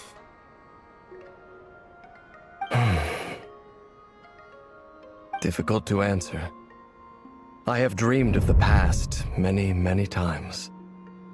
Sometimes I'm fighting tooth and nail. Other times I'm lying on the ground, defeated. I don't recall any happy moments from that time. It has been too long. Is that because hatred survives longer than love and affection? That would not be for me to say. I make no excuses for the grudges I bear. But whatever the reason, I remember little that was beautiful or sentimental. Thank you for your help with the Rerir situation. Without your efforts, I never could have learned the hidden truth of his story. You're welcome. I know he's your friend. Friend? He betrayed me. And I never really understood what he was going through in life. Some friendship, that is. Okay. So, do you plan to fight him with us? You see? You're torn. Now you know what really happened. You see the things he's done in a new light. I need some time. Of course. I completely understand. Anyone else in your position would feel conflicted too. Actually, I went through something similar myself recently. Something happened that changed my perspective on a situation. A situation I took for granted at the time, but now I feel very grateful for it.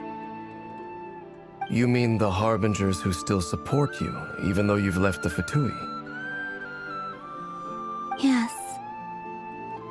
I always thought they were only helping me because Harbingers are forced to work together. But then I abandoned them. A warrant was even put out for my arrest.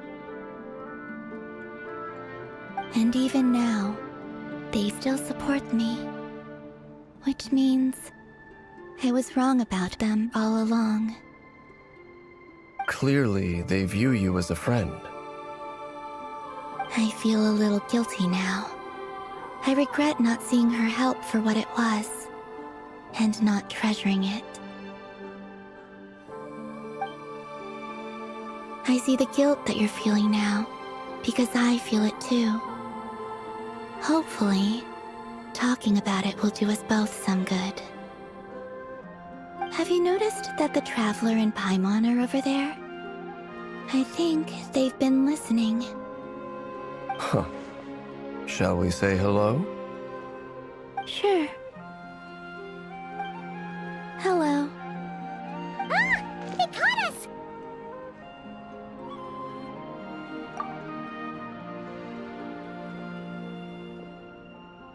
I apologize for making you worry. No doubt you wish to know where I stand on the plan to take down the Rerir of Solnari. I'm afraid I need a little time, but I will— You will? Oh, thank you so much! Everyone will be so grateful to hear that! They needn't be. This was something that I was going to have to face up to eventually. That doesn't matter to them. They're grateful to you regardless. You can't control their gratitude, so just accept it. And then, have a think about whether you're willing to join us.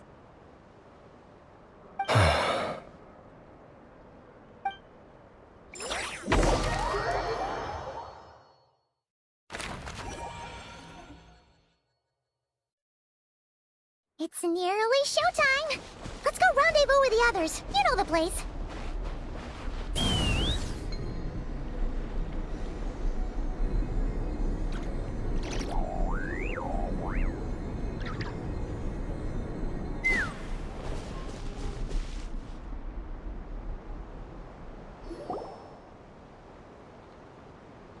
Ah, you're earlier than I expected.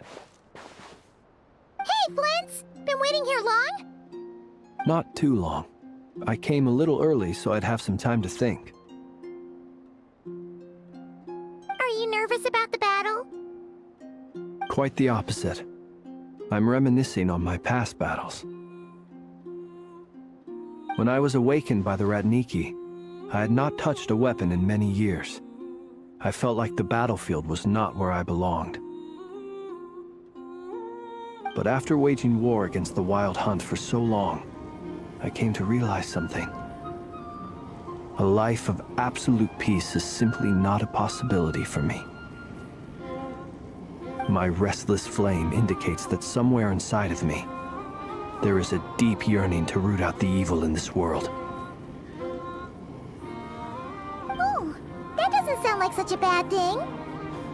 Well, in the past, when I was a Fae whose primary concern was hibernation, it was hardly ideal. But it certainly serves me well here in the present, and I am delighted to be able to join forces with you in this endeavor. Looks like I'm not the first to arrive. Ah, Miss Lauma. Did you sleep okay last night? I struggled to settle down at first, because of the nerves. But don't worry. I got enough sleep in the end. I'll be just fine. Please, I'm just doing my part.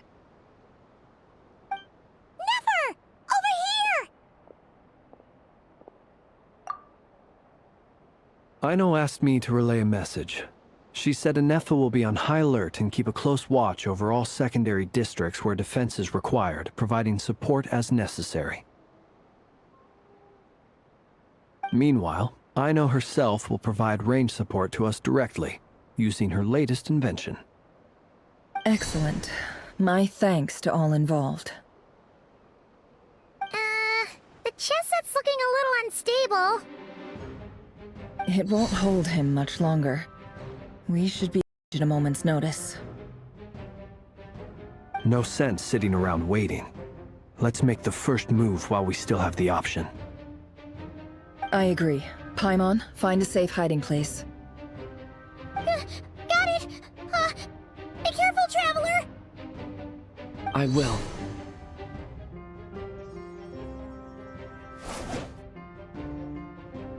Everyone, take your positions as soon as the battle starts. Every ounce of strength we have in our bones, let us bring to this fight. Ready? Let's go. I've seen all your futile ploys before. You have become the authors of your own demise. I wouldn't be so sure about that. You are merely a moment of sport before I tear down the moon.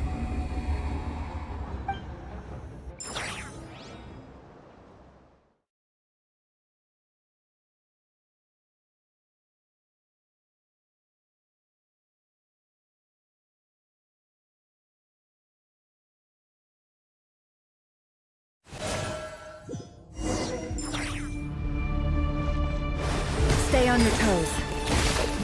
Yep. Let me help you guys. It's this!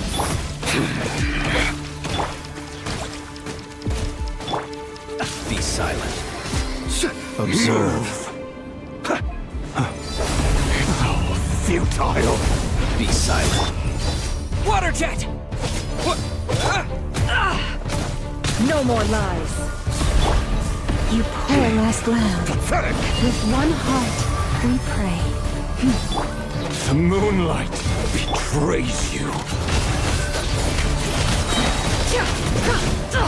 Observe. See within. It all adds up. Forest? Observe. Be silent. Night falls. Wipe out!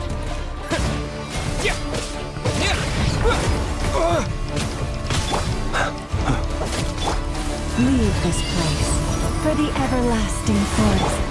The moonlight betrays you. These are made of. It all falls into place.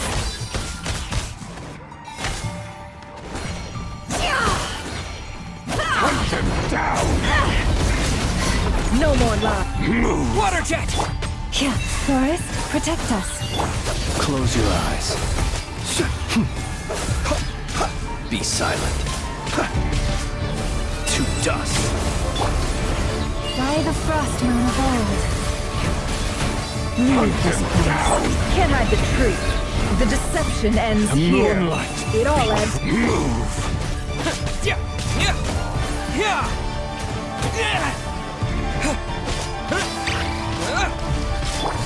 Observe. It began with the moon, and so shall it end. The moon will protect you. Move.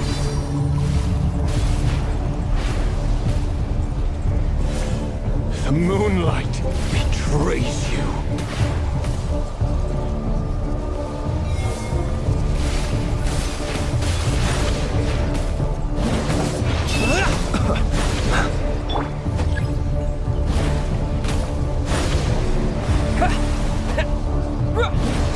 Do you see now?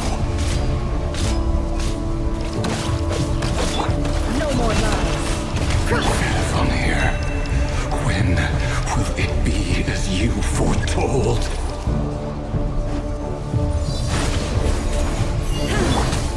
Go! Your foul spirit is not welcome here.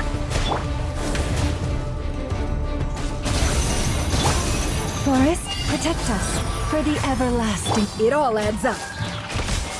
Let's see what you're made of. I'm rather out of sorts. The mystery unravels. It's all futile. Go!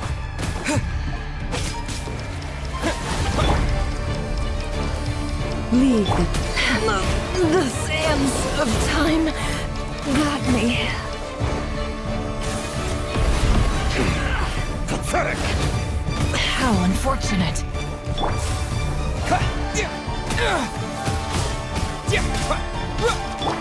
Forest, protect us by the frostmen of old.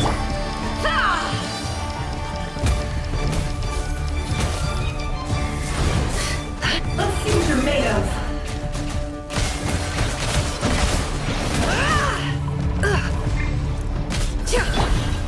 Go! The deception ends here.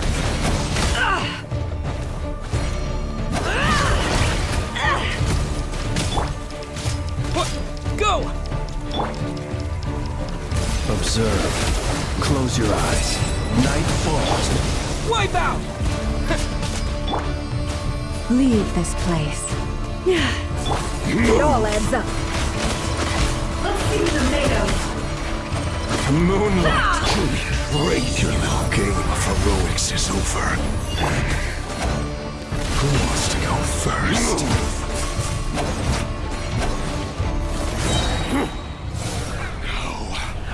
Get out of my sight!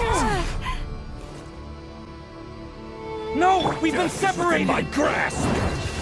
You okay? Never! Where are the others? Stuck outside the barrier. I guess he really doesn't like us.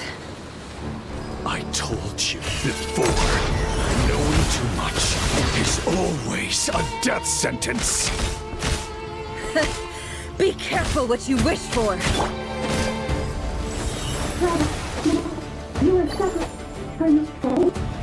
Lama! Can you hear me? Hold on, please. Silence. The voices are gone. But at least I know they're still there. I need to focus. Stick to the plan. Remember my most important task. Just keep stalling him. If I can stall for long enough, the moment will come. Wipe out!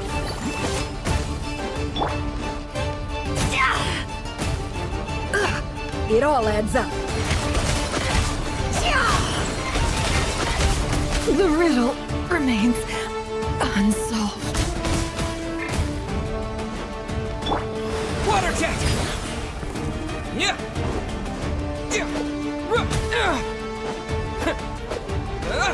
Yeah! Bombs away!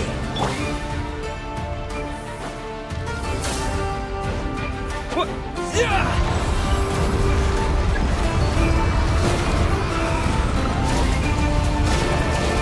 Water jet!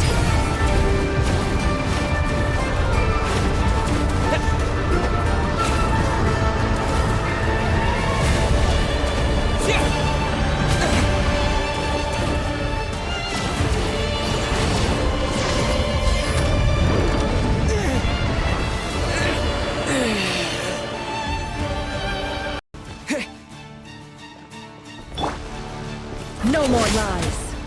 It all falls into place.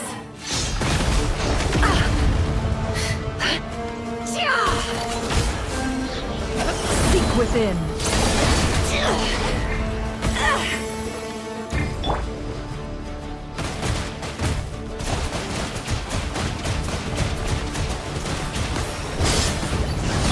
It all adds up. Time to go clean. Absurd.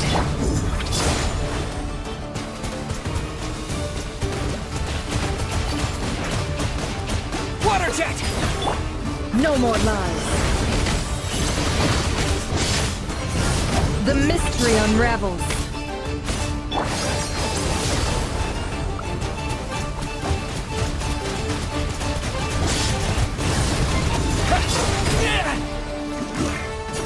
It all adds adds up.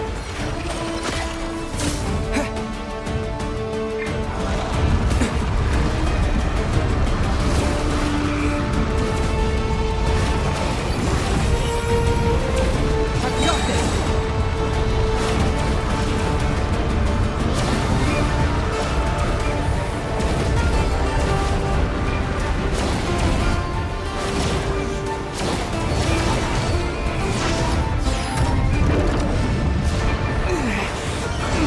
Broken. I can't keep this up. Don't push your luck. Flamethrower. Take. Time to come clean. The riddle remains unsolved.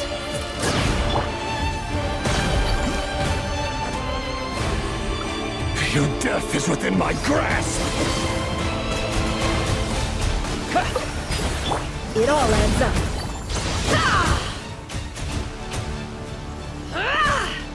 Seek within. Yeah.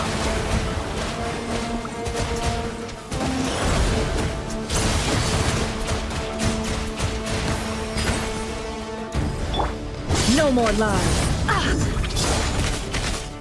Time to come clean. It all adds up. Yeah. Go. No more lies. The deception ends here.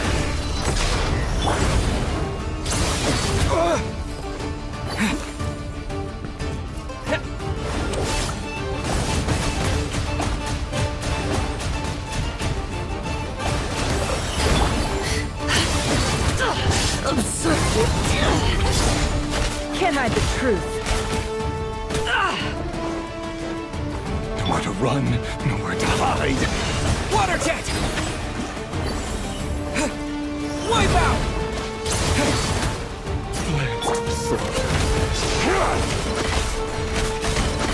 Time to come clean.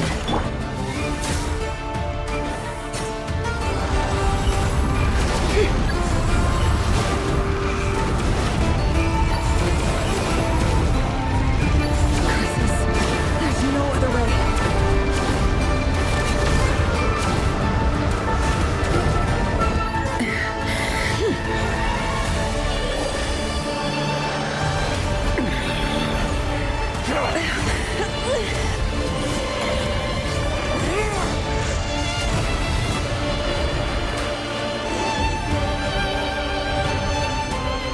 The only way to defeat Rerir is to borrow his own power. That means Columbina will have to disappear while you two bear the brunt of his attacks. You have to hold on. Find a way to keep him focused on killing the two of you.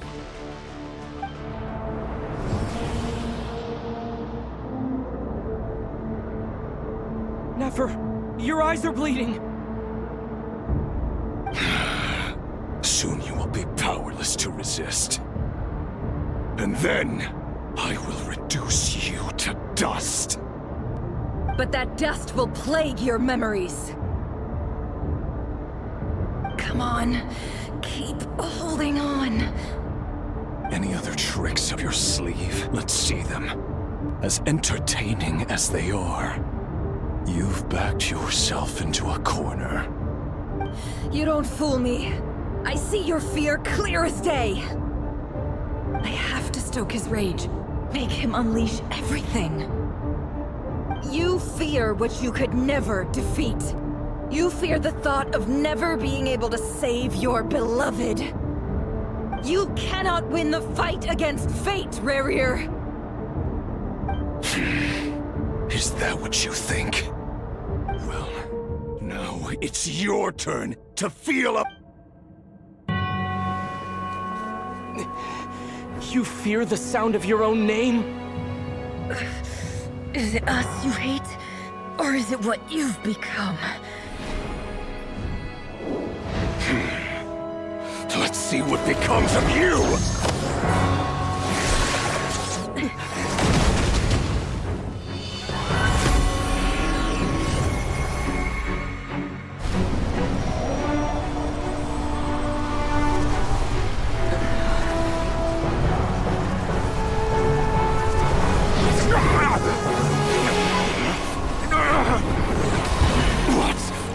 happening.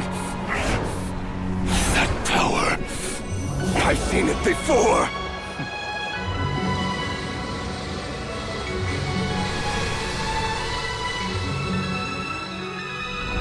His power is on another level.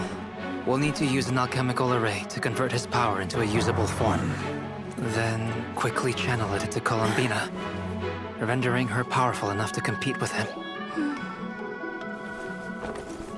I'll join you. I can help. If I release enough abyssal energy into a confined space, it'll create a potential difference, allowing us to extract a huge amount of elemental energy. Next, I'll synchronize with everyone's minds using pyro, then give you temporary access to their abilities and fields of view. But it won't last long. Can you see? Well enough. So, we have a student of Gold Rhine-Daughter in our midst. How about that?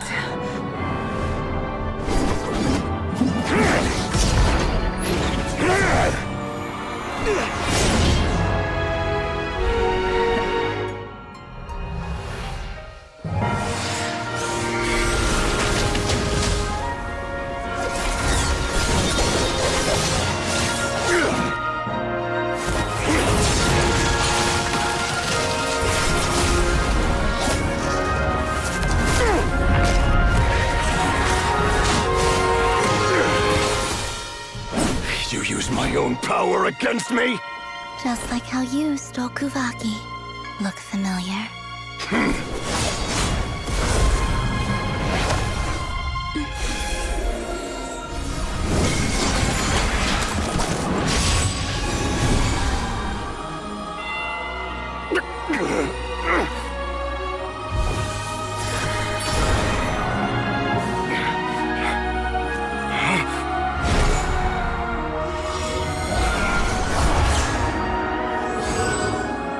Don't you realize? You don't have the power to hold that gate open. I don't, but someone else does.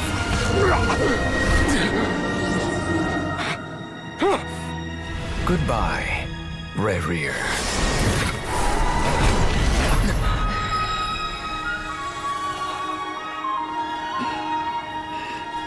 We won.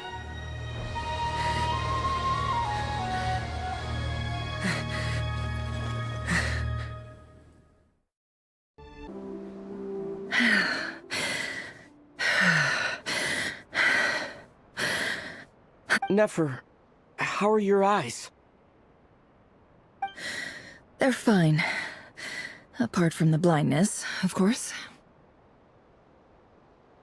It's not too late. Let me handle it.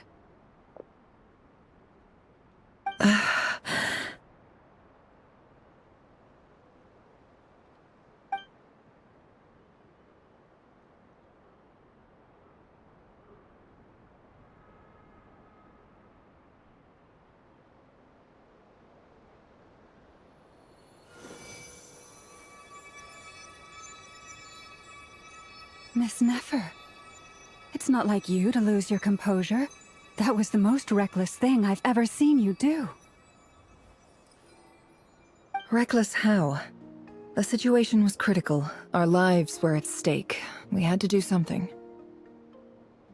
Even so. Okay. I guess you're right. Under the circumstances, it was a wise decision. You traded your eyes for an incredible victory. In business terms, I suppose that's a huge return on investment. I'd be hard-pressed to argue otherwise. Still, I don't like this outcome, and I don't want you to lose your sight for good. People suffer when they make sacrifices they shouldn't have to make. Whether that means faith, strength, or in this case, your ability to even see. I had hoped you could win without sacrificing so much as a single hair on your head.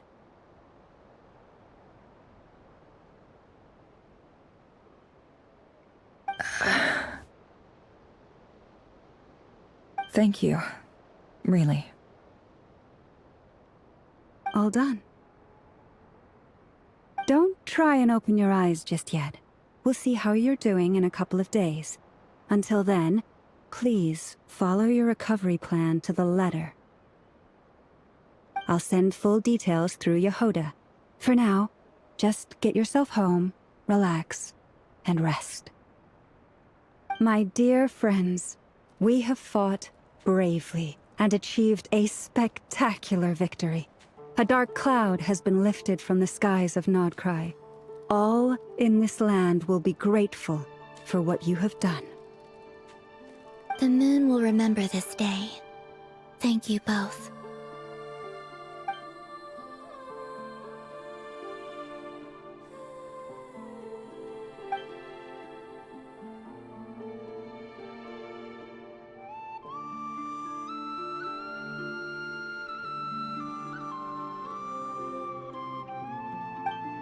There's something I want to let you know.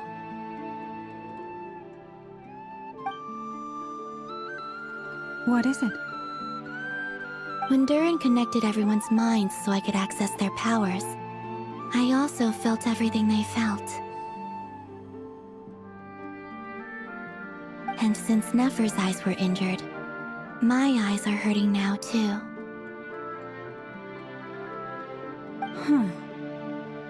Hold on. Let me try. I only feel the pain. There's no actual damage. I just thought I should tell you. You're right. There's no damage. That's a relief. But I must say, I'm surprised to hear the Kutar share something like this with me. In the past, you never used to open up about yourself. Things are a little different now from how they were.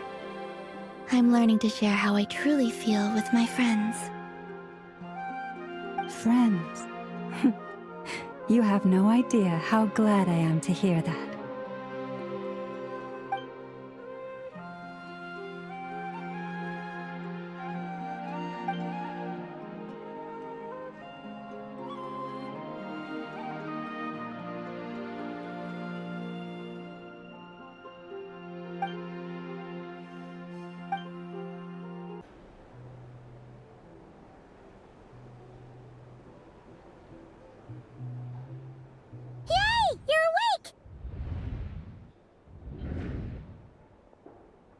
How are you feeling? Any aches and pains? Did you sleep well? I'm doing all right, Paimon. No need to worry about me. Phew! Well, that's good. Paimon's been sitting on the edge of the bed worrying about you for ages. You slept a whole day and night. Poor Paimon had to eat all by her lonesome.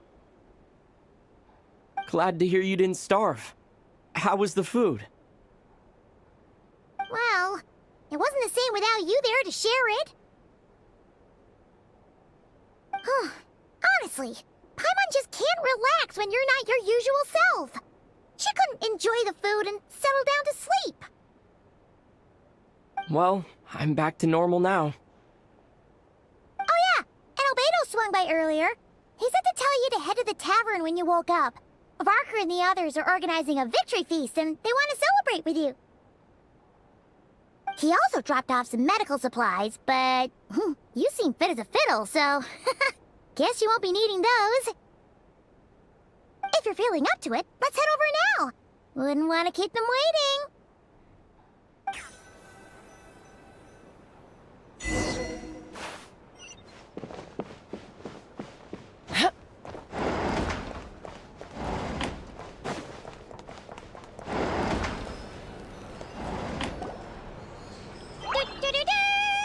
We're here! Oh, Traveler and Paimon! Perfect timing! We were literally just saying how there's no way we're holding this victory feast without you any longer, and we would have postponed it till tomorrow. How are you feeling today? Much better. Thanks. Don't worry about... Relieved to hear it. If that changes, just let me know. Happy to check you over at any time. Yep, we're here for you. Anything you need, just let us know. Oh wait, where's Nefer? How are her eyes doing? Nefer's right over there. I'm sure she'd love to catch up with you.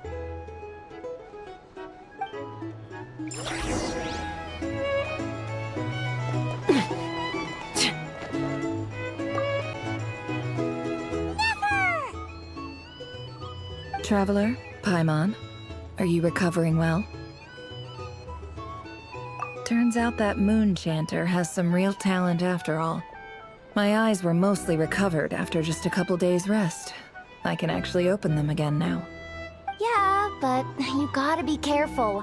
Lauma says not to strain your eyes while they're still healing. Yes, thank you. I'm well aware. Yehoda, could I borrow you for a moment? I could do with an extra pair of hands. Oh, sure. Coming. Did you hear that? I gotta go help Lauma for a second. You guys chat among yourselves. I'll grab us some drinks on the way back. Paimon, you still like 'em sweet? You bet. Make it extra sweet, because Paimon's earned it. Sure thing.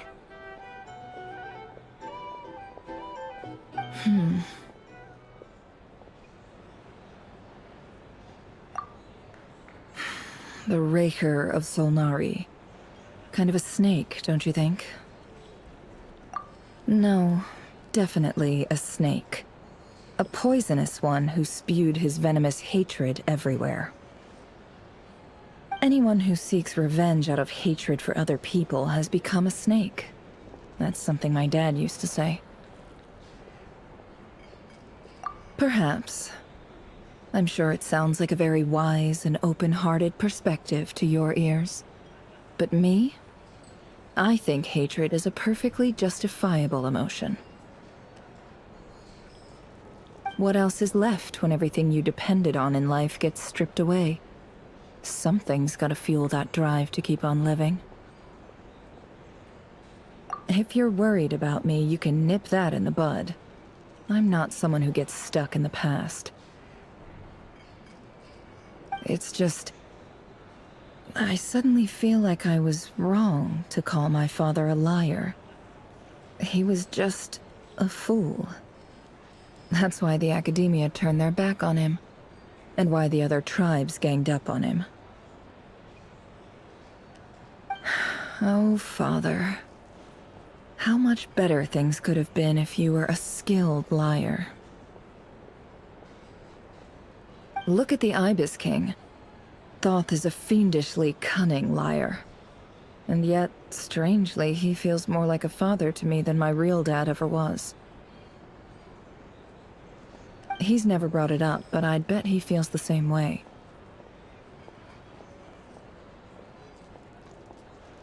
Why else would he give me the power to perceive the truth, while at the same time training me in the art of deception? Well, King Deshret banished him to Aru, which is essentially a prison, and posed 3 questions to him. He promised that he'd have his freedom if he could find the answers.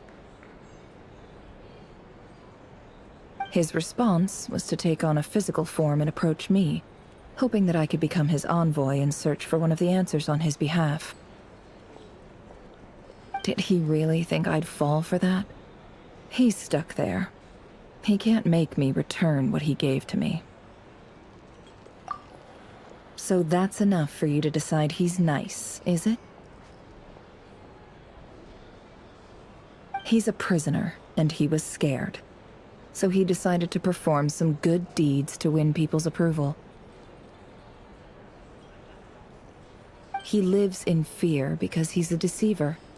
How is Rerir any different? You can't work as a spy your whole life and expect a happy ending.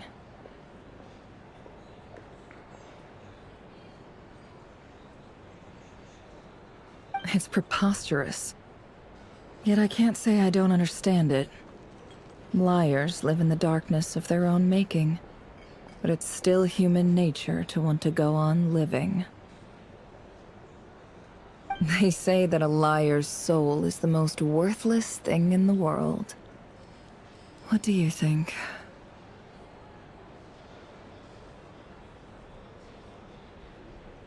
Good. If you understand that, it means you're smart, and you see things objectively.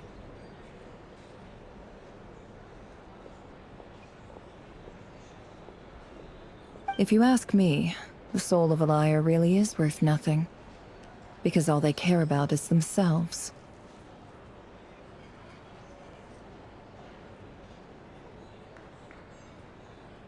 For example, when something good falls into my lap, I don't go sharing the news around. Stops other people trying to steal it from me.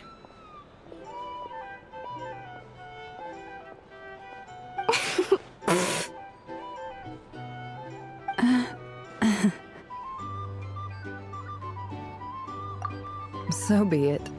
They have sharp ears. I can't keep anything from them.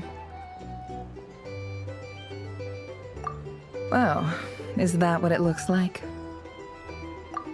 Well, you all know my past now, and I can't simply eliminate everyone who knows too much. So I guess I just have to put up with you, for the foreseeable future at least.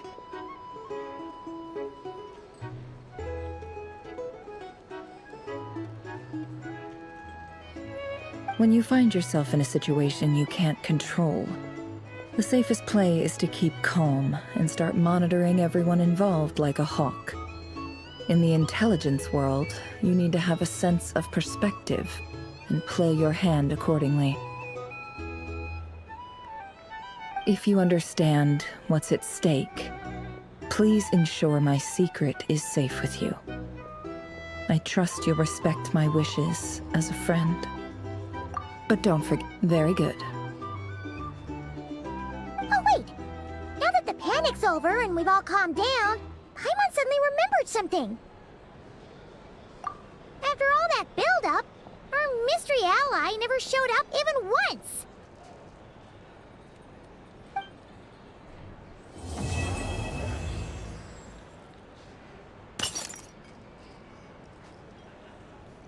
Huh? Am I imagining things?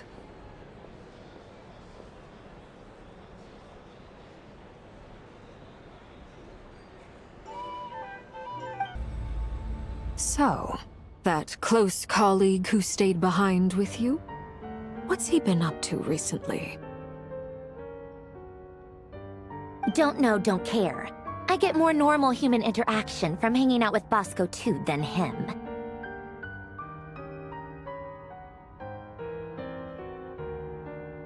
Although, now you mention it, he hasn't bothered me in a while. I wonder if...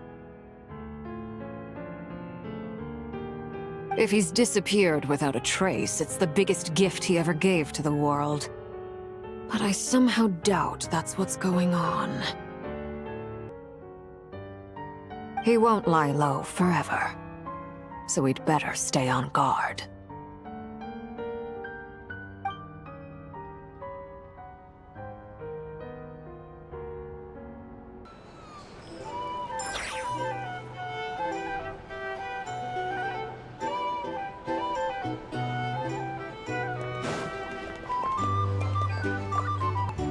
How have you been holding up? Any adverse reactions? If you start to take a turn for the worse, make sure you tell me right away.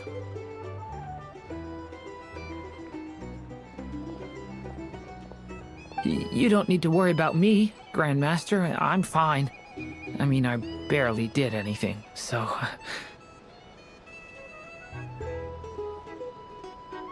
What? You're too humble, young man. You played an indispensable role in the battle for Nodcry. We can't thank you enough for your support. Sometimes, when people praise you, it's because you deserve it. The best thing is to accept it calmly and with grace. It's... Let's do a quick demonstration. Albedo, that was an incredible feat of alchemy. The pressure was on, but you worked flawlessly at lightning speed to get the job done. Thank you. I can't take all the credit, though. Durin played a big part in forming the alchemical array. See?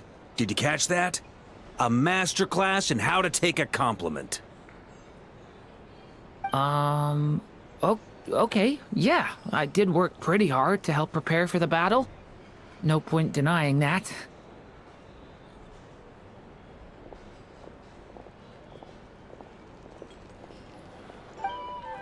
Hey, you guys!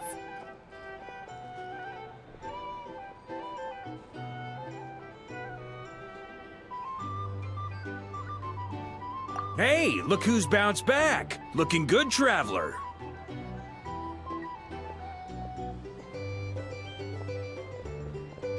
Seems like you've recovered. You won't need to take any more medication. Can I get you a drink? Huh? You know how to order at a bar now? You've sure learned a lot recently.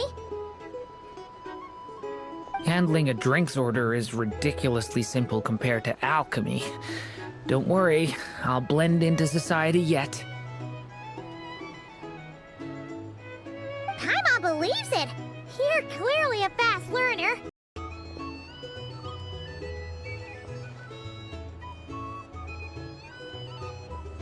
To be totally honest though, Paimon didn't quite follow all the details when you first explained the plan to us.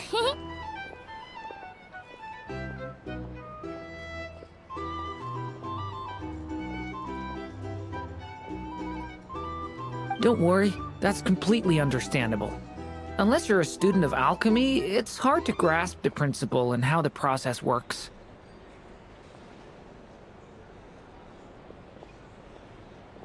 To put it in the simplest terms, we saw how our enemy stole the power of Kuvaki, and that gave us the idea of stealing his power to turn it against him.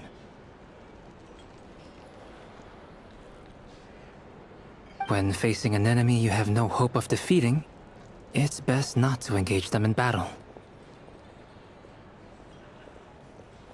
So, instead of looking for a way to overpower him, we decided to help Columbina get strong enough to at least stand up to him in a fight. For this to work, we had to analyze his modes of attack, confirm who his main target was, and make sure that he wouldn't go beyond the range of the alchemical array. For added security, we prepared a total of 4 arrays.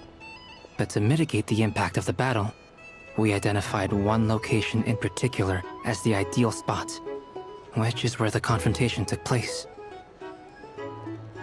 The alchemical array absorbed his abyssal power. Then Durin processed it to render it usable by Columbina. That power enabled her to do what would otherwise have been nigh on impossible. What surprised me was that Dainsleif actually agreed to join us. Given his history with Rerir, he had every right to sit this one out, but we're extremely grateful for the decision he made. It must have been a painful choice to make. But I'm sure that making a decision was far better for him than staying in limbo. Absolutely. He was torn between 2 paths, but in the end, he made his choice and stuck to it resolutely. He doesn't strike me as the sort of person who'd stay trapped in limbo for long. Anyway, however you cut it, everyone gave a stellar performance. And now, it's time to kick back and celebrate.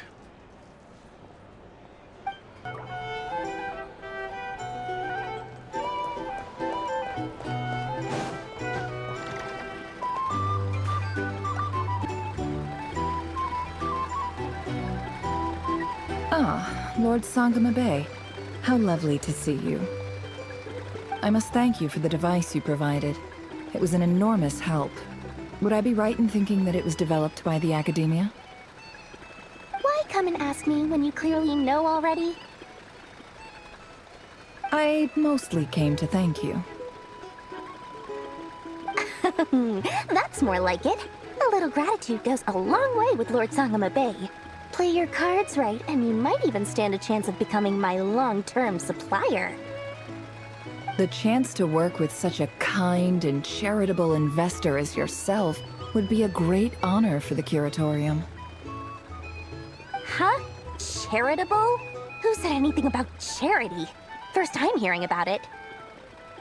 Let's see. The first plot of land you purchased in Nodkrai, your desert interests, and... Stop! What do you think you're doing? Exposing my investment history! It's nothing to hide from. They're all perfectly legitimate investments.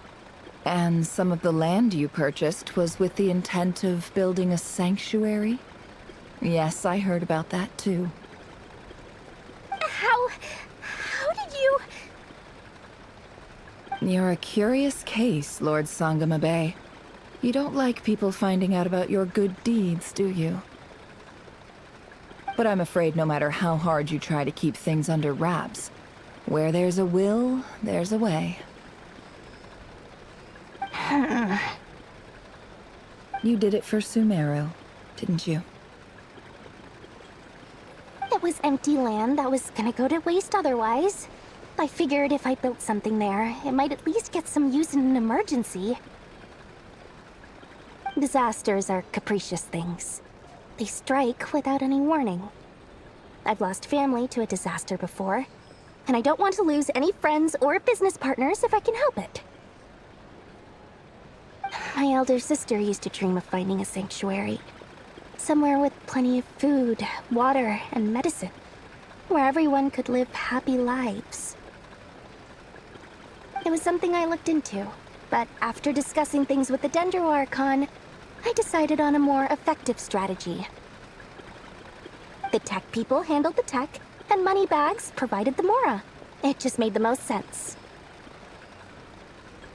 It's a pity that so few people know the truth about you. Everyone says that you view everything in terms of Mora, and all you care about is growing your own wealth. So, what's the problem with that? Everyone wants to be rich. It's human nature. So yes, I love Mora, and it's nothing to be ashamed of. But surely you have dreams of your own beyond just making Mora. You don't get it, do you? My dream is to invest in other people's dreams. And, you know, make a nice little slice for myself along the way. Just thinking about it makes me happy. That sweet, sweet sound of Mora. Thank you. For the device? And the pendant. Oh, that. I was just returning a favor. Don't worry about it. Seems like we've both been away from home for a very long time. Yeah. So long that I barely remember what my family even looked like. That would be your mother, father, and sister? Yeah, though it's been years since my sister passed away. It's not like I want to forget them, obviously, but memory can be even more ruthless than the most calculating business person. Beyond a certain point, if something isn't helping you, it just gets rid of it. My sister can't help me now. Slowly but surely, her face is fading from my mind's eye. It's become a vague impression. Not everything will fade. When loved ones pass away, the beautiful memories are the ones that last the longest. Yeah, that's true. If you ask me, that's the one silver lining in all of it. Well, that, plus, I'm sure that life is much better now than it was back then. Oh, absolutely. I have tons of Mora, a big beautiful house, business is booming, and I'm as happy as can be. You've got a lot going for you too. Boss of the Curatorium of Secrets? I'm sure there's plenty of Mora to be made in that line of work. I appreciate the vote of confidence.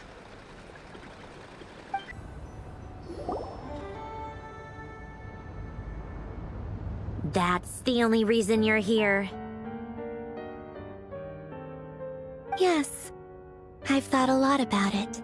And I've realized that you, me, and Arlecchino should be friends. I think this is very important. So I felt I had to come and tell you. Well, this is a new one.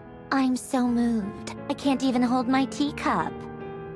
If that's all, you can leave now. Do you not want to be friends with me? Or is it that you prefer being co-workers? What is this, Columbina? Are you deliberately testing my patience threshold? Right now, my politeness module is active. But if you say another word, I swear I'll shut it down. If your politeness module was active, wouldn't you say the word please at some point? Polonia, please see Lady Columbina to the door. Will you still invite me to your next tea party? What? Yes, I think you will. Bye-bye, dear Sandrone.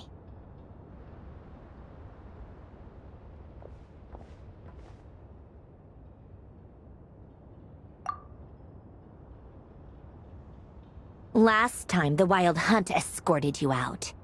Would you rather I handled it myself this time? We just wanted to, see how you were doing now that it's all over. Why? Out of concern for my safety? I hope you didn't seriously think that the Rerir of Solnari would be able to lay so much as a finger upon me, given how prepared I was. Mostly because you kind of helped us out, so we just wanted to check you were okay. Looks like all your robots are fixed, huh? Oh, don't you worry about that. Tea time is already a write-off. The visitor before you managed to kill my appetite. If you're in the mood for tea, go ahead and help yourself. Otherwise, it's going to waste. My coasters are still missing in action, though. Use this notebook instead. Whoa! Pretty hefty notebook. Look at all those calculations. You can ignore those. They're just dumb scribblings. I doodle and write in my free time. Sometimes I remember the distant dreamlike past. Sometimes I imagine the far-flung future. And other times, I grit my teeth and note down all the crazy nonsense going on in the present. Some people do the crosswords in the newspaper. This is my equivalent of that. Trying to predict the future is like daydreaming. And writing about the present just makes me furious. The past is my favorite. If nothing else, it's already set in stone, so I don't have to rack my brains trying to figure it all out. Huh. Although, having said that, the only vaguely interesting memory in my past is probably that guy they call Lord Artificer. Who else? Pretty much all the mecha and Fontaine are his personal handiwork. Wait, are you saying you know him? Like, personally? As a friend? I mean, I guess we were friendly enough. Yep. In fact, I'm probably the only normal person left who knew him at all. We used to chat occasionally back when he was still around. Before he passed away, he asked me to destroy all his manuscripts. I honored his request, but I did read through everything first before destroying them. I mean, I couldn't let the genius of Lord Artificer Alain Guillotin disappear like that. Would have been such a waste. So, that's where the formulas in your notebook are from? I just told you, those are my equivalent of crossword puzzles. They're just dumb formulas that I solve for fun when I'm bored. Alain's work was like epic poetry. The formulas in my notebook are just silly little riddles in comparison. Not that there's anything bad about them. I mean, at least, solving those riddles isn't going to hurt anyone. Except me, 'cause I lose a few brain cells in the process. Anyway, while we're on the topic, I might as well tell you about what happened to him and his friends. Alain Guillotin had two close buddies, Renee and Jacob. They spent their childhood years together in the Narzissenkreuz Institute. They were all quite competitive, so there was some rivalry between them, but it was a friendly rivalry. But beneath the friendship and the rivalry ran something deeper, a sense of nostalgia for the past. Unfortunately, childhood would end, the prophecy would come true, the apocalypse would arrive, and the future would never be. A mad dream that would normally only capture the minds of lunatics began to take root in their hearts. A dream of saving the world. And if Renee and Alain had been people of lesser wits, that dream would probably have ended up as something for them to joke about in their older years. But alas, they were some of the sharpest minds around. They nurtured that dream with the full power of their intellect, and it grew into something that ate away at their souls.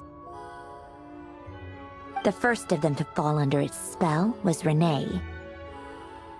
Against Alain's wishes, he persisted in experimenting on a mutual friend of theirs to try and save their life. Alain did not approve and parted ways with Renee. It's complicated. Alain wanted to believe that Renee only did what he did for the sake of their friendship. But when he told me about what happened, I could tell he still had some suspicions about Renee's motives. Perhaps the seed that would grow into a nightmare had already sprouted in Renee's mind. Even then. The next time they met, Renee's soul had been completely engulfed by the dream of salvation. His futile attempt to change the tide of fate only resulted in a wave that swallowed up the world, even before the apocalypse came. And although that wave died down eventually, I hear that it just recently came back with a vengeance. As I understand, Renee wanted to live out his dream of salvation once more. But I'm told that the attempted resurgence finally died out for good. At long last, Renee awoke from his deluded dream. Though of course by then it was far too late. What do you think of Renee? Do you admire his transcendent genius? His view that any price was worth paying to achieve the lofty goal of saving the world? Or do you despise him? Dismiss him as an evil madman who wrought havoc on the lives of everyone around him as he pursued his delusional dream? Same difference, really. Just a matter of perspective. Doesn't surprise me. You share one thing in common, after all. You both want to be the savior. The only difference is, your dream came true, and his, well, he wasn't the one who made it come true. I don't like fanatics who give up their whole lives for their ideology. Nor do I like fools who let their delusions take control. Maybe I could understand if Renee had just been an ordinary person. But he had a sage-like intellect. And still managed to get himself lost in the labyrinth of his own desires. Anyway, that's enough about Renee. Now, moving on to Alain Guillotin, the Lord Artificer. He managed to put a stop to the first storm whipped up by Renee. But after that, Alain lost his friends and family. To his credit, I suppose, the loss of his family and friends was purely a tragic accident. It's not like Alain sacrificed them for his cause or anything. After that, the only thing supporting his work was the same dream that had dragged his closest friend down to the abyss. But although the desire to save Fontaine drove him to found the Fontaine Research Institute, Alain continued to reject any form of transcendental knowledge or power. He was suspicious and fearful of it, having seen the way it had affected his closest friend. I think that formulas and machines derived solely from human intellect were the only thing that gave him a sense of spiritual comfort. Yet Alain's intellect was simply too great. It barely left him space to breathe in his lifetime. Once he realized that the end of his life was approaching, he finally accepted the truth. The Nazissenkreuz Institute needed someone, and a human being, to see its story through to the end. He quit working on his formulas, trading them in for the fairy tales that had played such a formative role in his childhood, but which he barely touched in his adult life. He told me that the director of the Nazissenkreuz Institute used to read those fairy tales to the children as bedtime stories. Apparently, they worked wonders at sending kids off to sleep.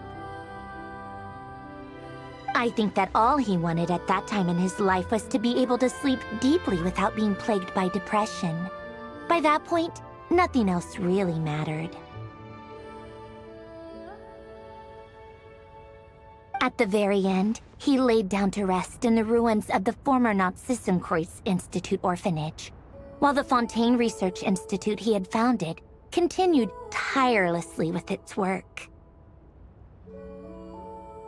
Many years after that, tensions over competing dreams would once again cause a rift, this time between members of the Fontaine Research Institute. But the actions of those fools had nothing at all to do with Alain. And that is the story of two people from the Nazissenkreuz Institute who both wanted to save the world. One went all in on his fantasy of salvation without ever looking back, and ended up calmly sinking to the bottom of the deepest sea.